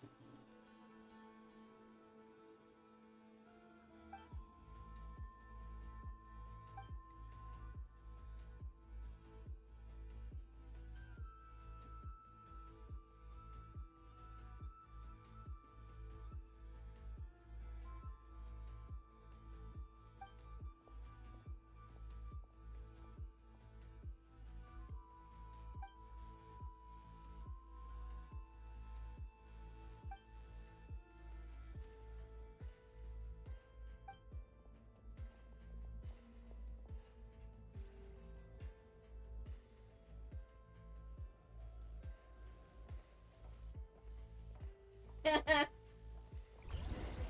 like we're in for a Oh. tough fight. Receive my blessing. Cascade.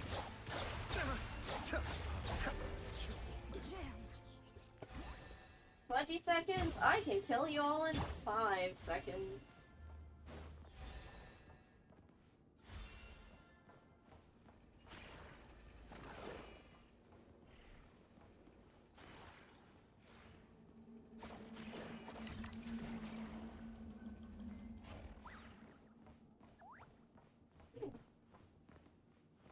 Oh yeah, this is where we were. Okay.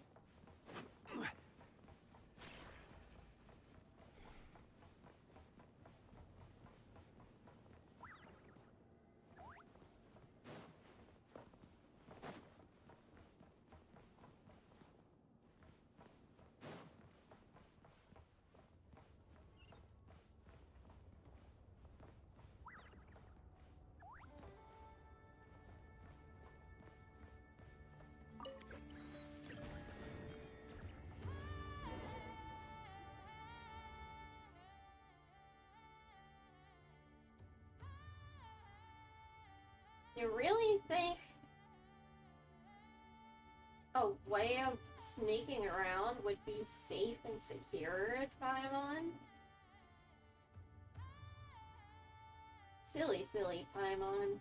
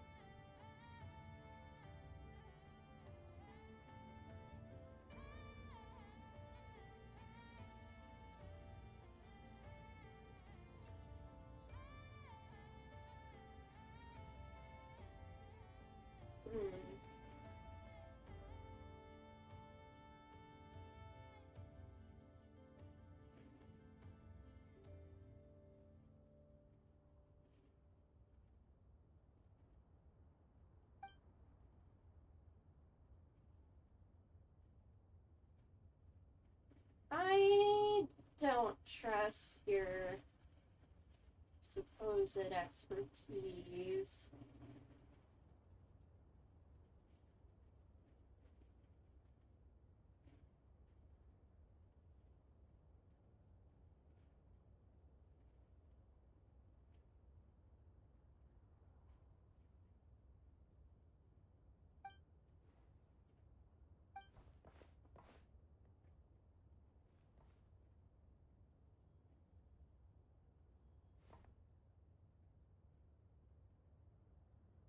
I think not. I think I'm gonna take all of them out and you'll be useless.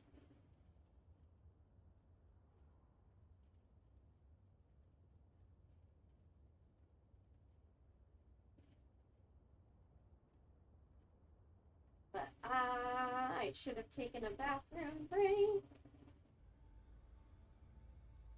So, be right back again.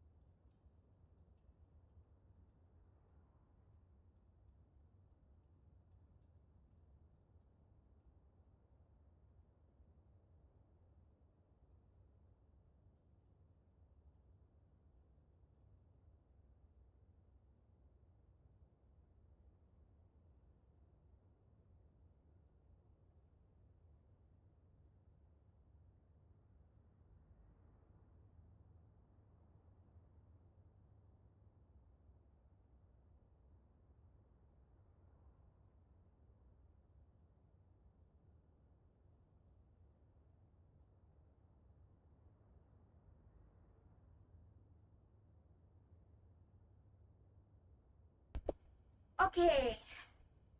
Oh, it's okay, sweetie.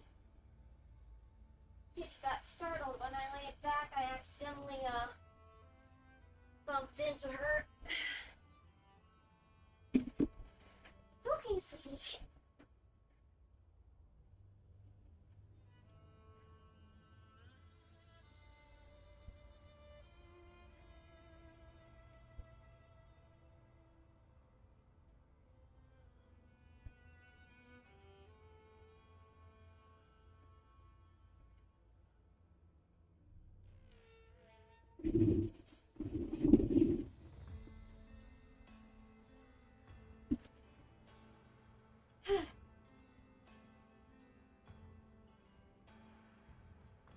Hey, sweetie.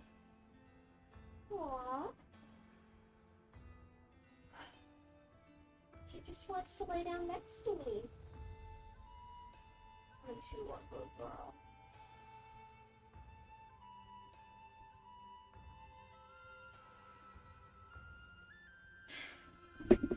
Oh yeah, this is the shoemaker's children go barefoot. Because I need to finish that quest before the next update.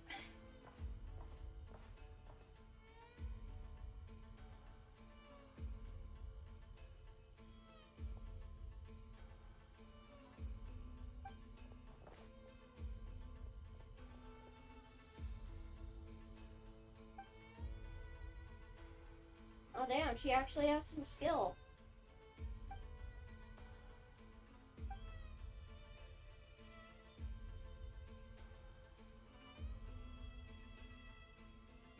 Yeah, we're going around killing people.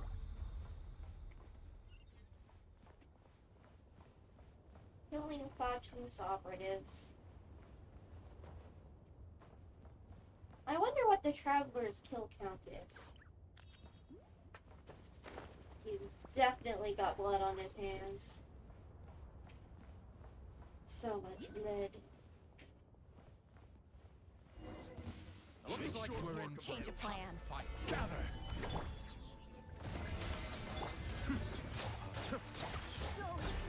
Thank you for lining yourself up for me.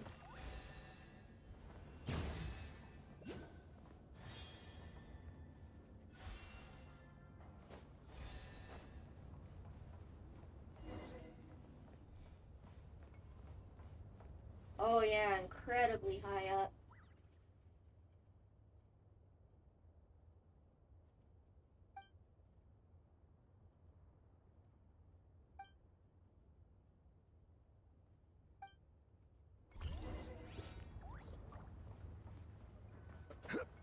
Whee! Oh hi.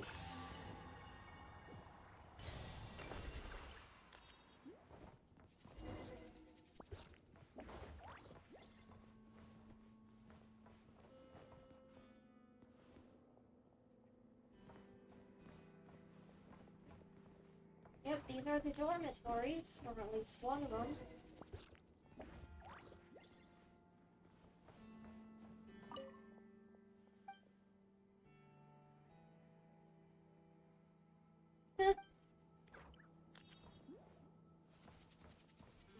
Red as a beet, eh? A log.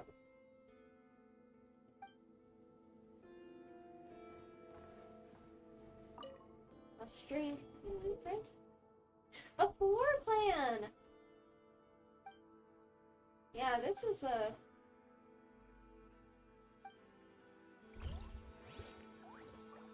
They are carelessly leaving shit out.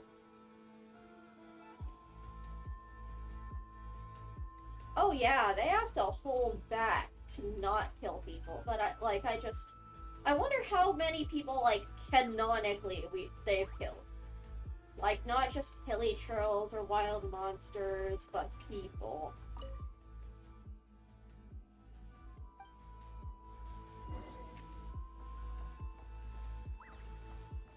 You know?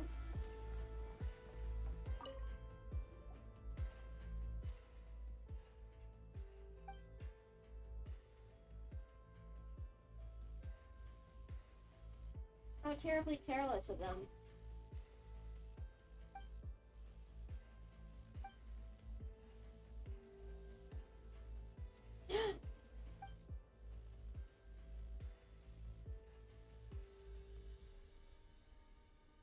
Oh shit.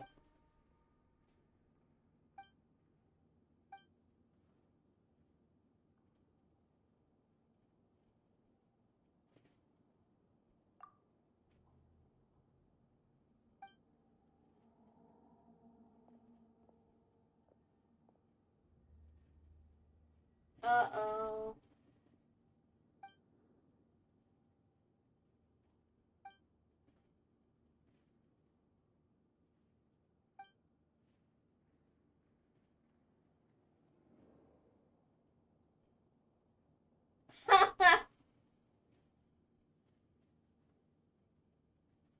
Peddling copies of the floor plan. Uh-oh.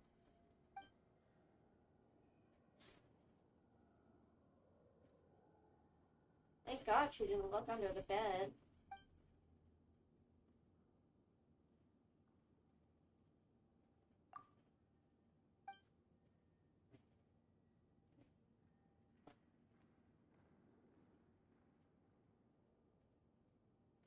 Your one says, oh, but if we're stuck together under the bed, then we'll be all close and you'll be pressed against your chest, or you'll be pressed against my chest. Oh, scandalous!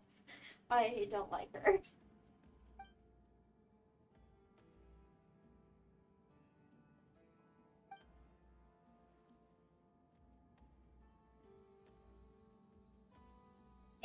Traveler!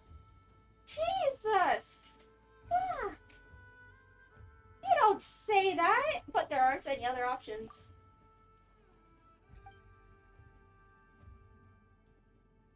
Or role-playing companions, if nothing else.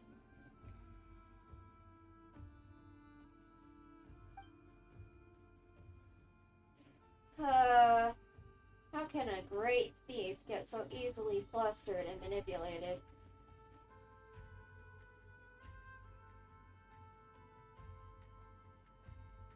I don't know, man. I read fanfic a whole fucking lot, but I don't immediately assume intimacies when hiding under a bed from Fatui operatives.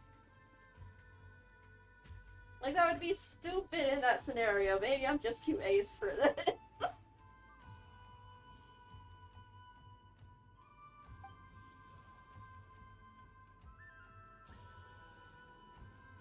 Oh yeah, he's being a little shit. But Aether, you can't just say that.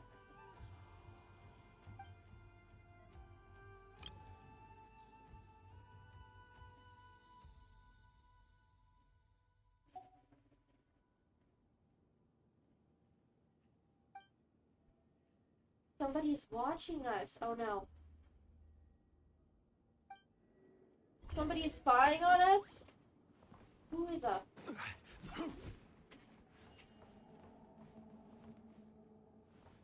Did I hear something? Did it come from this? Is that a speaker? I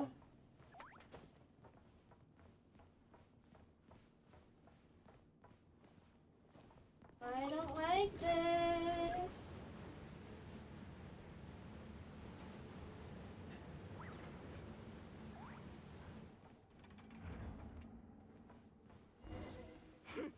Change of plan. Stabilize. Branch into saw. Be still.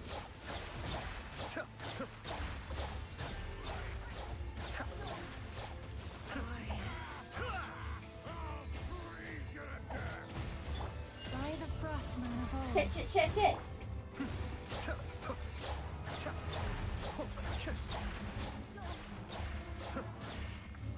I will have order. Shit! Receive my blessing. Be still.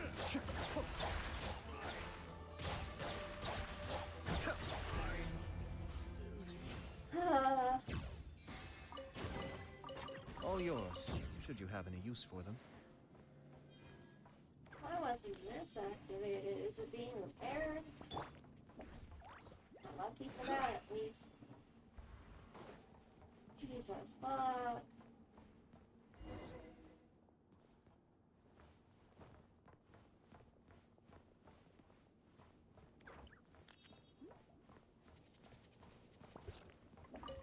Well, I got a spin crystal at least.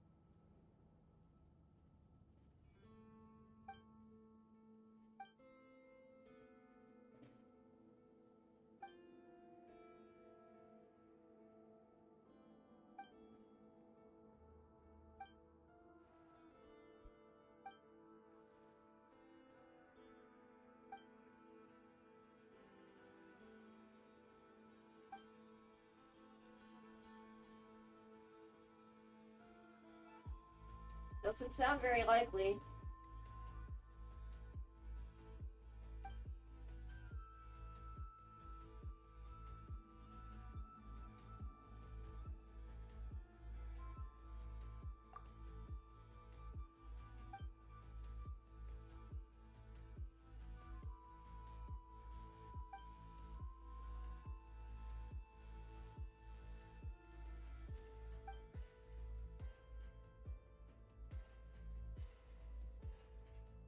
Yeah.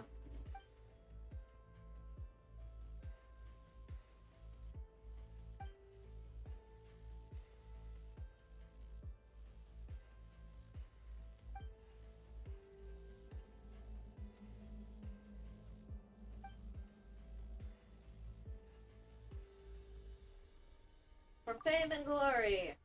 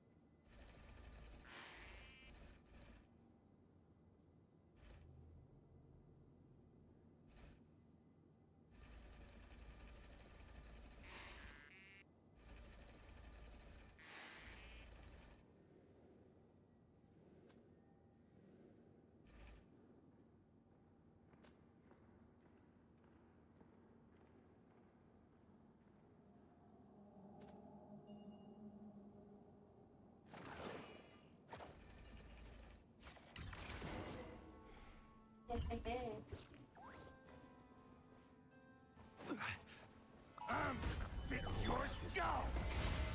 Cascade!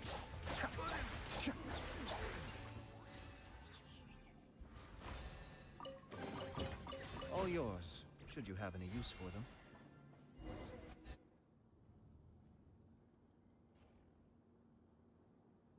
No.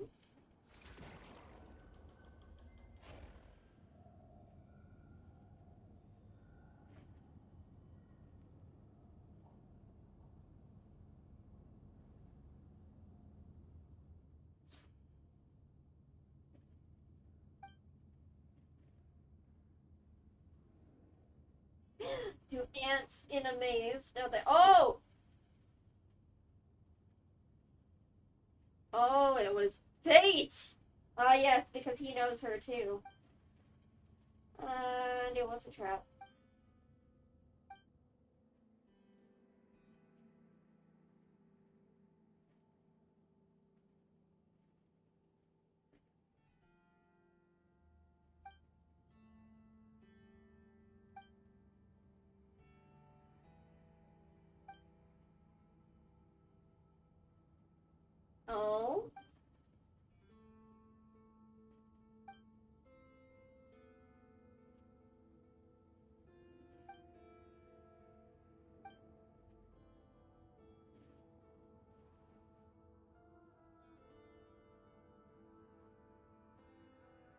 Such a terrible waste of manpower.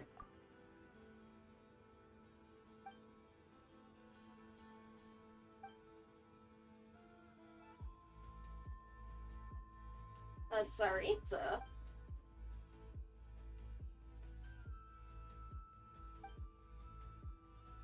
As obsessed with titles as ever.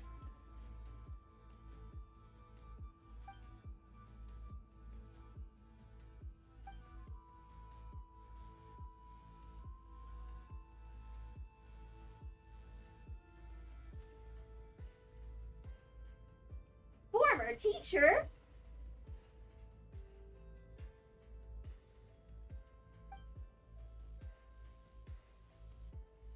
Oh boy, we got in the middle of some beef. So, you really don't know who I am?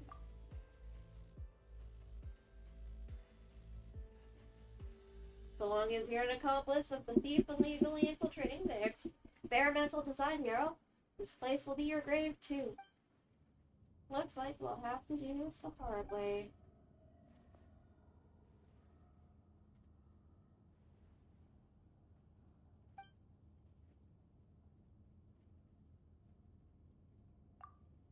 I knew it would end up like this.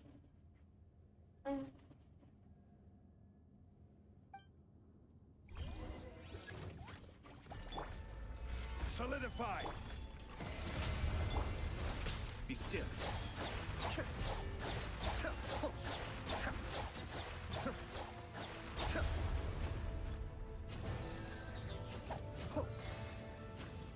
Mind the deluge. Stabilize.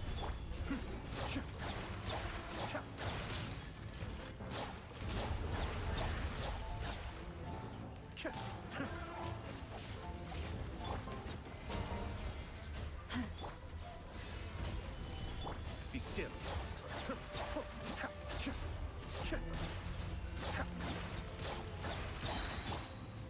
Order guide you.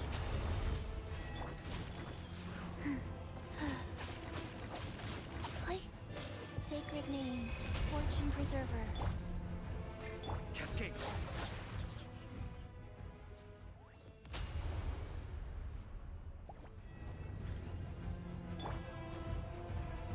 Solidify. Lush as the moonlight, with one heart. Kamisato up. Suiyu.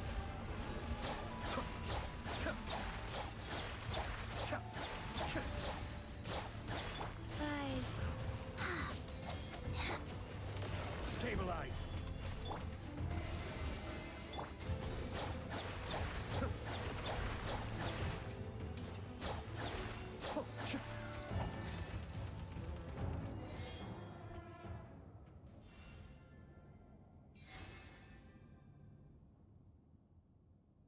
Just a little longer.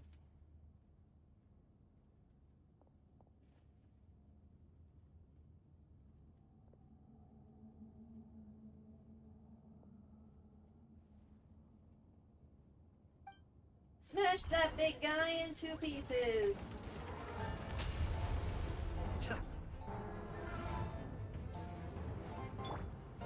Solidify. Smash the big guy in 2 pieces. Be still. This is my last resort. Some.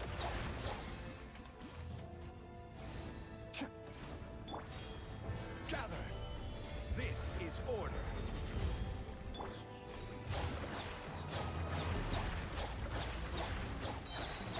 Mind the deluge. Receive my blessing for the everlasting forest.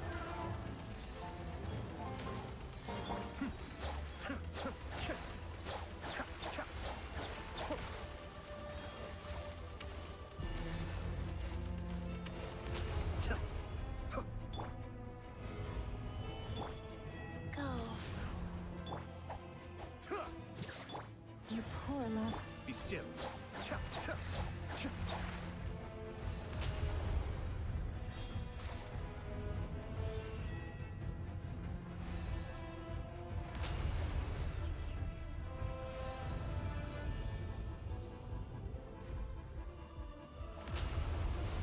There we go. What? How?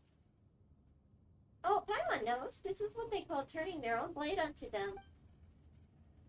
It seems I miscalculated. If you want it, follow me outside. The highest point of the Experimental Design Bureau. I broke it. Sorry, Sandrone.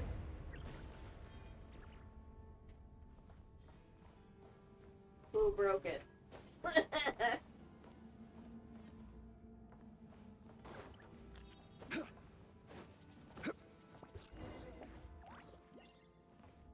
want to know who broke it.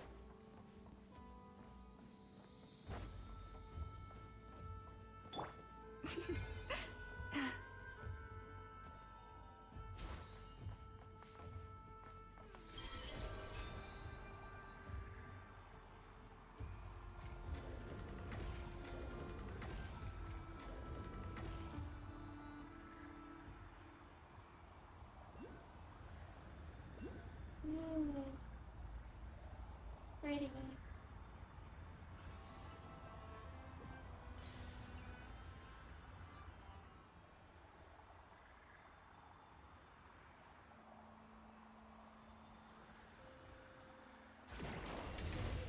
I'll make short work of you.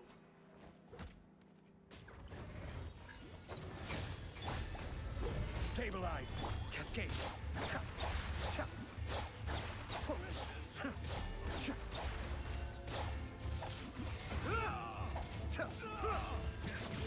Mission.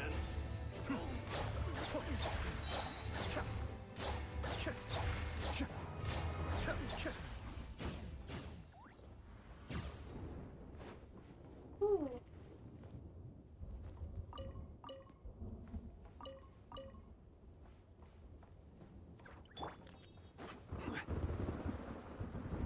Oh, it is stormy up here.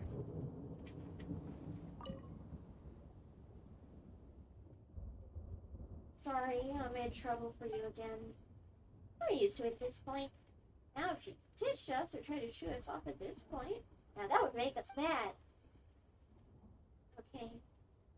Thank you for keeping me company. That's more like it.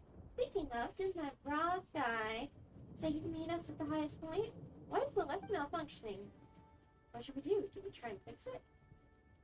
Now we scale the wall. Moon Striders.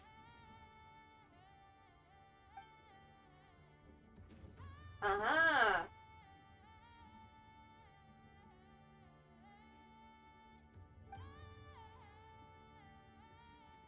I have my ways.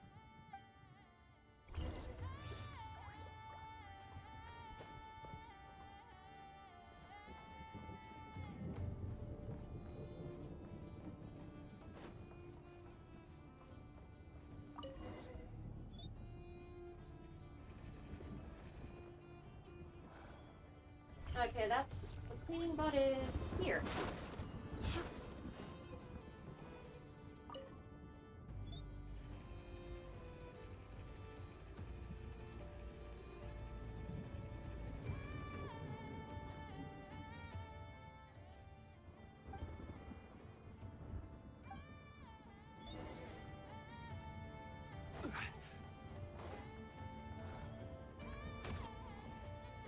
Oh damn.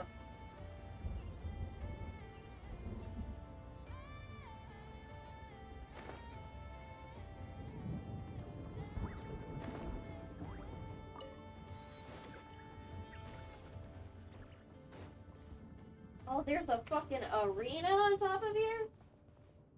Wild shit.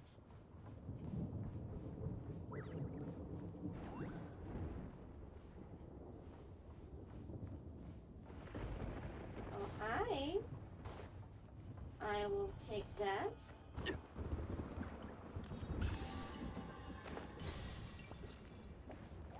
What's this?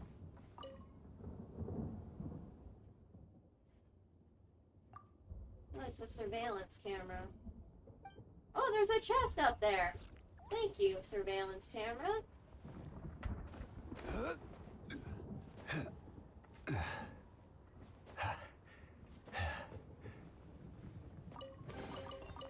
Unsolicited, and all the more valuable for it. Alrighty, showdown. Take it down, take it down, take it down.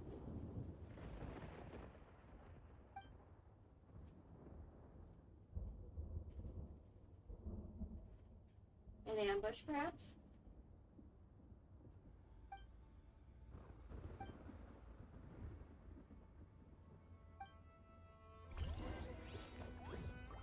Use of force authorized. Gather!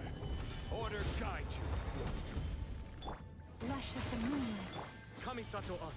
Suiyu!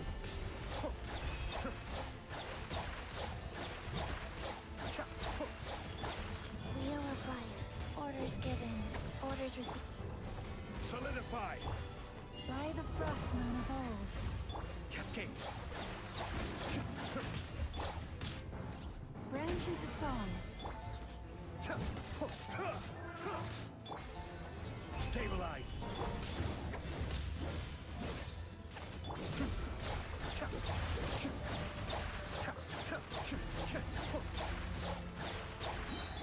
This is order.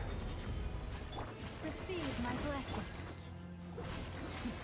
The depths beckon. Go. Solidify! Be still.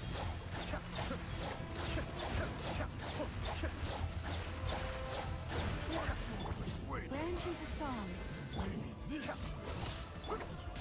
Gather! Huh? Oh, damn it. Is he? Oh. What is this?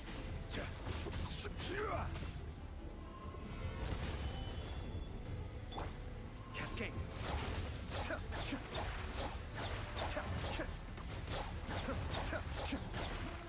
Order guide you.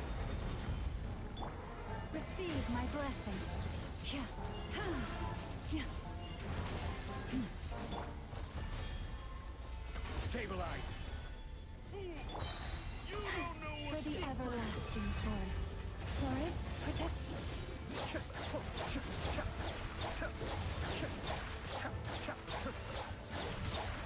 Kamisato up. Suiyu! Gather! I will have order. Rise. Opening box of Adepti-Trix.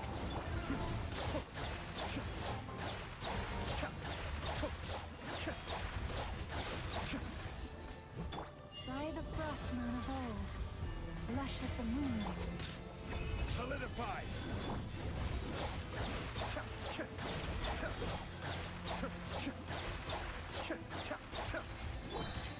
Order guide you.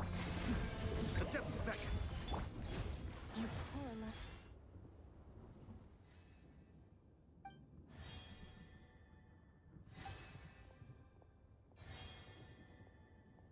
Things going so smoothly makes me uneasy.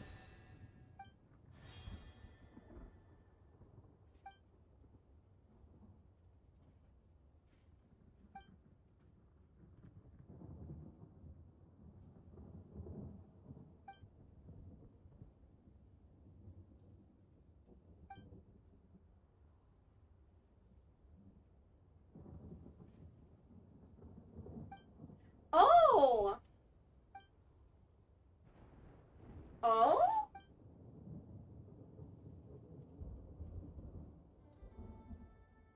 So you did know about us.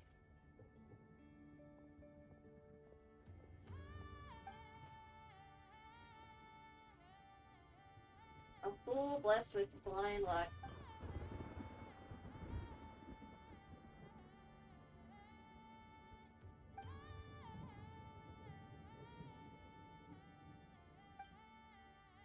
Oh shit. That was neat. Huh.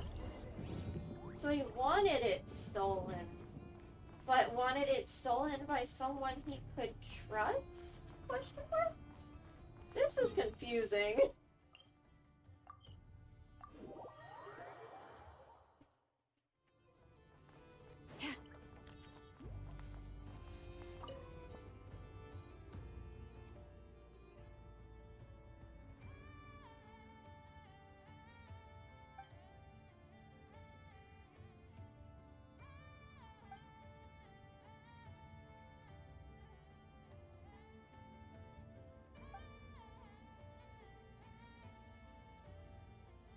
Why do you sound so defeated all of a sudden?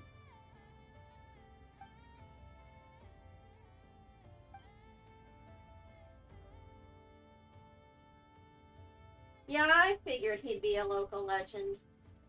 The world quests seem to have all local legends tied to them in Outcry. I already did the big old crab.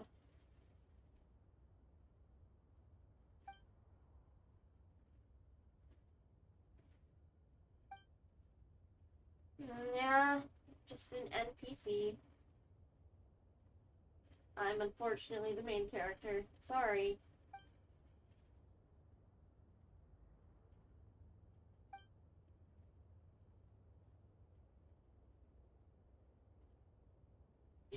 Oh, that was all his plan from the beginning!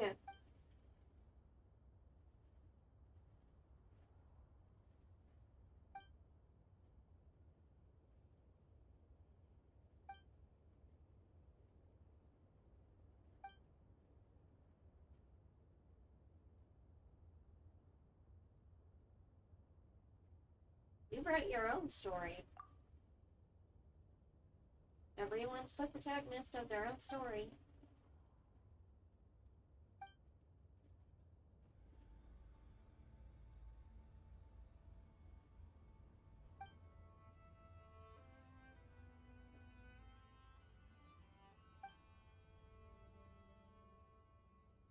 Do you have any tips on finding happiness?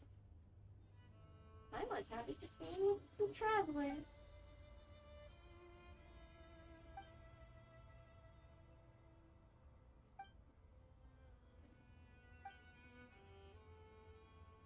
Just be yourself, do what you like, and find some good people you like.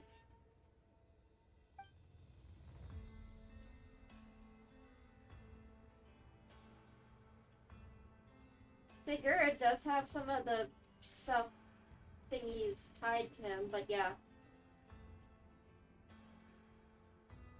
I need to actually go through those.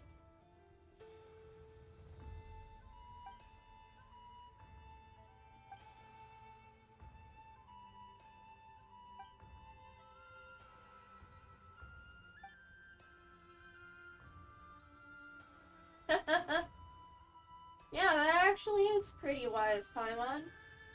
Being content with what you have and living in the now.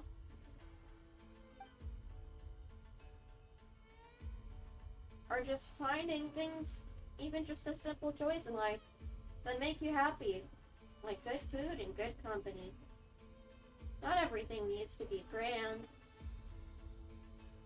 Even though I wish I could have some grand adventure and be the protagonist of my story.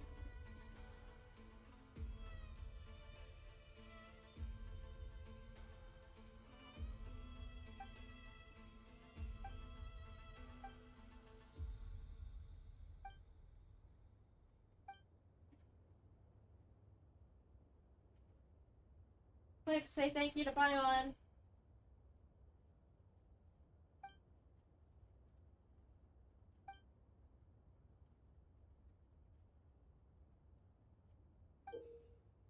No, it's an artifact.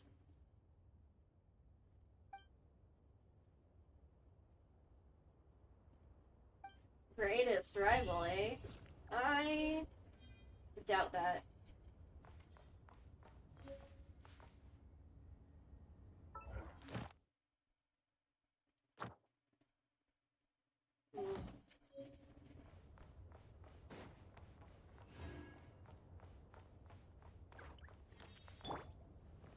Local legend, eh? Are you you still here for me to fight? No?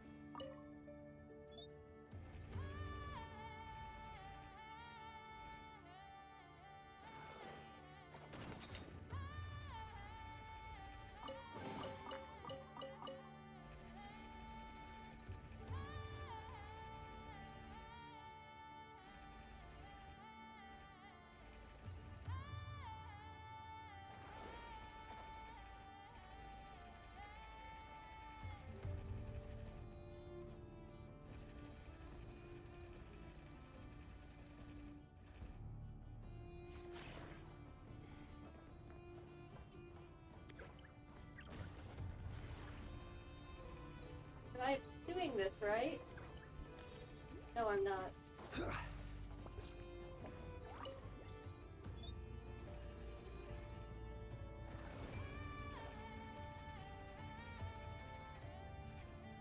Here we are.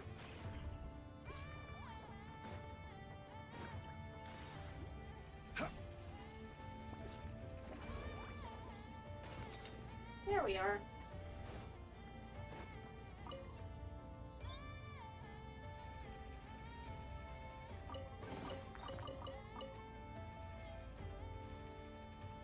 Whee!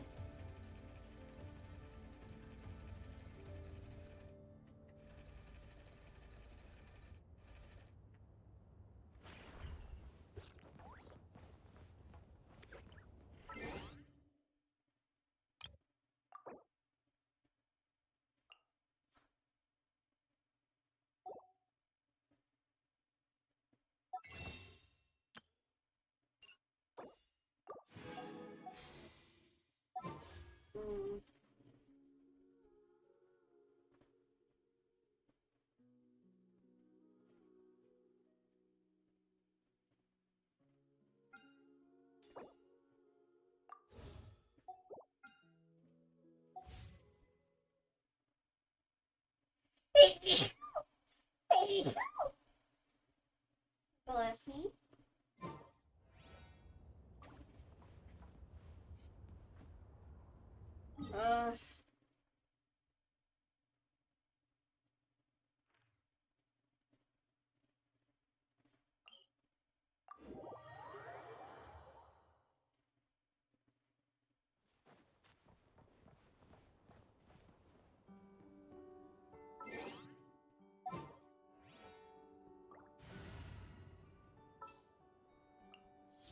Let's go. Time is against.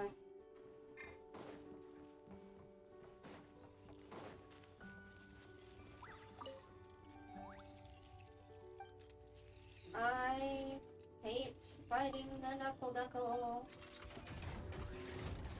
Stabilize. Be still.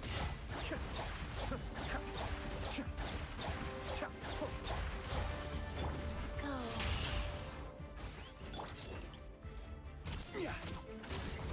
Gather.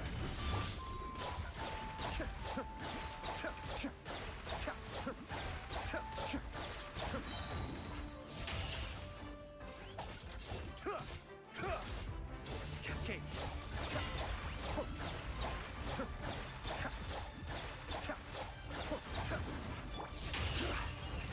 Solidify. Mind the daily.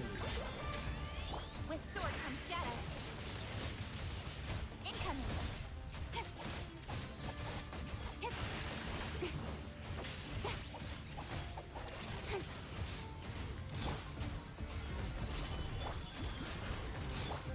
Don't blink.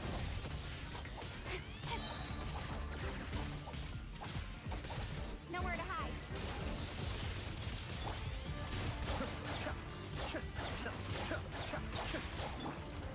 Stabilize. This is order.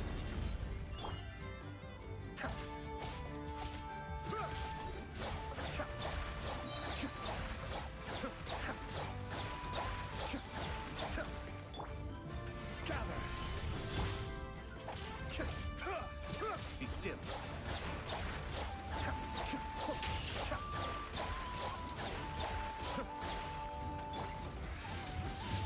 Solidify!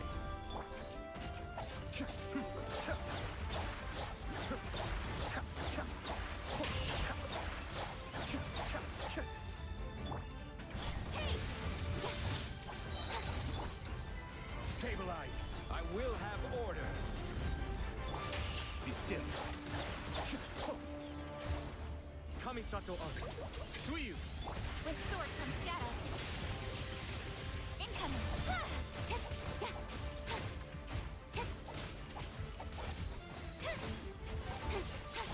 Speed of light.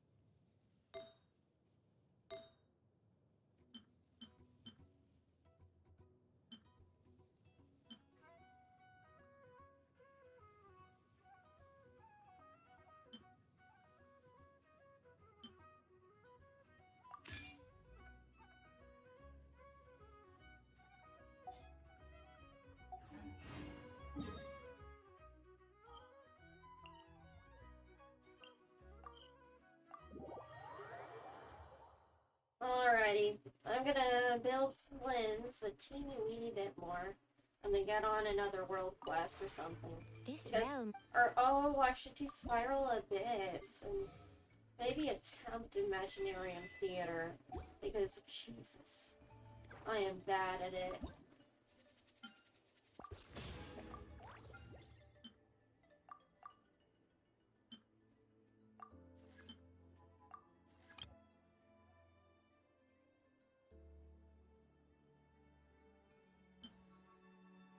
Also, I need to figure out where I can get peach palm wood and dunculate oak wood.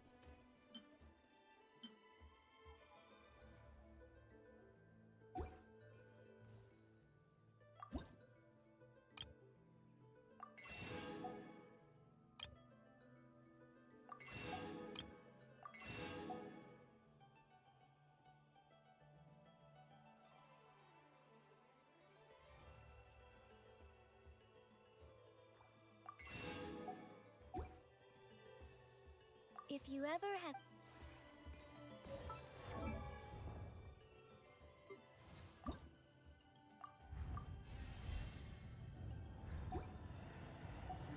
Yeah, well, I'm trying to get some primos so I can get some C2 Zhongli, because that will make me the co-op god.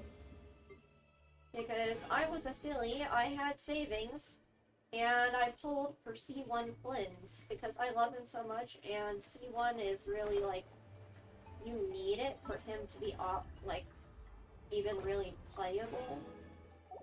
Which is stupid. They're doing that with a lot of characters. They're locking, like, basic features behind constellations. And I'm really mad.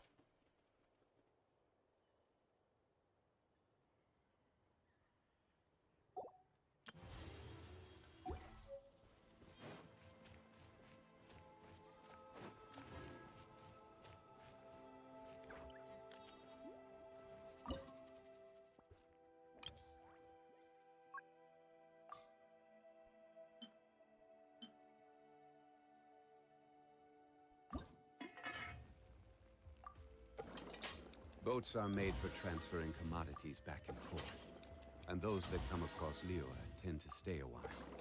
So it is where many things come to settle. I am the fuck. I really shouldn't talk while doing that. But I'm the ace of the cooking minigame. But where Almost are those always who perfect share all the time.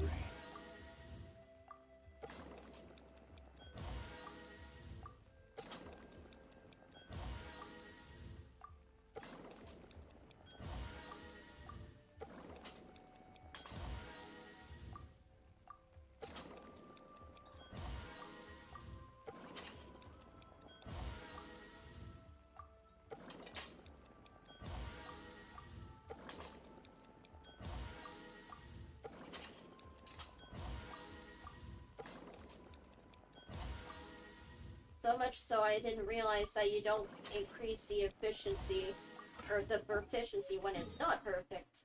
I only just realized that now. Oh, hi. Pachina wants to talk.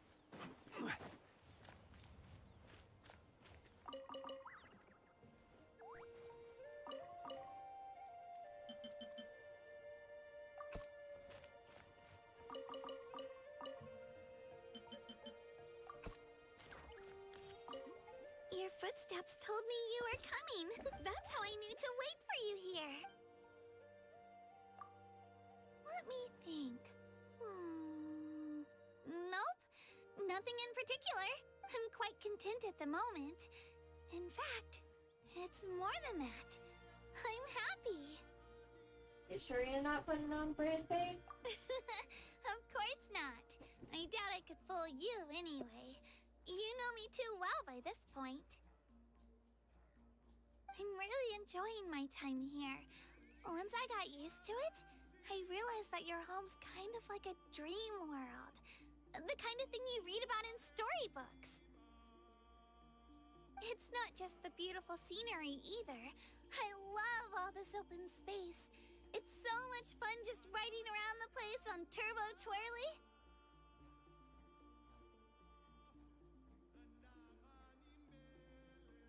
The pace of life here is so nice, too. I could stay here forever.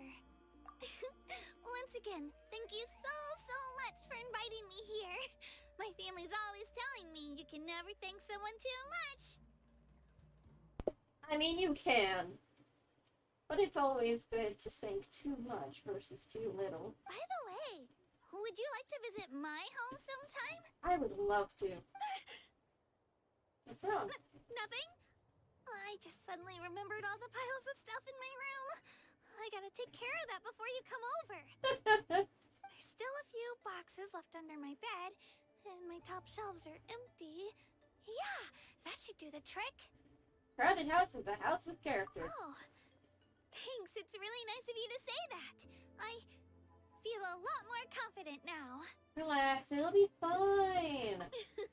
So it's decided then? I'll have every stone in its proper place by the time you arrive. And that's a promise.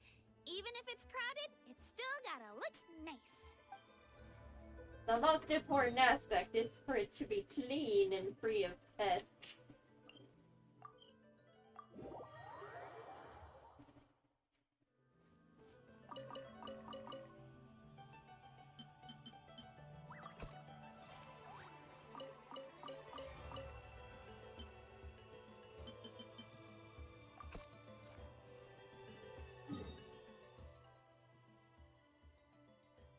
And now I can go back and cook more.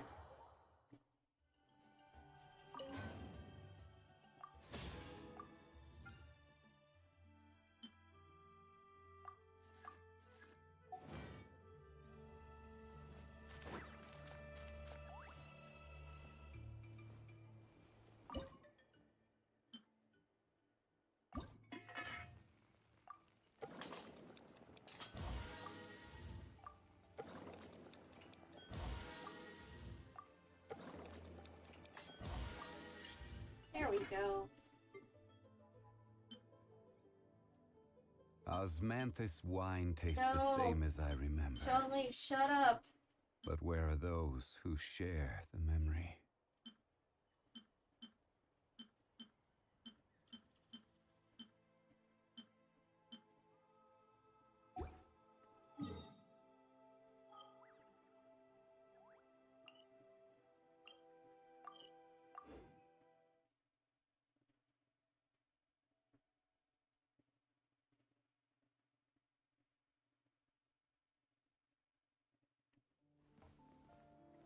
Ad Astra.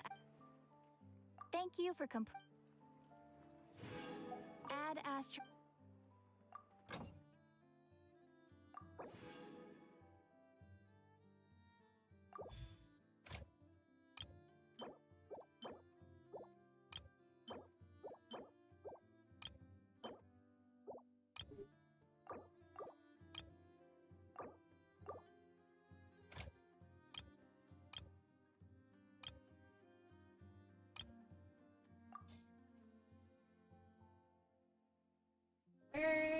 isn't she now?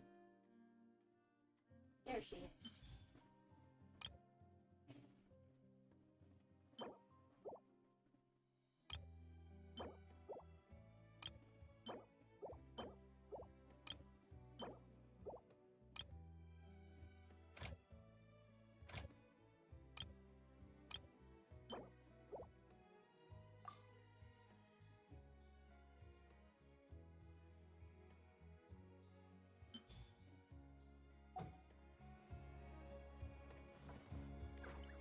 Add Astra.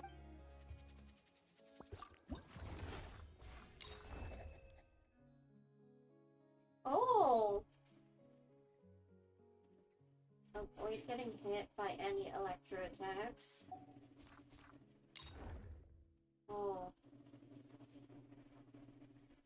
I may need help in co-op doing some of these. I am not a good fighter.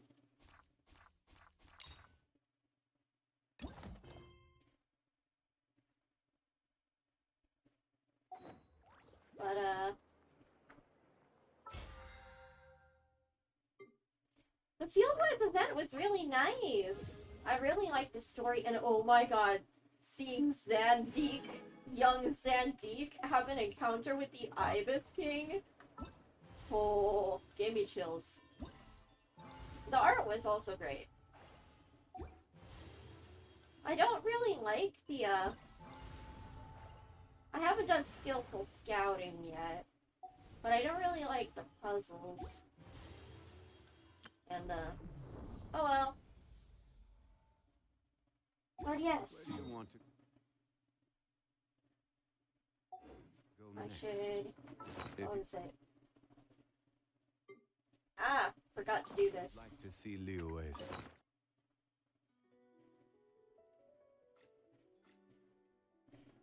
What do I put in here?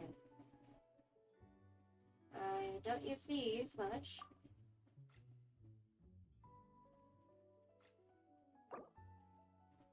Tourist spots.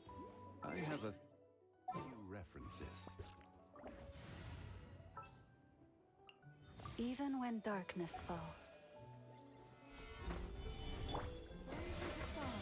Cascade.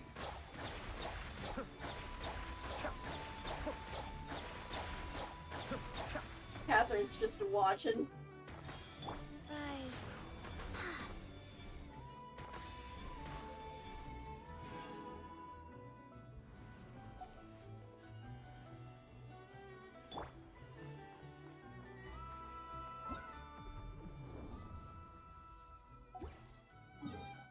But yeah, I think I should attempt Spiral Abyss, at least part of it, before I start with another world quest.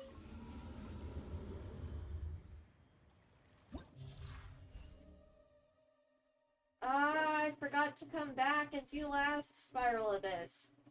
Oh, Bond of Life. This means Arlecchino will be good for this one. But it's also lunar reaction.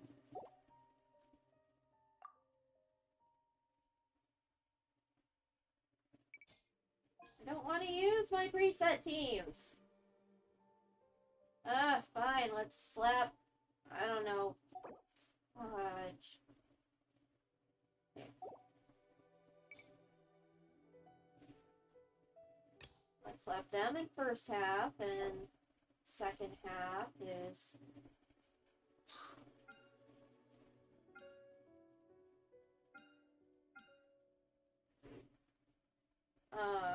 okay.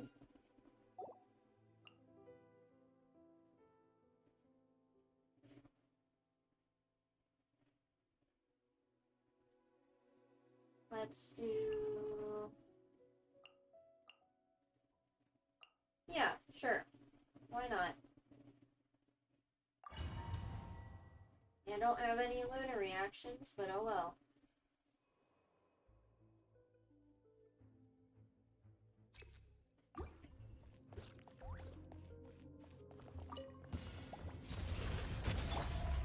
Gather! Order guide you!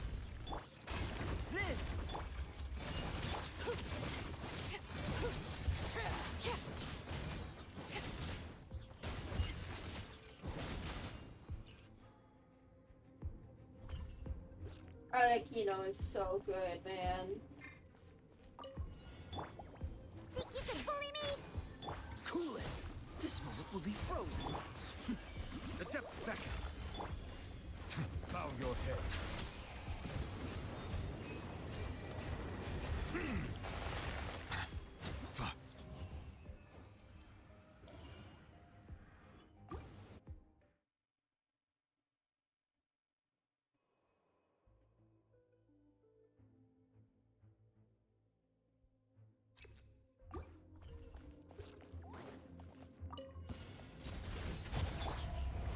Solidify!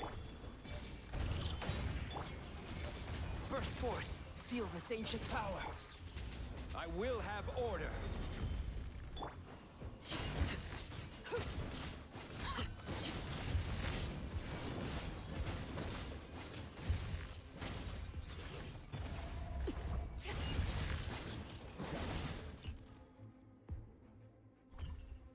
Oh my god, you lucky butt.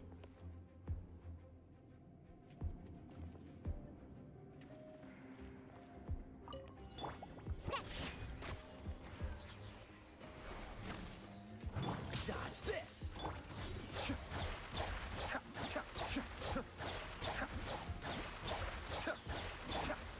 Oh, so sorry. Look at you, Bootown. The tides beckon. Settle down.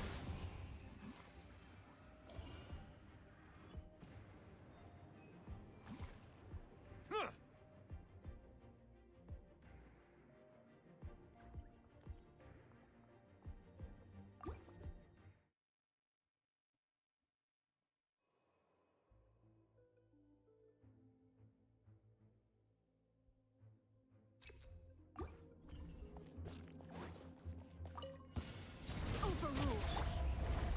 Yeah, the problem is always getting it within the time limit.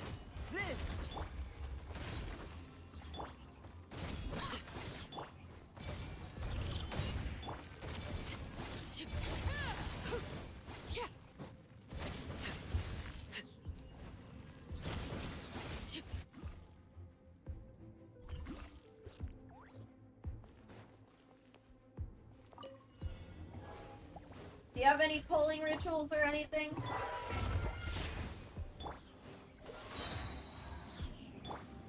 Kamisato Anu. Suiyu, be still.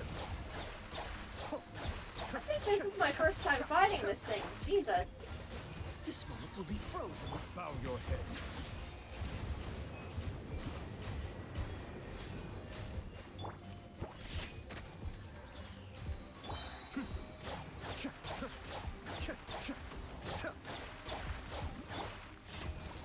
Cool it.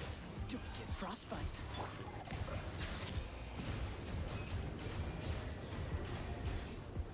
Let the mighty be humbled. Dodge this. Think you can bully me? Can't handle your drink. Mind the deluge.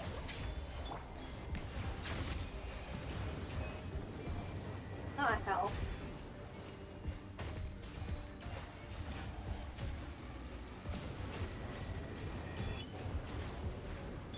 Freeze! This moment will be frozen. Be still.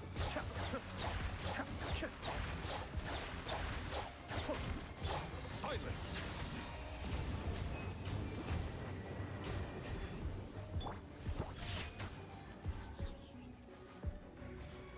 Let's go! Diana special! Dodge this! Don't get frostbite. Cascade. Kamisato Anu. Suiyu, settle down. The tides beckon.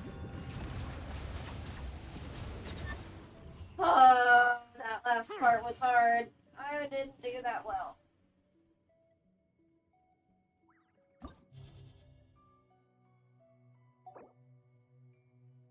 Oh, great.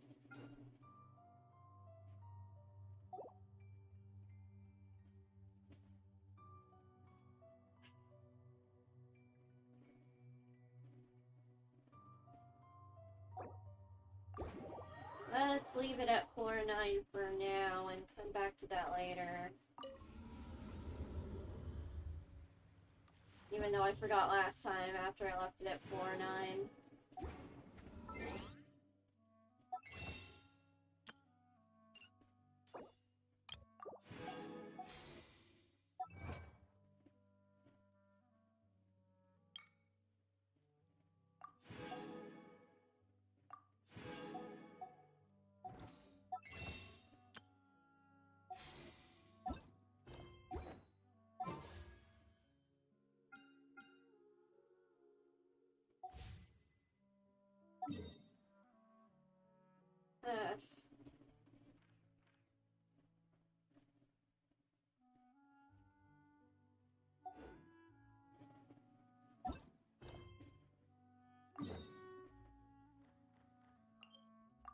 Uh-huh.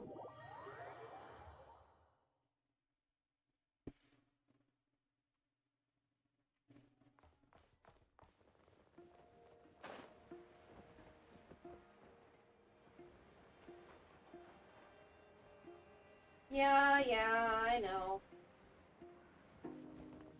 I'm trying to build lunar ones. I really am. I built Loma. Oh? What are you asking? Oh, yeah! This is Sigurd!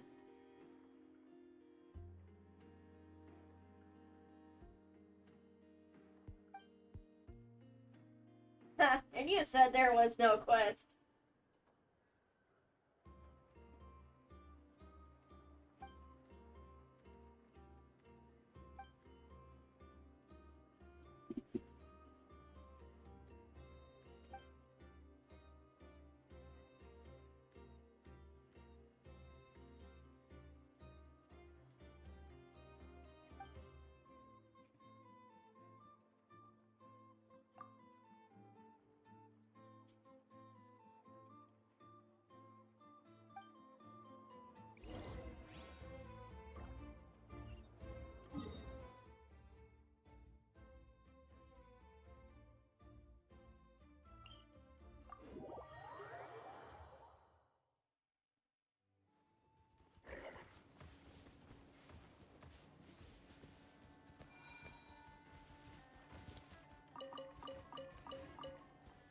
Sigurd, the NPC that totally outdid coaching.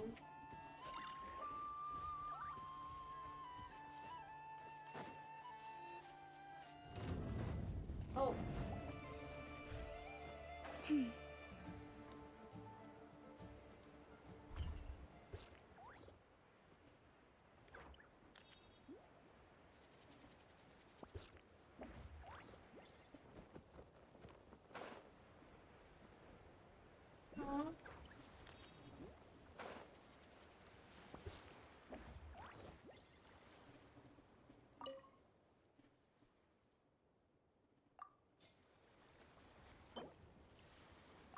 Oh, I already found all of the relics.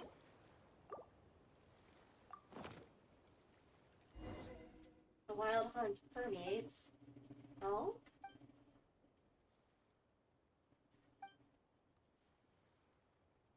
Oh!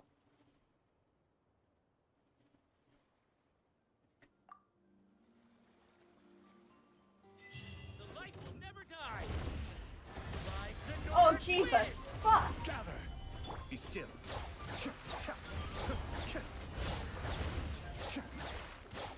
I stand against the long night and purge the darkness. Orders given. Orders received. Go. Stabilize. What did this thing? Oh, fuck. That's,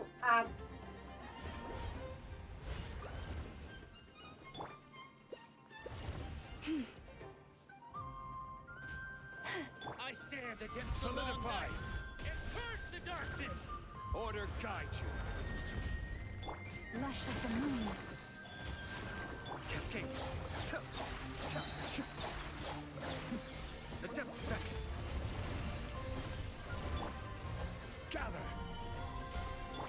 Branch into song.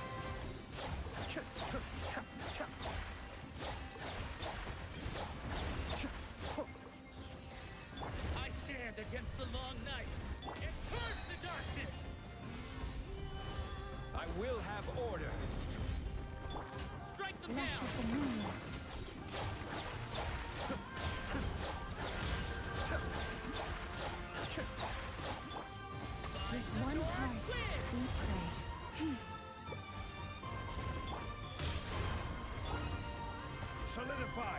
I stand against Kamisato the long night! Sweet! Curse the darkness! Branch into song.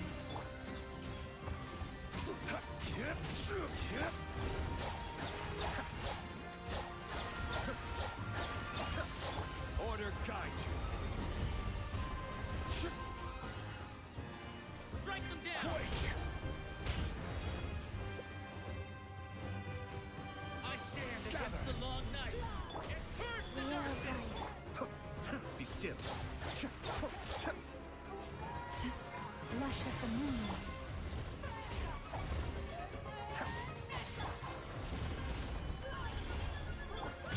By the frost moon of old.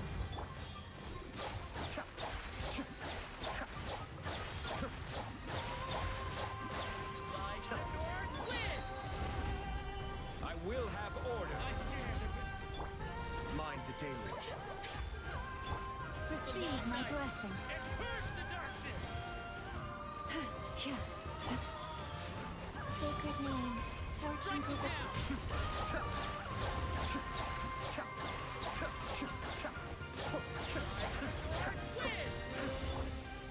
Stabilize. Lush as the moon. Be still.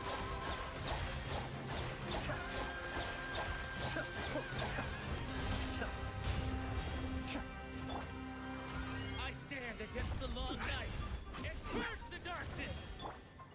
Receive my blessing for the everlasting hope.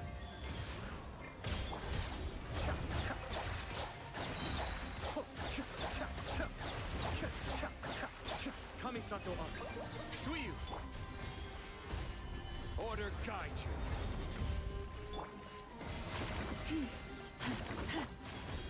I stand against the long night and curse the darkness!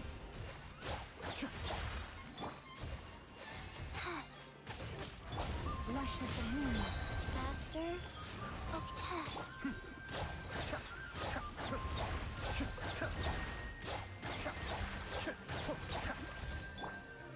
Solidify! Forest, protect us. By the frost moon of old. I stand against the long night and curse the darkness!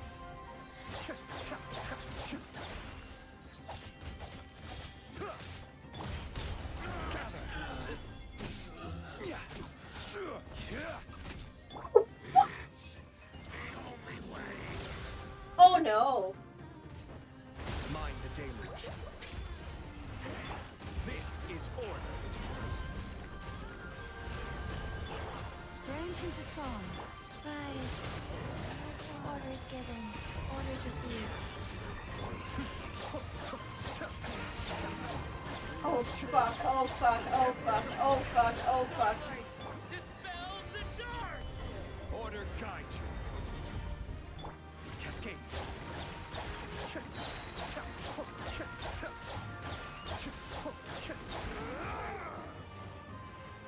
Kamisato up. Suiyu! For the everlasting forest. Lush as the moon. Faster, wheel of life.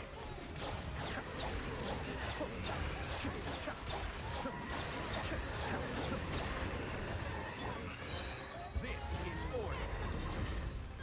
Rise! Be still. Opening box of Adepti Tricks. Elastic starlight! Dispel the dark!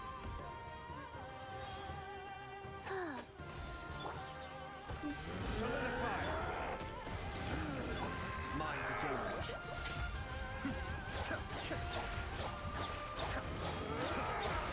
Oh! Getting interesting. Gather. Order guide you. Rise. Receive my blessing with one heart. Cascade.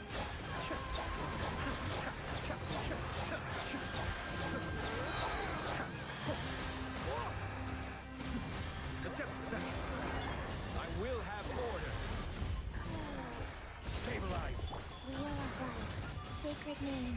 Fortune. Branch into song. By the frost moon of old. Everlasting starlight. Dispel the dark. I'm feeling a fuck. little washed out.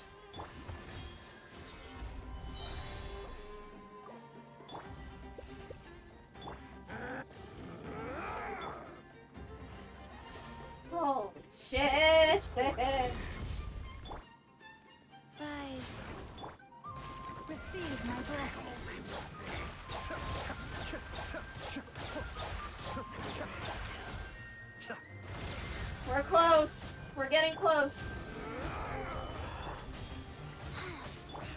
Lush as the moonlight, with one heart, we... Be still.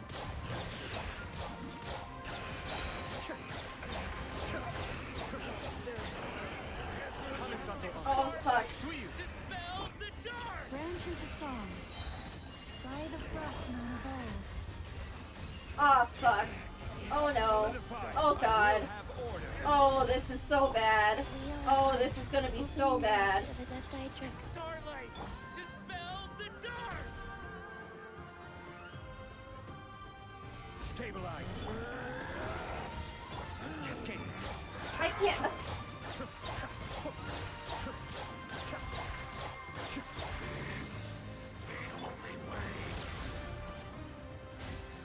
Gather. Lush as the moonlight. Be still.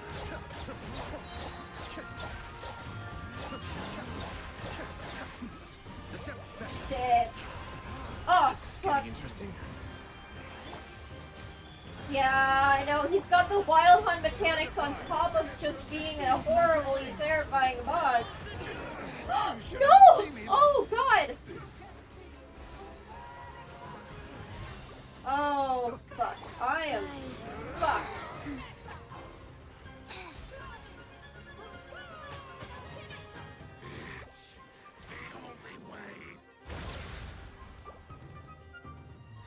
Okay.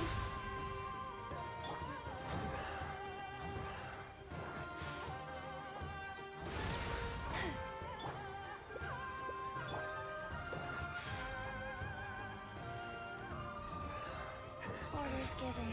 Orders received. Wheel of life.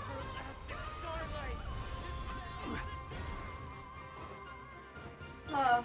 Lush as the moonlight, with one heart. Cascade.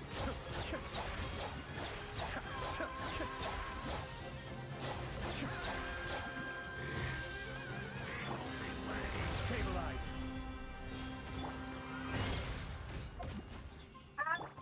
Mind the deluge. Receive my blessing. This is order. Solidify. By the frost moon of old. Lush as the moonlight. Starlight, dispel the dark. Rise.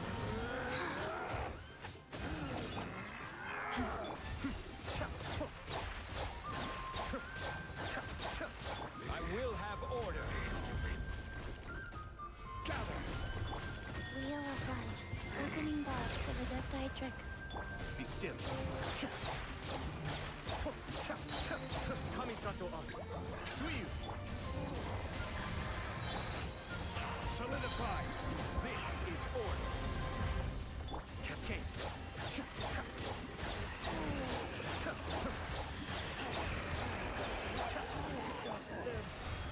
Everlasting starlight, dispel the dark. Life goes on.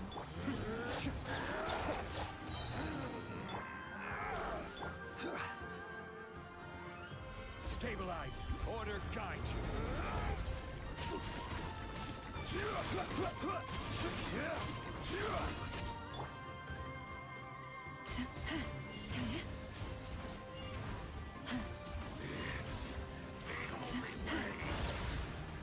Receive my blessing. The devil's back. Cascade.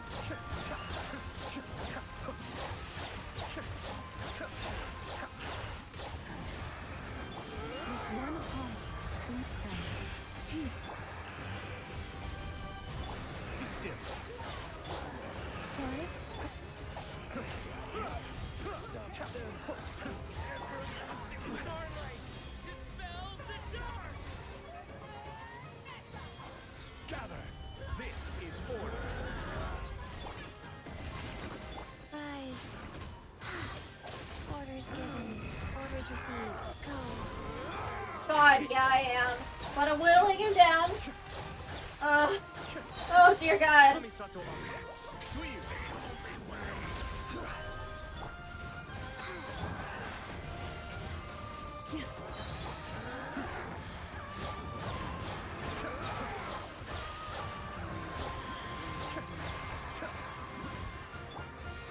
Solidify. Order guide you. Lush as the moon. Cascade. Everlasting starlight. Dispel the dark. Mind the deluge. Stabilize. Receive my blessing. Wheel of life. Sacred name. Fortune preserver.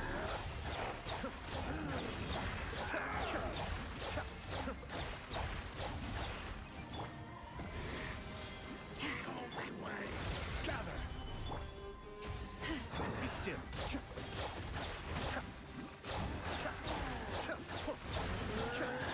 I will have order.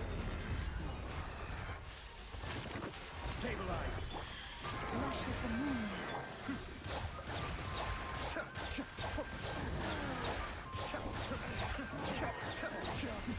The depths back. Everlasting starlight. Dispel the dark. Where is he? Fuck!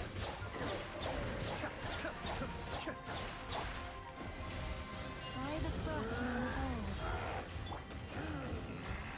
Solidify. Order guide you. Opening box of Adeptitrix. Receive my blessing. Cascade.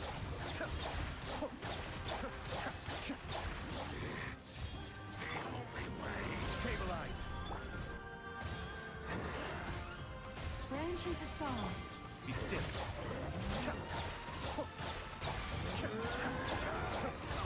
Time to get serious. Oh, fuck! This is order.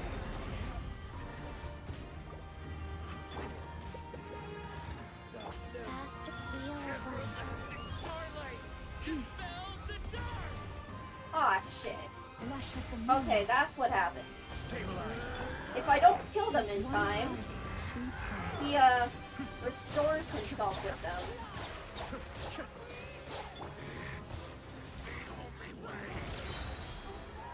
Gather. I will have order. Be still.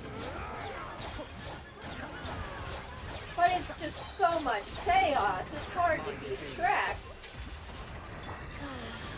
Sacred name. Fortune preserver. For the everlasting forest. The everlasting forest. Take my broken crown. Shit. I can't do this. I'm not getting anywhere. I got...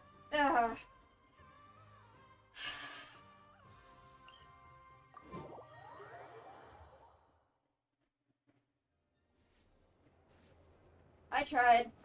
Holy fuck did I try. I was not prepared for that. I should...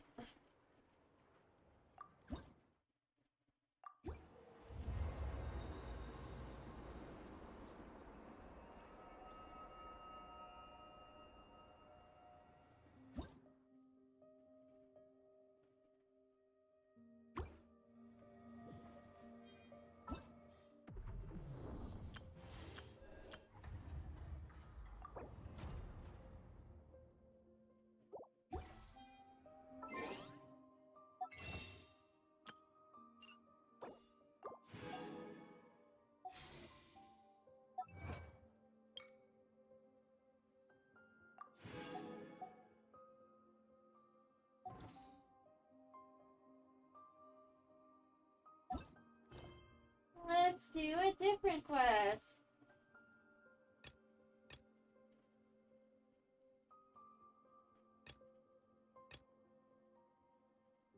Let's go to the lighthouse.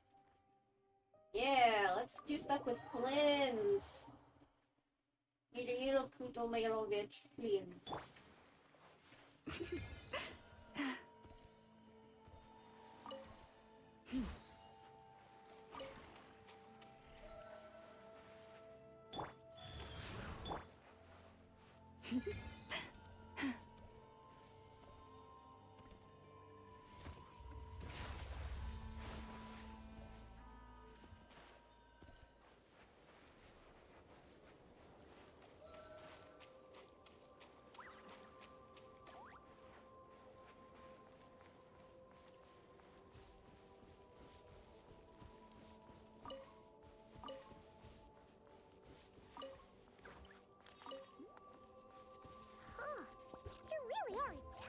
notes here on this aisle.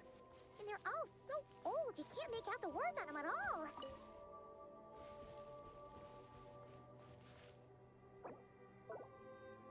Or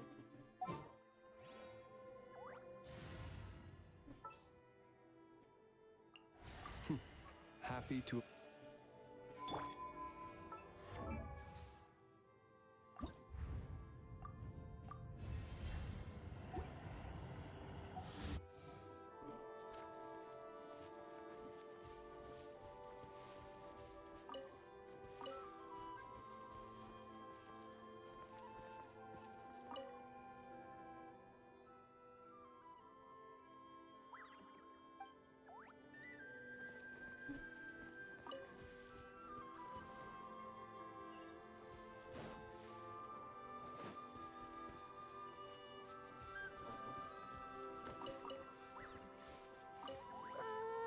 This place is super dark.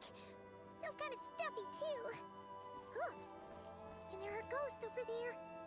But we'll be fine, right? Either way, let's try not to get their attention. Let's just grab the fuel and go. The sky is so dark. I'm scared. They're staring at me. You sure took your time, didn't you? Come on, help me shift this fuel. It's almost time for our lighthouse shift. Does he mean...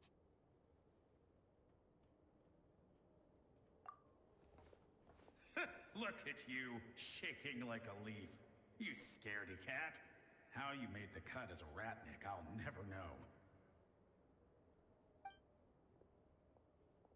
memories. Come on, grab your stuff and let's go. Perhaps I'll even tell you a ghost story on the way.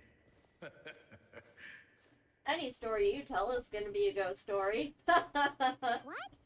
A ghost telling us ghost stories? Wait, hang on. Was he just trying to scare us? You ever heard of the blue fire? Oh.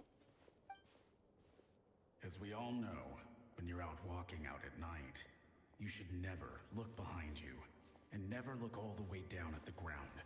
Always look ahead into the distant skies. Well, that's because the Wild Hunt watches us from the darkness. They wait for you to lose your way in the fog, and then, when you're at your most vulnerable, they come and take your life. Scary as hell. That's why it's dangerous to travel alone in the dead of night.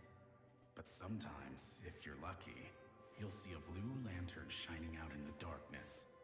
They say it only appears if you've run into the Wild Hunt or if you can't find your way at night. Either way, if you ever see the blue lantern appear, you must remember to follow it. Don't ask me what it is, because I don't know.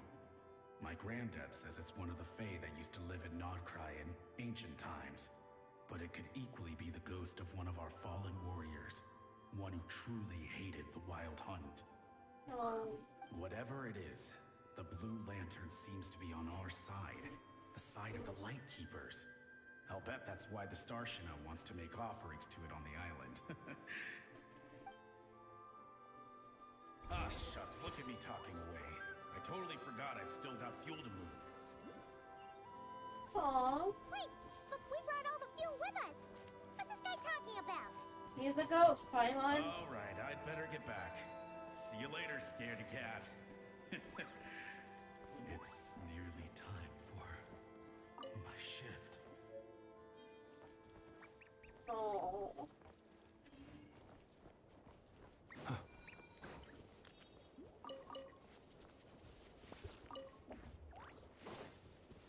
That ghost wasn't frightening at all.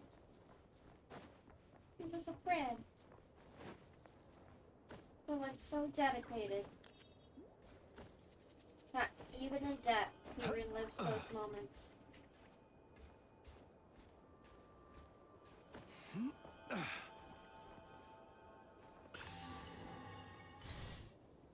Oh, finally, we're here. Let's find where the fuel goes and pour it in.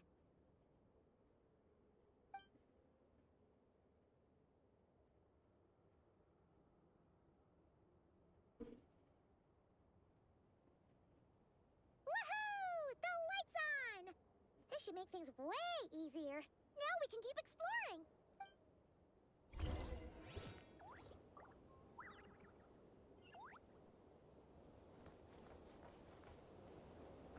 Oh! Hello, ghostly comrades. Great, the light's on. Guess I won't have to worry about moving fuel anymore. Hey! It's the ghost from before who was talking about moving fuel. What's he doing over here? The wild hunt came. It passed through all the graves. The fog clung to our ears, stuck to our mouths. We couldn't see or hear each other. What's he talking about? Has the wild hunt really showed up? Paimon didn't see it at all. To the lighthouse! To the lighthouse! We've got to get a signal to the units outside before they reach us. Don't just stand there gaping. Pull yourself together. Every second we hesitate could mean another dead comrade. Have you forgotten how to send signals? Come on! I've told you before, a lightkeeper always has to be prepared. We're all gonna die. They'll strip the bones from our spines. Oh dear God. Something's off. All the ghosts are coming this way. We too shall cry tears of blood. The wild hunt is here! We've got to think of something quick! Okay, we'll try and stall them at the base of the lighthouse while you head up to the top. Up to the top. Signal. Think something. If you've forgotten how to send signals, check the handbook. We nailed it to the tower for moments just like this. Do not fear, host. Do not fear, host. Don't leave our bodies to the wild hunt. I beg of you. That is no way to die. Death. Wild hunt. Go to the lighthouse. Oh, the ghosts have surrounded the tower. Should we do what they're asking? Sounds like they need us to head up, find the handbook, and use the lamp to send a signal out. I'll give it a try. Lighthouse. Hope. Everlasting night.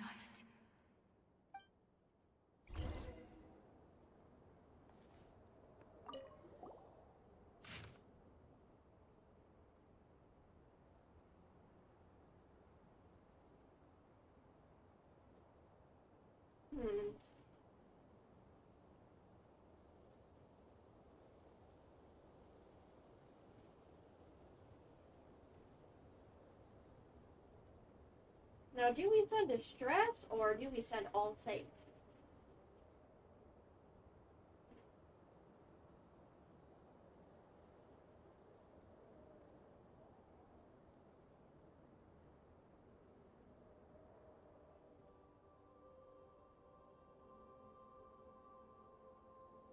The handbook says that we've got to aim the lamp in the right direction, then control the brightness according to the signaling rules.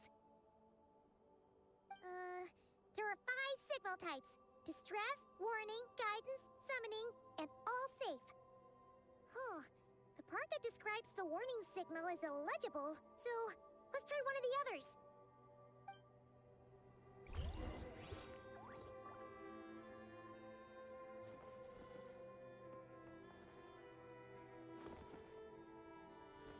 I may need to look up a guide.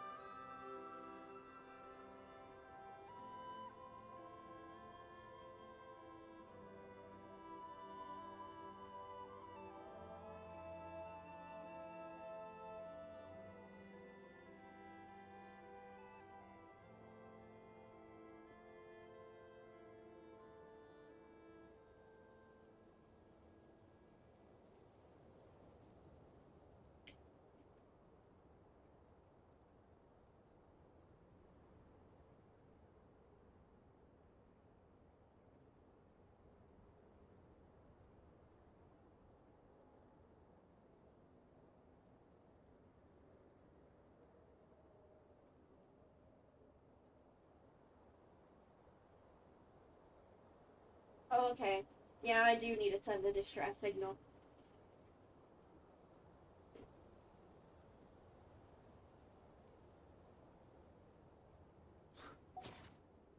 So it's short, long, short, short, long, short.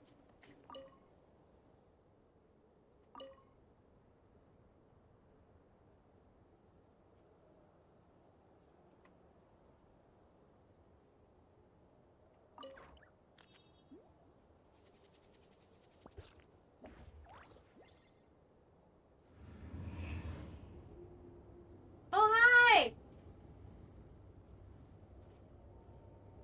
Okay, the signal is sent. Let's go check on the ghosts.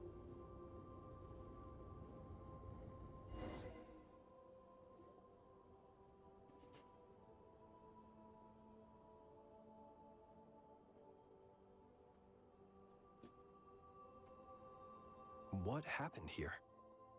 Ran into a spot of bother? A whole host of ghosts surrounded the lighthouse. I sent them away to prevent them from blocking the area. And when they saw the lighthouse flashing, they departed. Oh, it was pretty scary. They completely surrounded us and begged us to help them. It was a little unexpected. I sensed it too. This graveyard is bereft of life save for passing birds, the insects underground, and myself.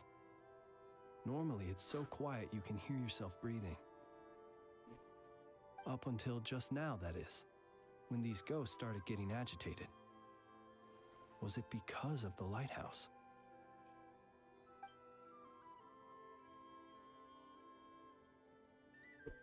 They asked you to send a signal out. How peculiar. In my experience, they have never coerced or harmed anyone in any way. Huh. This can only mean that lighting the lighthouse has somehow caused a change in them. I must say, this is quite out of the ordinary. Did you see anything else unusual? The ghosts here tend to stick to fixed areas and repeat words and phrases that meant something to them in life. But now, all eyes are on the lighthouse. They have a rather indistinct appearance, but when they fix their yearning strongly on a specific place, I can sense where their cold attention is directed. Consider it a natural talent of mine. As to the cause of this behavior, I do have a theory. I got into them, I wonder. Ghosts are the echoes of living souls, a portion of their thoughts and memories that, for certain reasons, fails to enter the ley lines at the moment of their death, and thus they linger on the surface. The ghosts in question were lightkeepers in life, and as such, I believe the lighthouse is deeply embedded in their memories, something they are instinctually drawn to. Relighting it must have stirred something in their memories, causing them to depart from their usual behavior. You might not be aware of this lighthouse's past, but it once served a great many functions. From guiding passing merchants and lightkeeper fleets, to reporting on the Wild Hunt's activity in the surrounding area. In the days before this was a graveyard, its light was never once extinguished.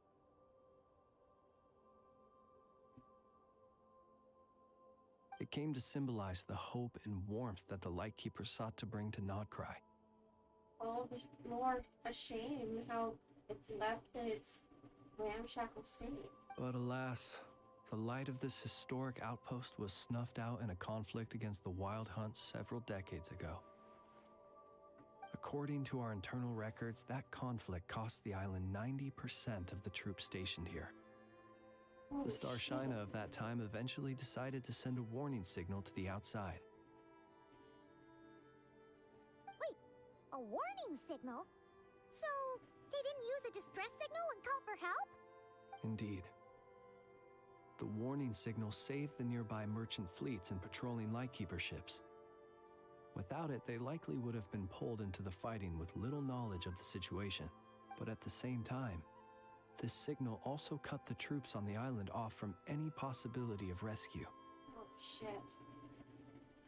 The Lightkeeper Oath contains a line that goes as such. Our bones and blood we shall use as fuel.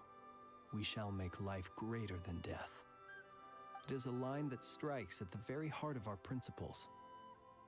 Should we find ourselves at a great disadvantage, we are to prioritize the preservation of life and ensure humanity's long-term survival. After all, the Wild Hunt is a never-ending threat, while our numbers are limited. This principle is most cruel to those who must sacrifice themselves, and yet, most of us willingly abide by it. What noble souls. Shoot!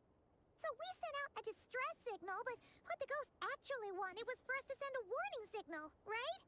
Oops. You feel you unwittingly did something wrong? No, I don't think so. Ghosts are but the memories of people that once were. You may have stirred up those memories, but that is all they are. Those to whom they once belonged are long gone. That's so sad. Still, I can see that you're concerned about them. And truthfully, so am I. If you wish to find them, just follow me.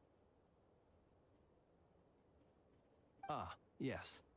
And please do not be alarmed by anything strange we may encounter along the way.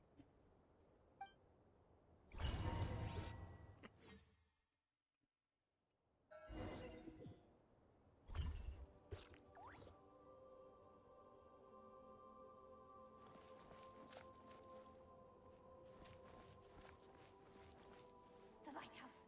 It's lit. The Wild Hunt. The Wild Hunt is attacking. To arms!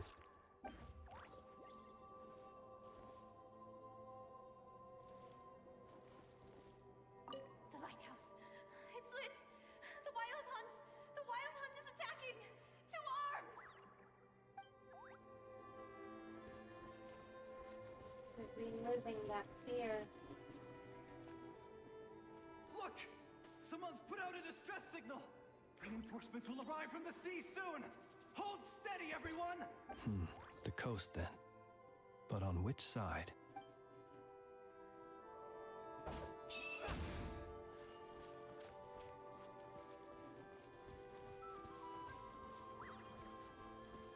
It's too late.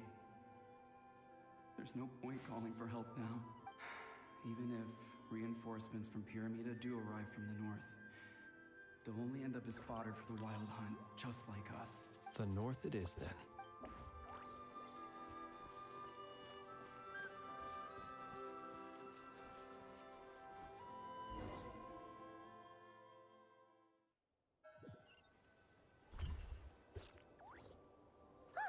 Paimon sees them! They're all gathering on the beach! Had reinforcements arrived on the day of that battle, they would have landed here. You have to understand that ghosts are hard to reason with. A better way to communicate is to give them key information that might provoke some sort of a reaction. How about this? We'll go in together, but I'll handle the communication. After all, I am not only a lightkeeper myself, but also very accustomed to dealing with ghosts. Sounds like a plan. I'll follow your lead.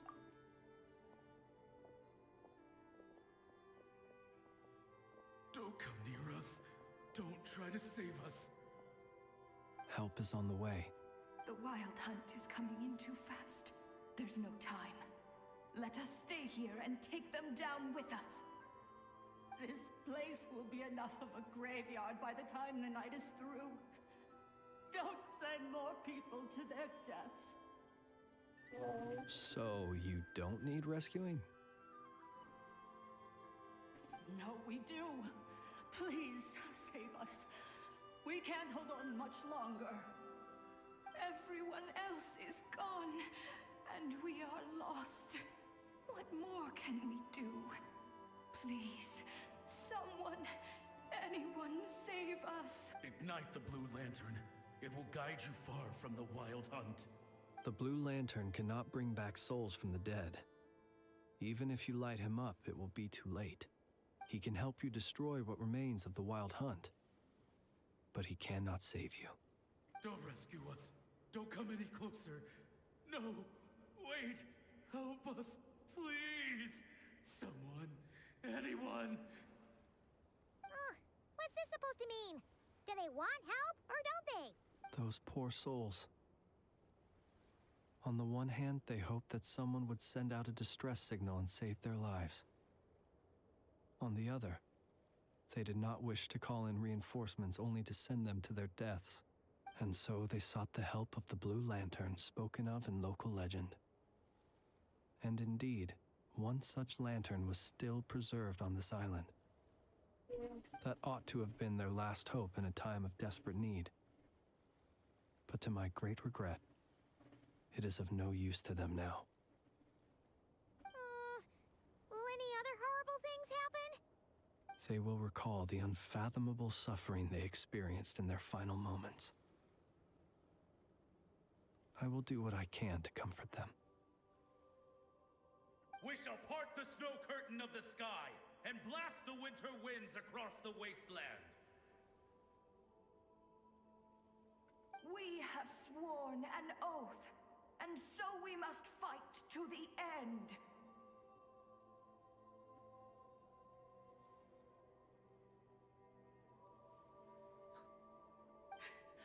We cannot wait for them to come. We are the last ones. Pick up your weapon. Who is he? We are the Light Keepers, who shine the eternal light of hope into the endless snow-swept plains.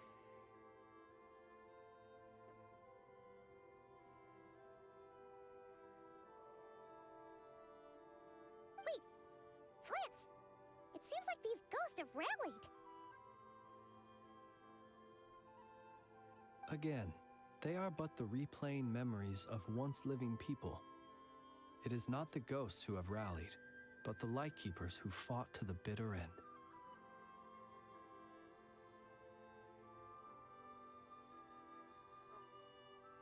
Viewing the world through human eyes is like looking into a kaleidoscope. It is so complex and yet so beautiful. The sorrow and reluctance in the face of death.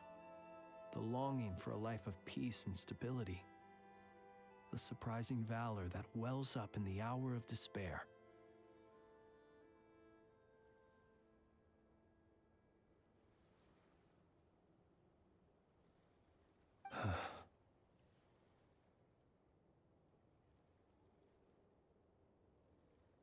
If it were up to you, Traveler, would you wish to do something for them?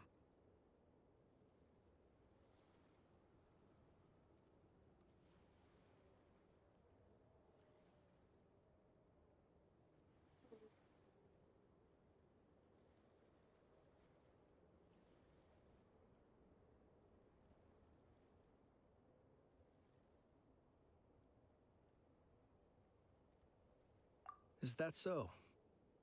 A response befitting an adventurer of your caliber. Personally, I do feel inclined to do something for them. To help these shadows of the heroes that once were forget the death that will soon be upon them, and return to their slumber. In time, the memories and yearning of these ghosts will fade, and slowly return to the ley lines. But that time has not yet come.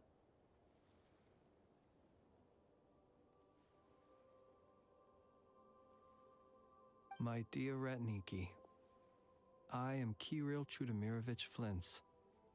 Once upon a time, it was I who retrieved your fallen bodies from the battlefield. Now, let me once more lay you to rest, for you are worthy of my respect and earnest esteem. Look upon my flame and wander no longer. Return to your graves and forever rest in peace. 6 feet under may you slumber in your erstwhile homeland, and in sweet dreams return to the ley line's embrace. They're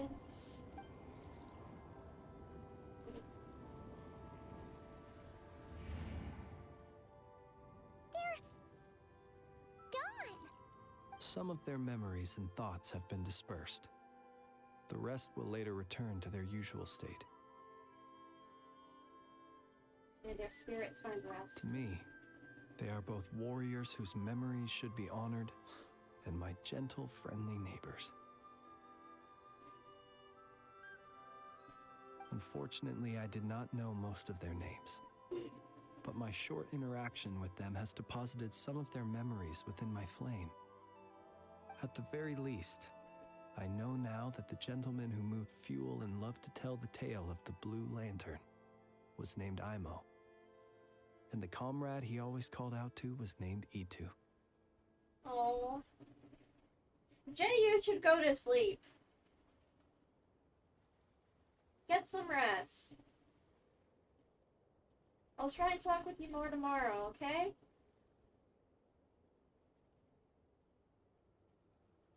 Sleep well.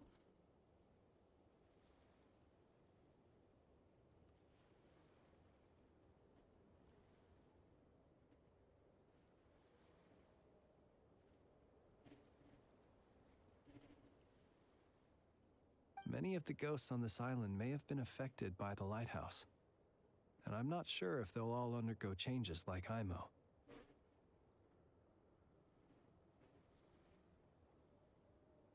But if you're in the mood to keep exploring, would you come with me? I'd like to get to know them better still. Let's do it. It would be my honor.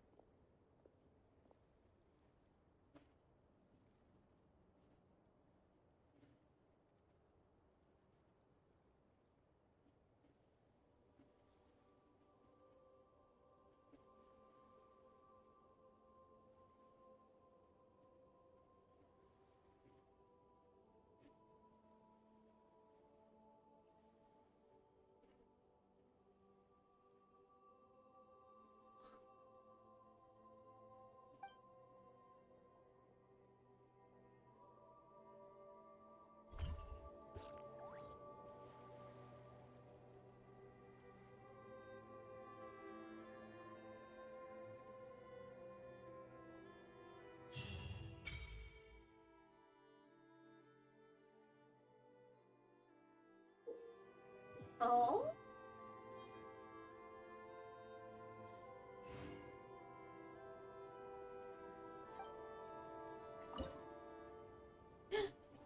Oh!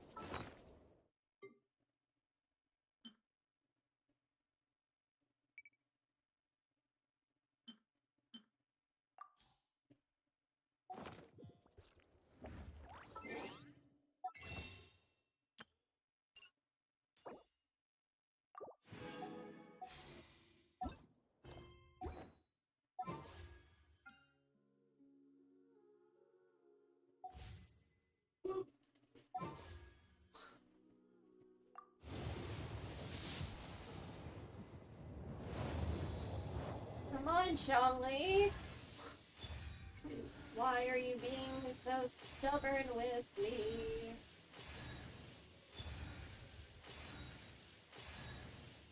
Oh wow.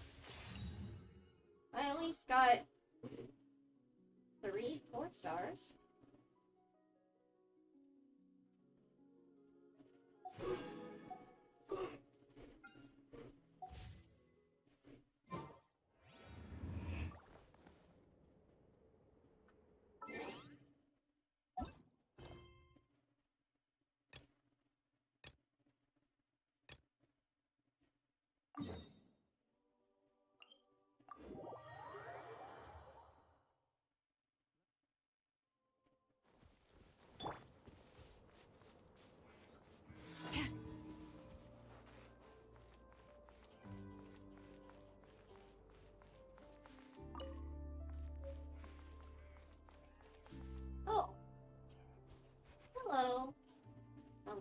Plume Ibis.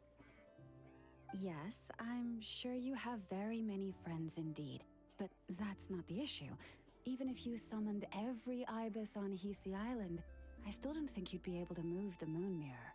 And even if you managed it, the lunar semblance within would still...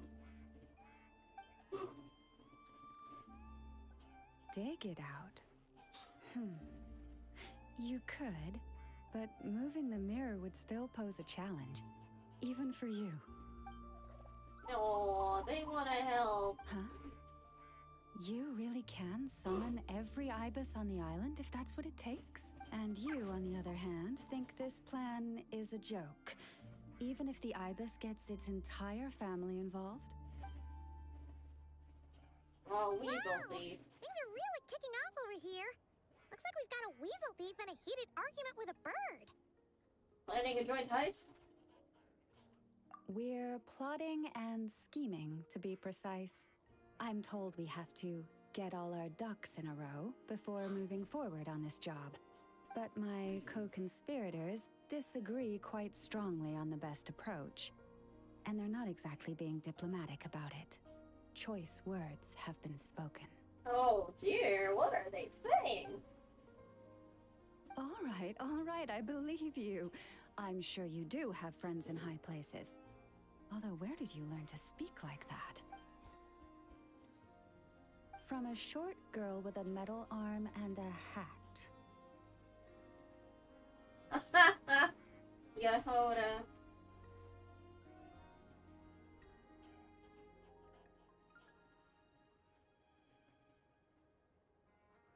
Oh, of course you can keep talking like that so long as you enjoy it. But be sensible around her, okay? Don't copy everything she does. I'm going to have a little chat with the Traveler and Paimon now, so be good and pipe down a little. Huh, it really did quiet down. Being able to understand animal speak is so cool. Paimon wishes she had that ability.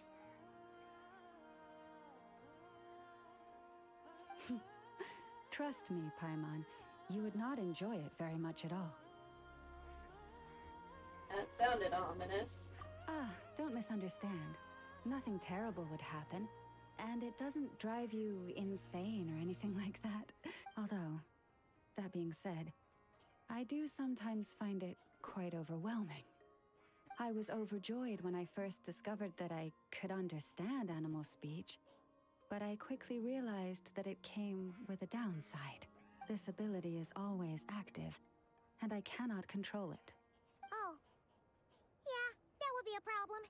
And if you can't control it, that means... From the forest to the waterfront. Whenever there are animals around. Exactly. People say that listening to the bird song deep in the woods gives them a profound sense of peace and quiet that lifts their spirits. Meanwhile, the birds are screaming, I want to fuck. Who wants to fuck? But no matter where I go, I can never find peace and quiet. When I stand in the forest, I hear the chatter of the wildcats, the rabbits, the rhyme-horned deer, the chic badgers, and the long-plume ibis. They argue loudly about who's to blame for damaging whose roost, or which part of the woods the best twigs come from. So your ears do never get any rest. Alright. Guess talking to animals isn't all it's cracked up to be. Waking up to the sound of birds chirping is pretty nice, but replace that chirping with bickering? And suddenly it doesn't seem so appealing.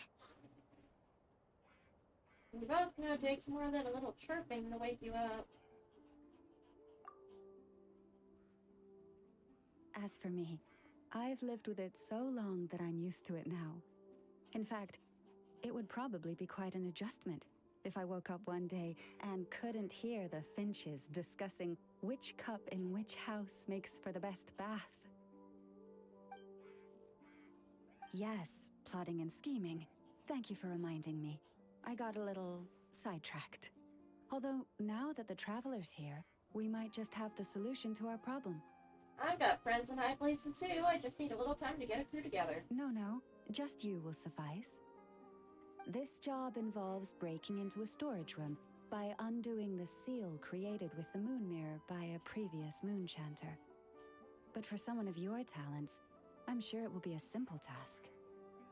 I'm gonna need some on-the-job training. Don't worry, I'm sure you'll be fine. Come, let's go.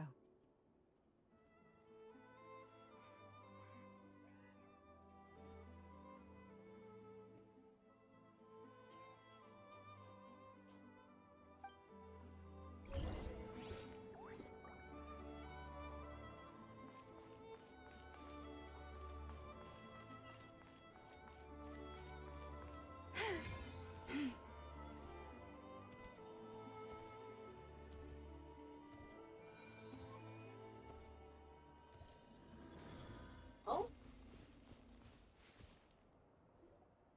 Here we are.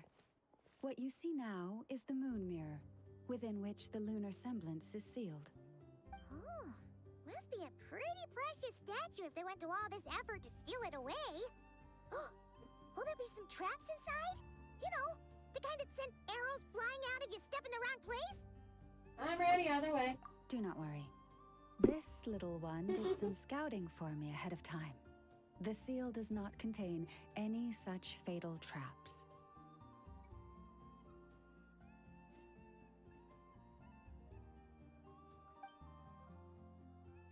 Thank you, little weasel. Oh, nice. That's good to know. And yeah, that sounds like a job for a weasel thief. But from the looks of it, the weasel thief doesn't work for free.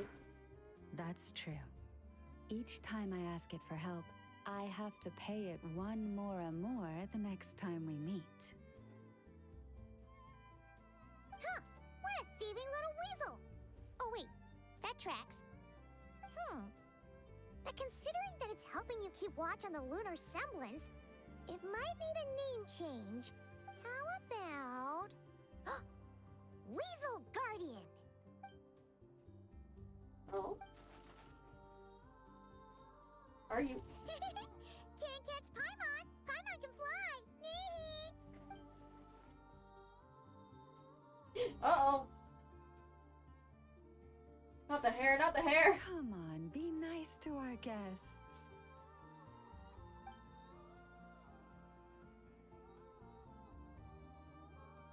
So, how do I help? To retrieve the lunar semblance, we need to activate pairs of mechanisms in 2 different locations. So, it's a 2-person job.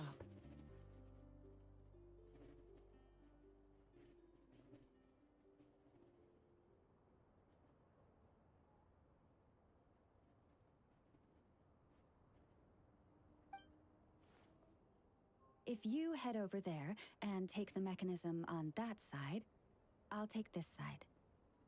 But how do we make sure we activate them simultaneously? That won't be a problem.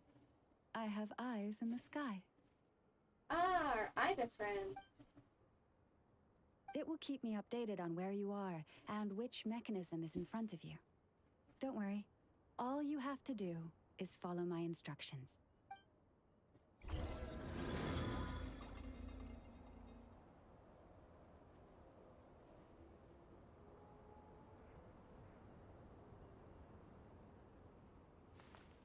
Loma. 1 Loma, 2 Loma, red Loma, blue Loma. Drama Loma. Oh my god, I suddenly had flashbacks.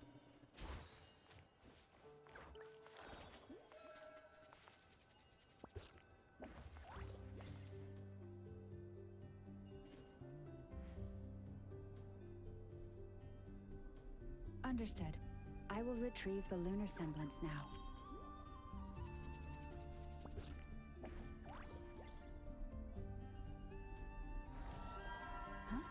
Huh? The way out has been blocked. Could you try that again? Understood. I will retrieve the lunar semblance now.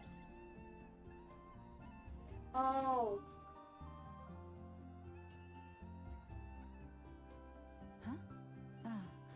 The way out has been blocked. Could you try that again?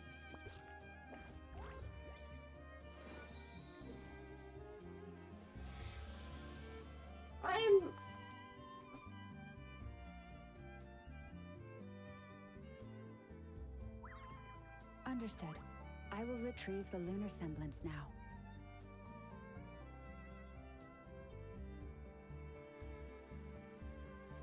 There.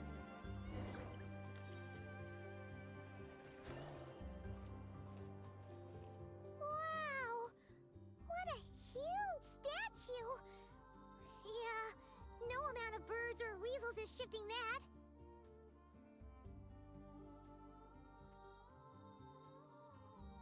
He probably couldn't even get past the mirror. So, Lalma, just how valuable is this statue anyway? I'm on. In terms of Mora? Not much, I suspect. It's crudely fashioned, and the kind of stone it's carved from is found everywhere around these parts. But to the Moon Chanter of that era, and to the Frost Moon Scions of today, it is a priceless treasure. If nothing else, I now have concrete proof of its existence. That's enough to confirm the reliability of several documents on the topic. To me, that makes this a very successful trip. Thank you for your help. I knew I had judged you correctly. The Moon Mirror posed no obstacle to you. And our little friend here was very impressed with your mechanism operating skills. Really? I didn't do too good that time. Oh well.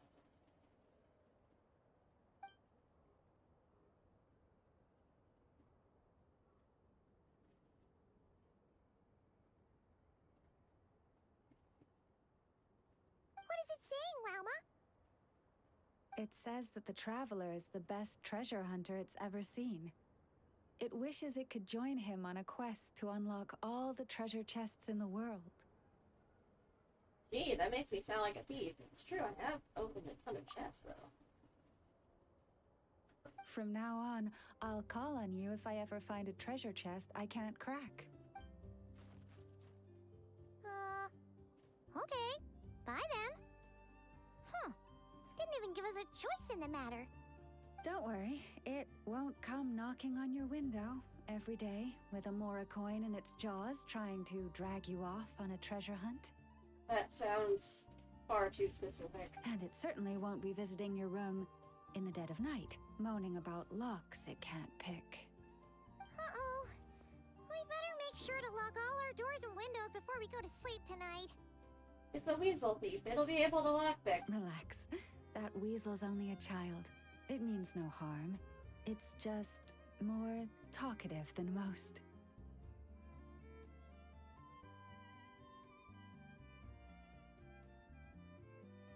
All right, let's head back.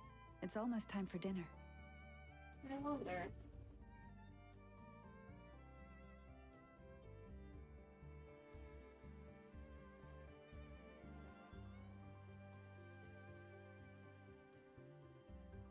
Oh, and we still need to figure out how to get this statue back to our library.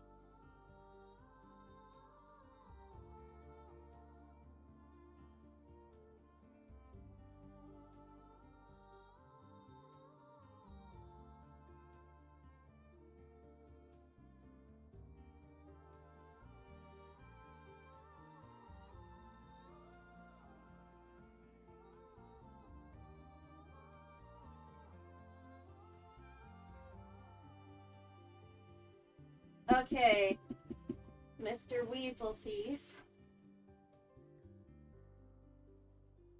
Let me see.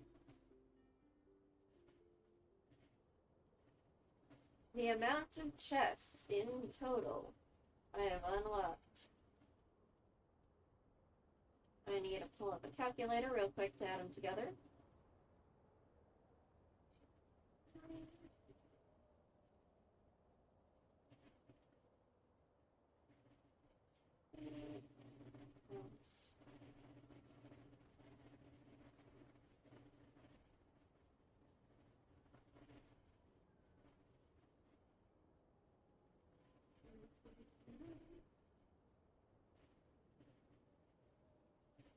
$5,561 chests as of last recording.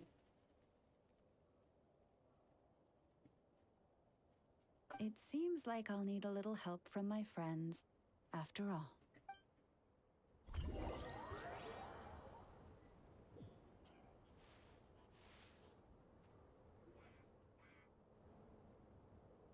Just here will do.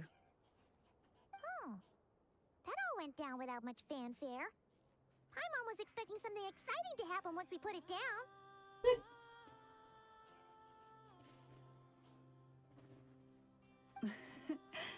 Well, it's just a plain old statue. A historical relic. It doesn't hold any kind of mystical power.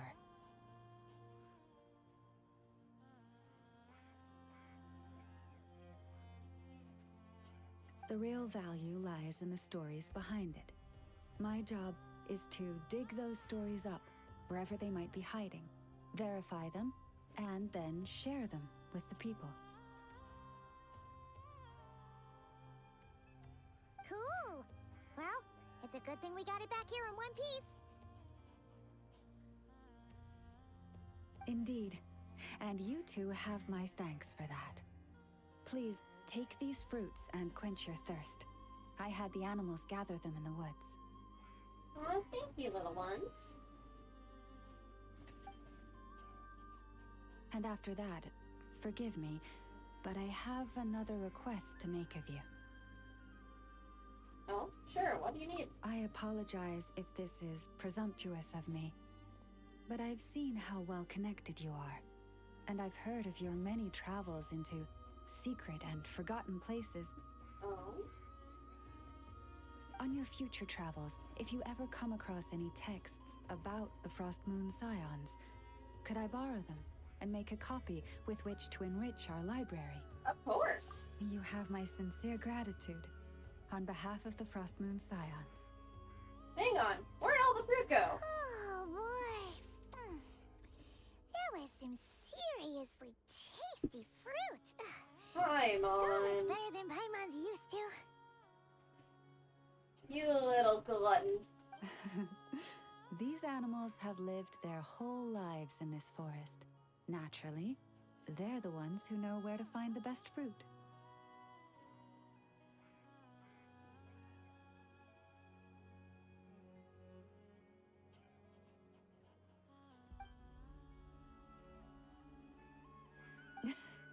This one says to eat as much as you wish, because it's the top fruit finder in the whole forest. It'll fetch some more right away. Awesome. Thank you so much. Awesome. Thanks so much.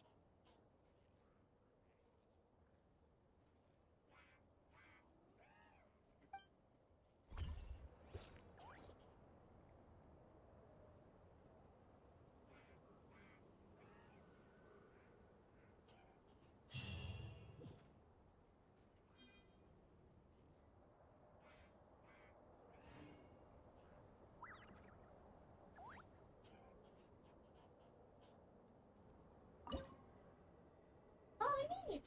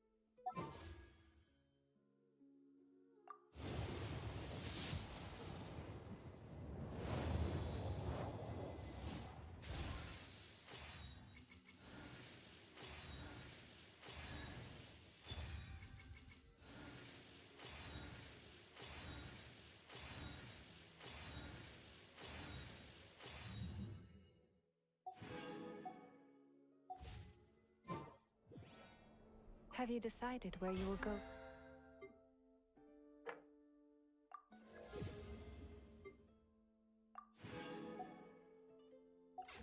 Here.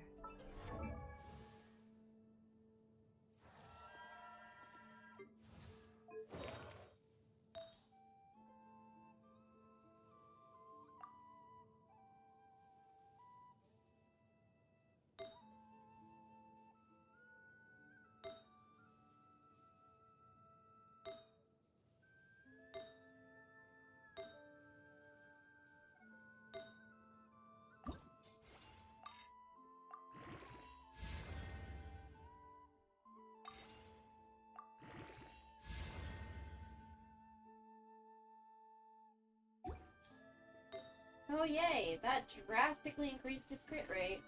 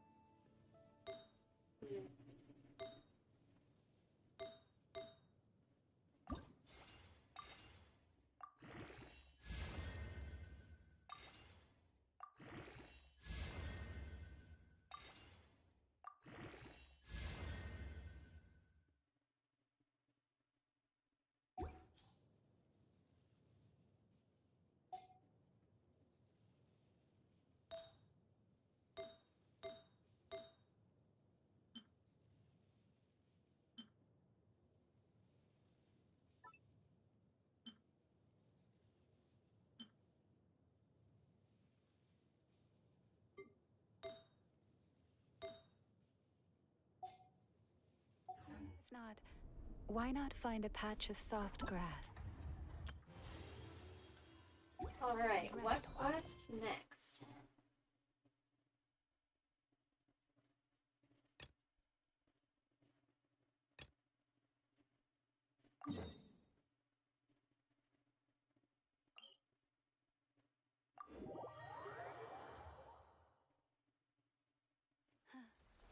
The season of verdure draws near once again.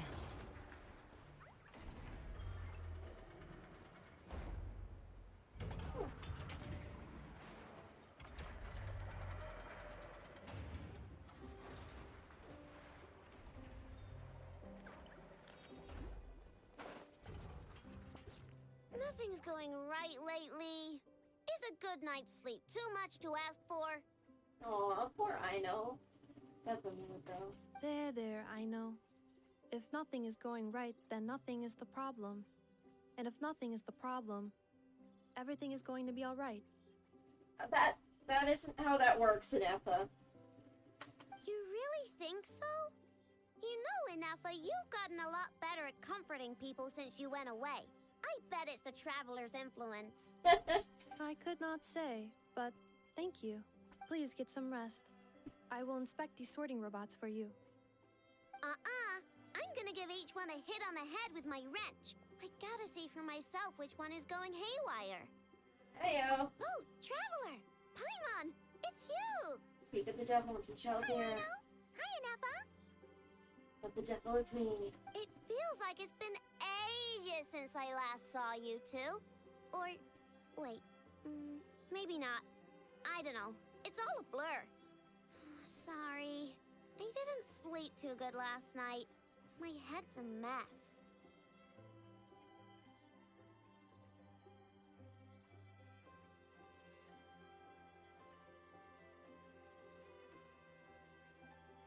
But anyway, seeing you makes me feel a bit better.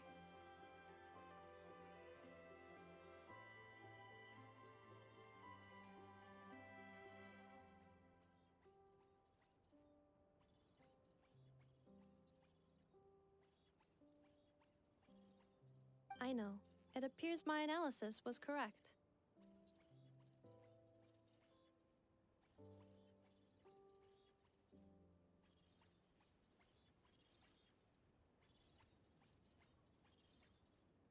Huh? You were getting upset over nothing, but now that the Traveler and Paimon are here, your mood has improved. Conclusion. Everything is going to be alright. Aww. That's actually really sweet. Huh. Well, I can't fault that logic. Oh, what's the matter, Rhino? You can tell us. Whatever's going on, we'll help you out. Oh, it's nothing major. People keep getting into fights around here, and last night, they crashed right into my workshop. All the clinking and clanking makes it hard to sleep. Oh. Oh. Sounds like the Clink Clank Krumkage craft shop is living up to its name. Oh, sorry, not the point. So, who are these people? They sound dangerous. Do not be alarmed. It's a group of treasure hoarders on the run after stealing from the Fatui. That does sound dangerous. Treasure hoarders? Dipping into the Vitui's pockets? Wow, the Nokrai faction's pretty bold. Sorry, again, not the point. What matters is, disturbing people in the middle of the night is unacceptable. Yeah, before Inefa came back, all I could do was hide in the workshop and curse them under my breath. But now, I can teach them a lesson. I already cleared them out last night. You will not be bothered again, I know.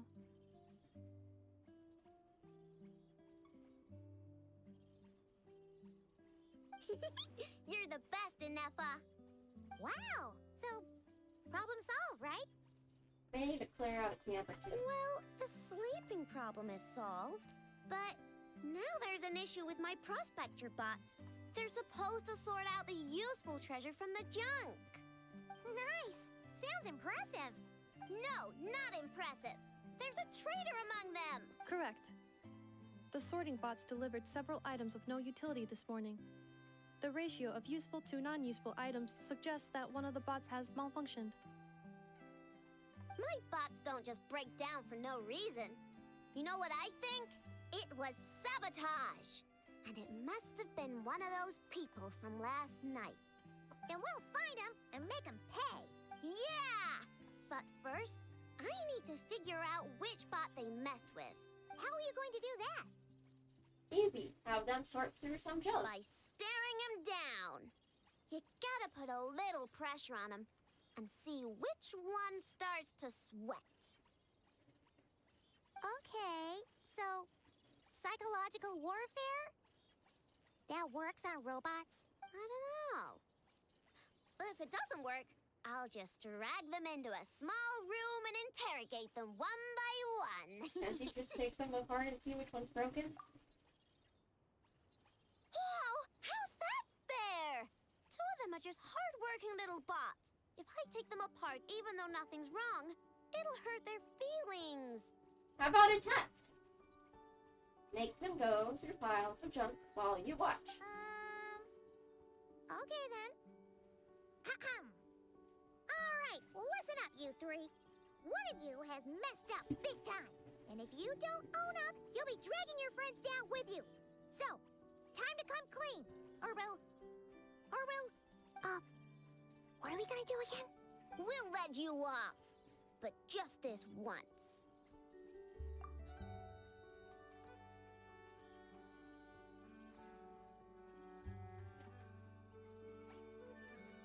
You stared them down all right, Traveler. Notice anything off? Yep, that's it. What did I say? A little psychological pressure does the trick. Come on, help me catch him. Receive my blessing. Oop.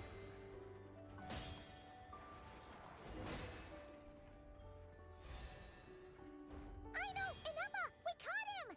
Do you need to check him over? Analyzing exterior. No anomalies detected.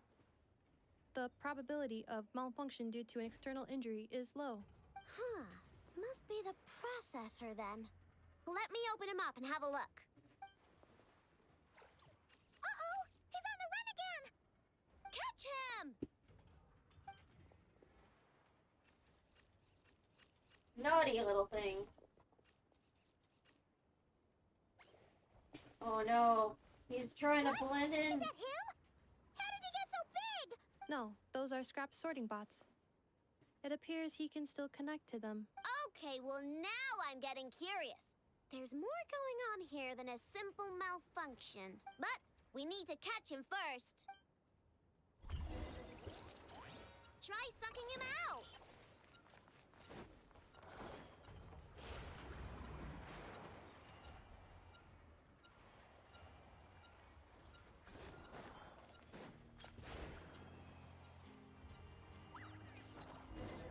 There we go. Oh, finally! We caught him! Man, what is going on with this bot?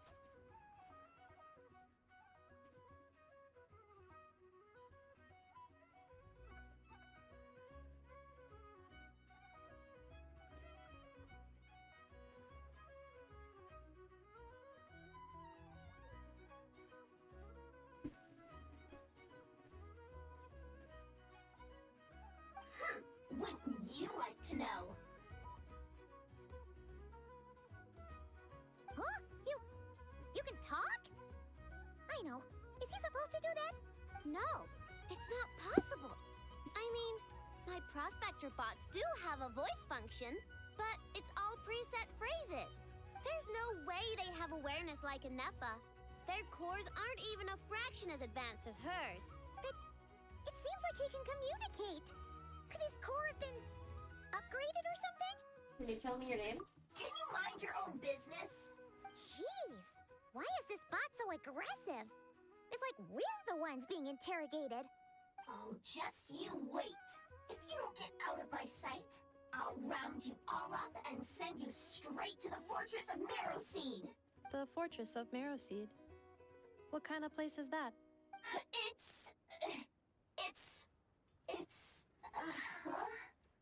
What is it again? You mean the Fortress of Marrowseed? Marrowseed. Yeah, that seems right. So you're from Fontaine? Would you stop with the personal questions? So intrusive. Leave a girl alone. Whoa! What do you mean, girl? You're a junk sorting robot. I'm a girl. Okay, well, I'm not sure what happened, but something is definitely wrong here. This isn't the prospector bot I know, that's for sure. Well, guess the only way to find out is to open you up and see what's going on. Don't come any closer. Somebody help! It's okay. I'm a girl too. Oh my god. That doesn't change anything. That is so funny. Apologies. Traveler in Paimon. Aino prefers to devote her full focus to solving problems. I believe she needs some time to get to the bottom of this issue. Perhaps it would be best to follow up tomorrow. Wild.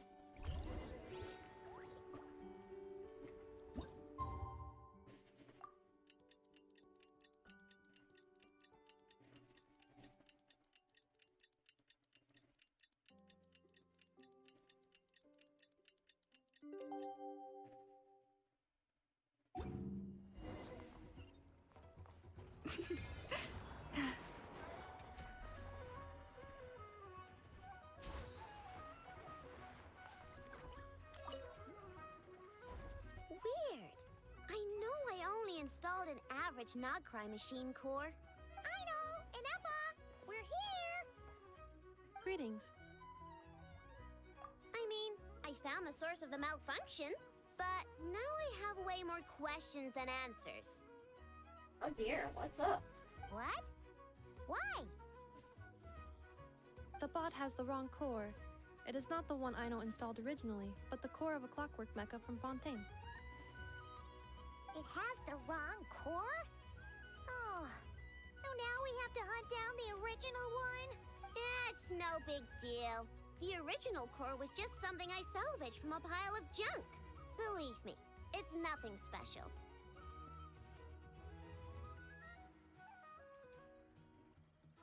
The problem is, this new core is really advanced. I don't even understand half of its functions. Oh damn. Really? Is that why it can talk like an Eppa? No idea. What I can tell is that this core went through a massive explosion at some point. Almost all the modules are damaged, but I can't fix any of them. Wow!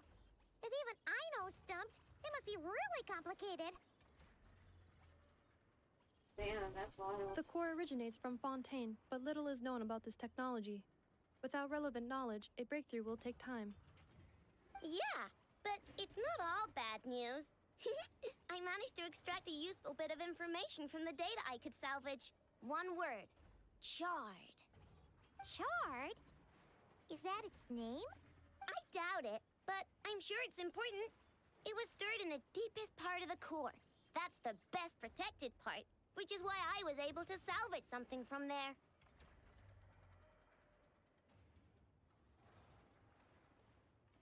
The best protected part? In the event that my core sustained damage, that's where I would move all Aino-related data to keep it intact. Ah! Knock on wood, knock on wood! Your core is gonna be just fine, Inefa. Don't jinx yourself like that. I was engaging in a hypothetical discussion. Doesn't matter. You still gotta say it. Say knock on wood. Knock on wood. Like that? Yeah. Whew. That was a close one. Huh? Superstition. Anyway, I bet there's other data preserved deep in the core, too. Otherwise, this thing wouldn't be able to talk.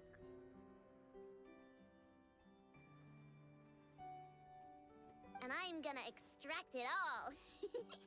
Here, data, come to Ino. Man, this core is so mysterious. But if it's so high-tech, how did it end up inside a random prospector bot? Bingo! That's the question, isn't it? Who replaced the original core with this one and why? I mean, even though it's damaged, the research value is off the charts. Maybe it has something to do with the Fatui or the treasure hoarders. Bingo! That has to be the answer. You know what happened the day before it started malfunctioning? The Fatui chased a group of treasure hoarders straight into my workshop. Oh, what if they were trying to hide a valuable component they stole? I'm thinking the treasure hoarders stole the core from the Fatui Yeah. and needed a place to hide it. So, they stuffed it in my prospector bot and handed the original core over to the Fatui to smooth things over. Makes sense, don't you think? I'm pretty clever, right, Anefa? Yeah, it's a likely theory.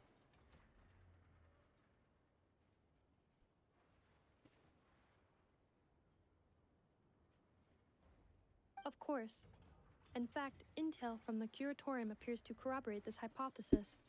Several of Marinette's subordinates were robbed on their way back to Snezhnaya. Although it is unclear what was stolen, the culprits were identified as a group of 3 treasure hoarders.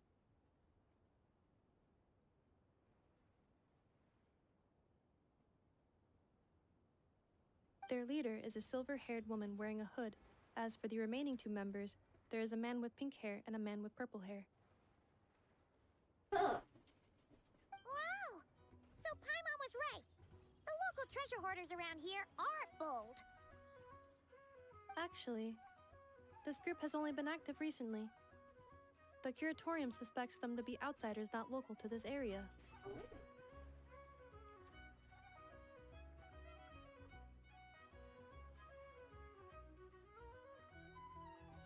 Who cares? Yehoda said they're just a bunch of small fry anyway. Well, what should we do now? Yeah. If those treasure hoarders really did mean to hide the core in this bot, they're probably gonna come back for it. Let them come. If they're nice, I'll even share my crunkakes with them. And if they're mean, Anefa will give them a good old knuckle sandwich. Good plan. Stay flexible.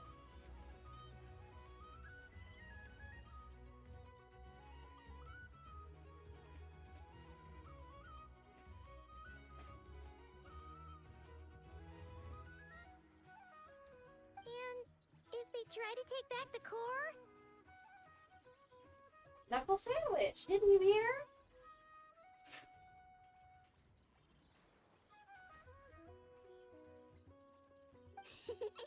I already thought of that. I'm just gonna hide it. Anefa, can you get Little Chard and the others to come over here?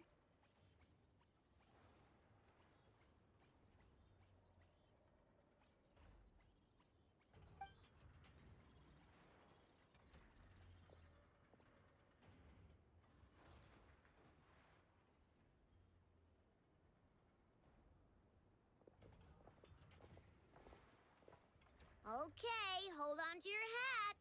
I'm gonna hide Little Chard in a scrap prospector bot. What did you just call me? Come on, we have to call you something. What? Do you already have a name? Lombro. What kind of name is that? Did you get it from somewhere in your data bank? It doesn't sound like a little girl's name to me. What about Chard Lombro? Oh, so use Lombro as a last name. Huh, I kinda like it. Then it's decided. You're Chard Lombro from now on. No complaining, all right?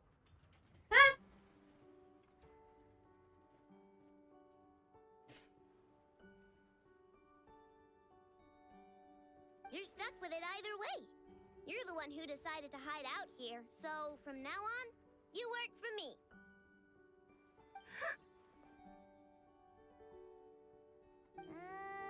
Don't think it likes the sound of that.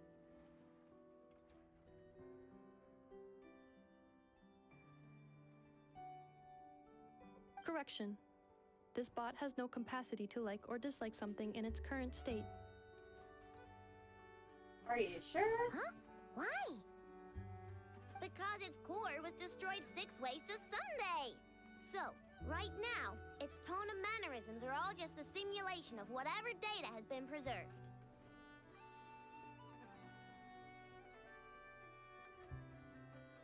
Like, remember how I found the word charred in the data? Well, if that refers to a person, then basically, little Chard is just imitating their way of speaking. Oh. Oh, so that's how it works. A marionette? Anyway, we can figure all that out later.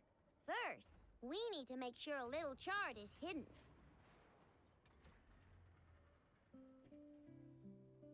Why don't you take the reins, Traveler? It's super cool. You'll see.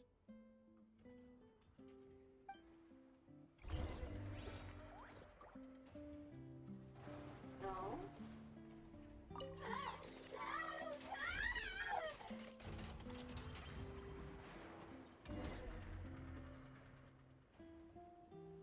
Nice job!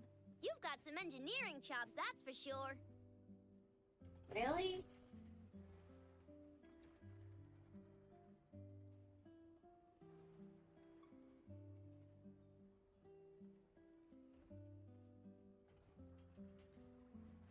And thanks to you, I'm now the proud owner of the most advanced prospector bot in town.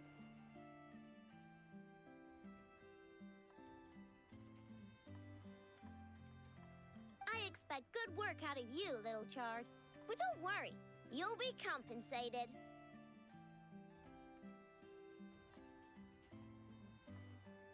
Like I care. We gotta do something about that temper of yours. Maybe a little flour on your head will soften you up a bit. No.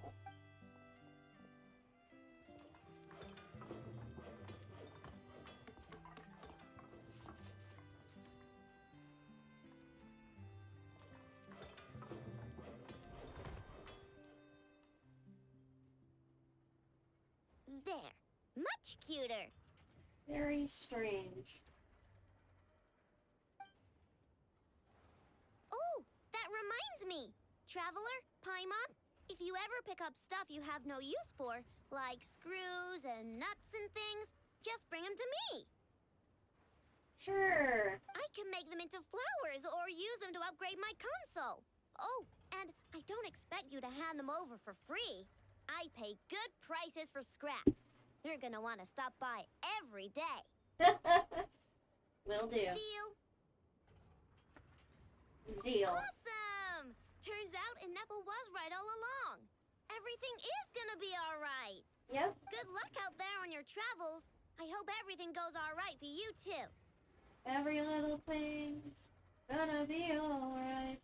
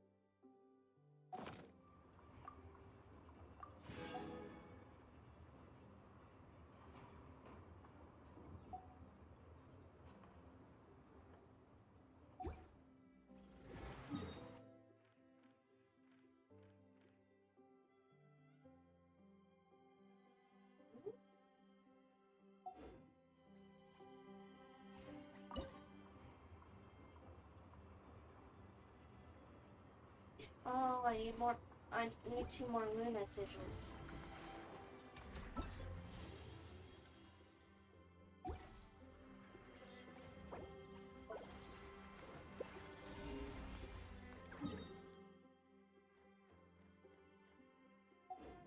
Straight up, eh? Oh dear, is it up there? It is, isn't it?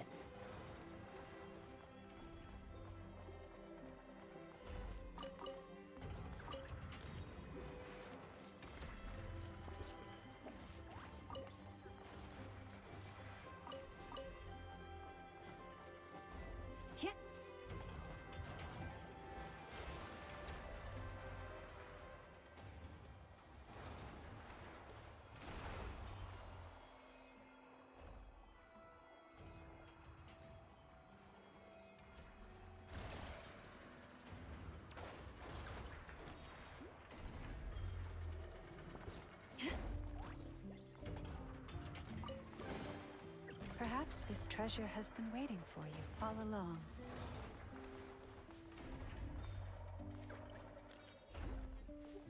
Go in there.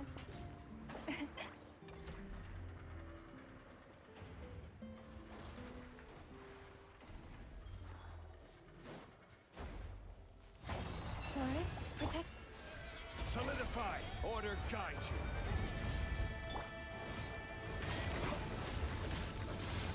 Guys.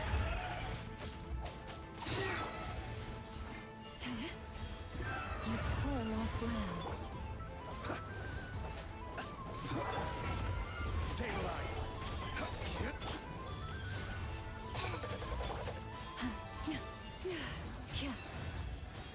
Close your eyes.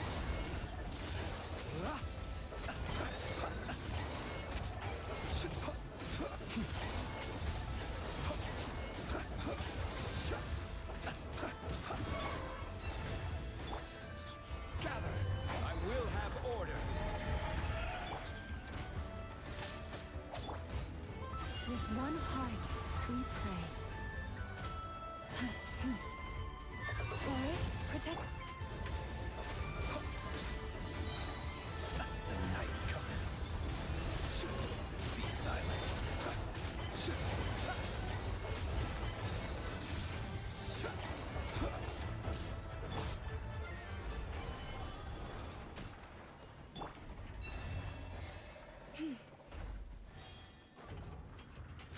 Mother.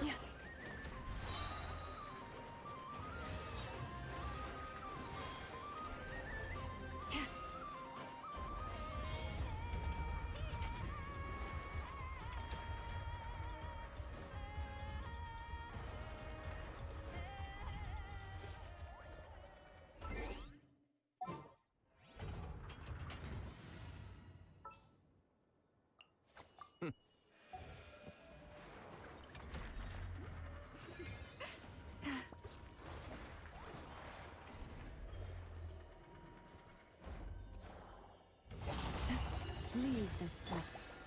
Stabilize!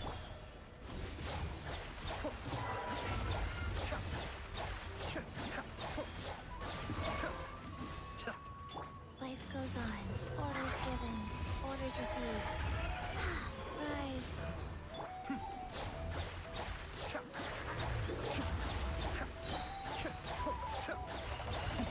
The depths beckon! Solidify! You poor lost lamb.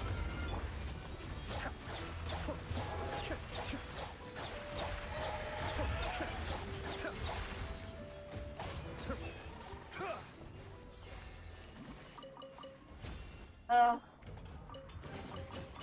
All yours. these not cry enemies are always a pain.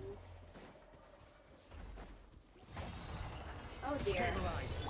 Branch into saw. Go. Order guide you! Be still!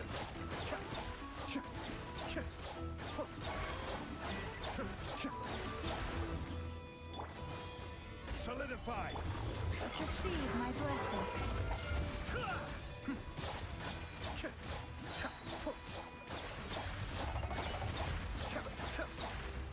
Kami-sato Arc. Suiyu! Wheel of Life. Sacred name. Fortune Preserver. Cascade!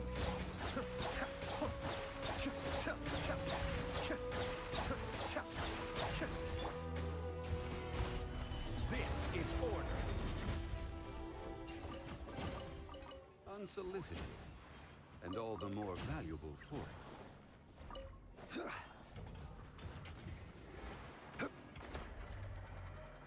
Me.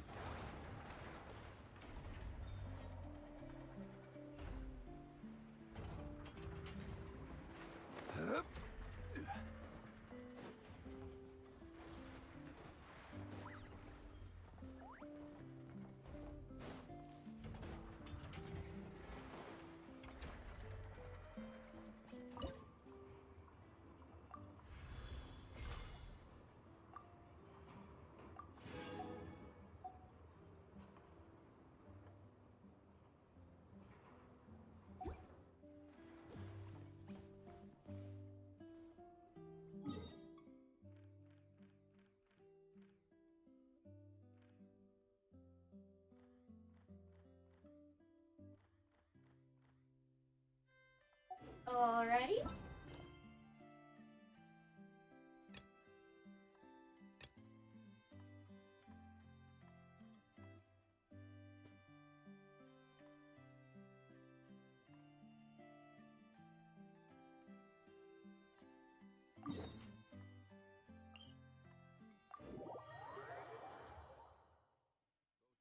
For transferring commodities back and forth. Actually, And those that I'm gonna call it for tonight, at least the streaming bit. tend to stay a while. So it is. Well, thank you for watching. Good morning, good evening, and good night.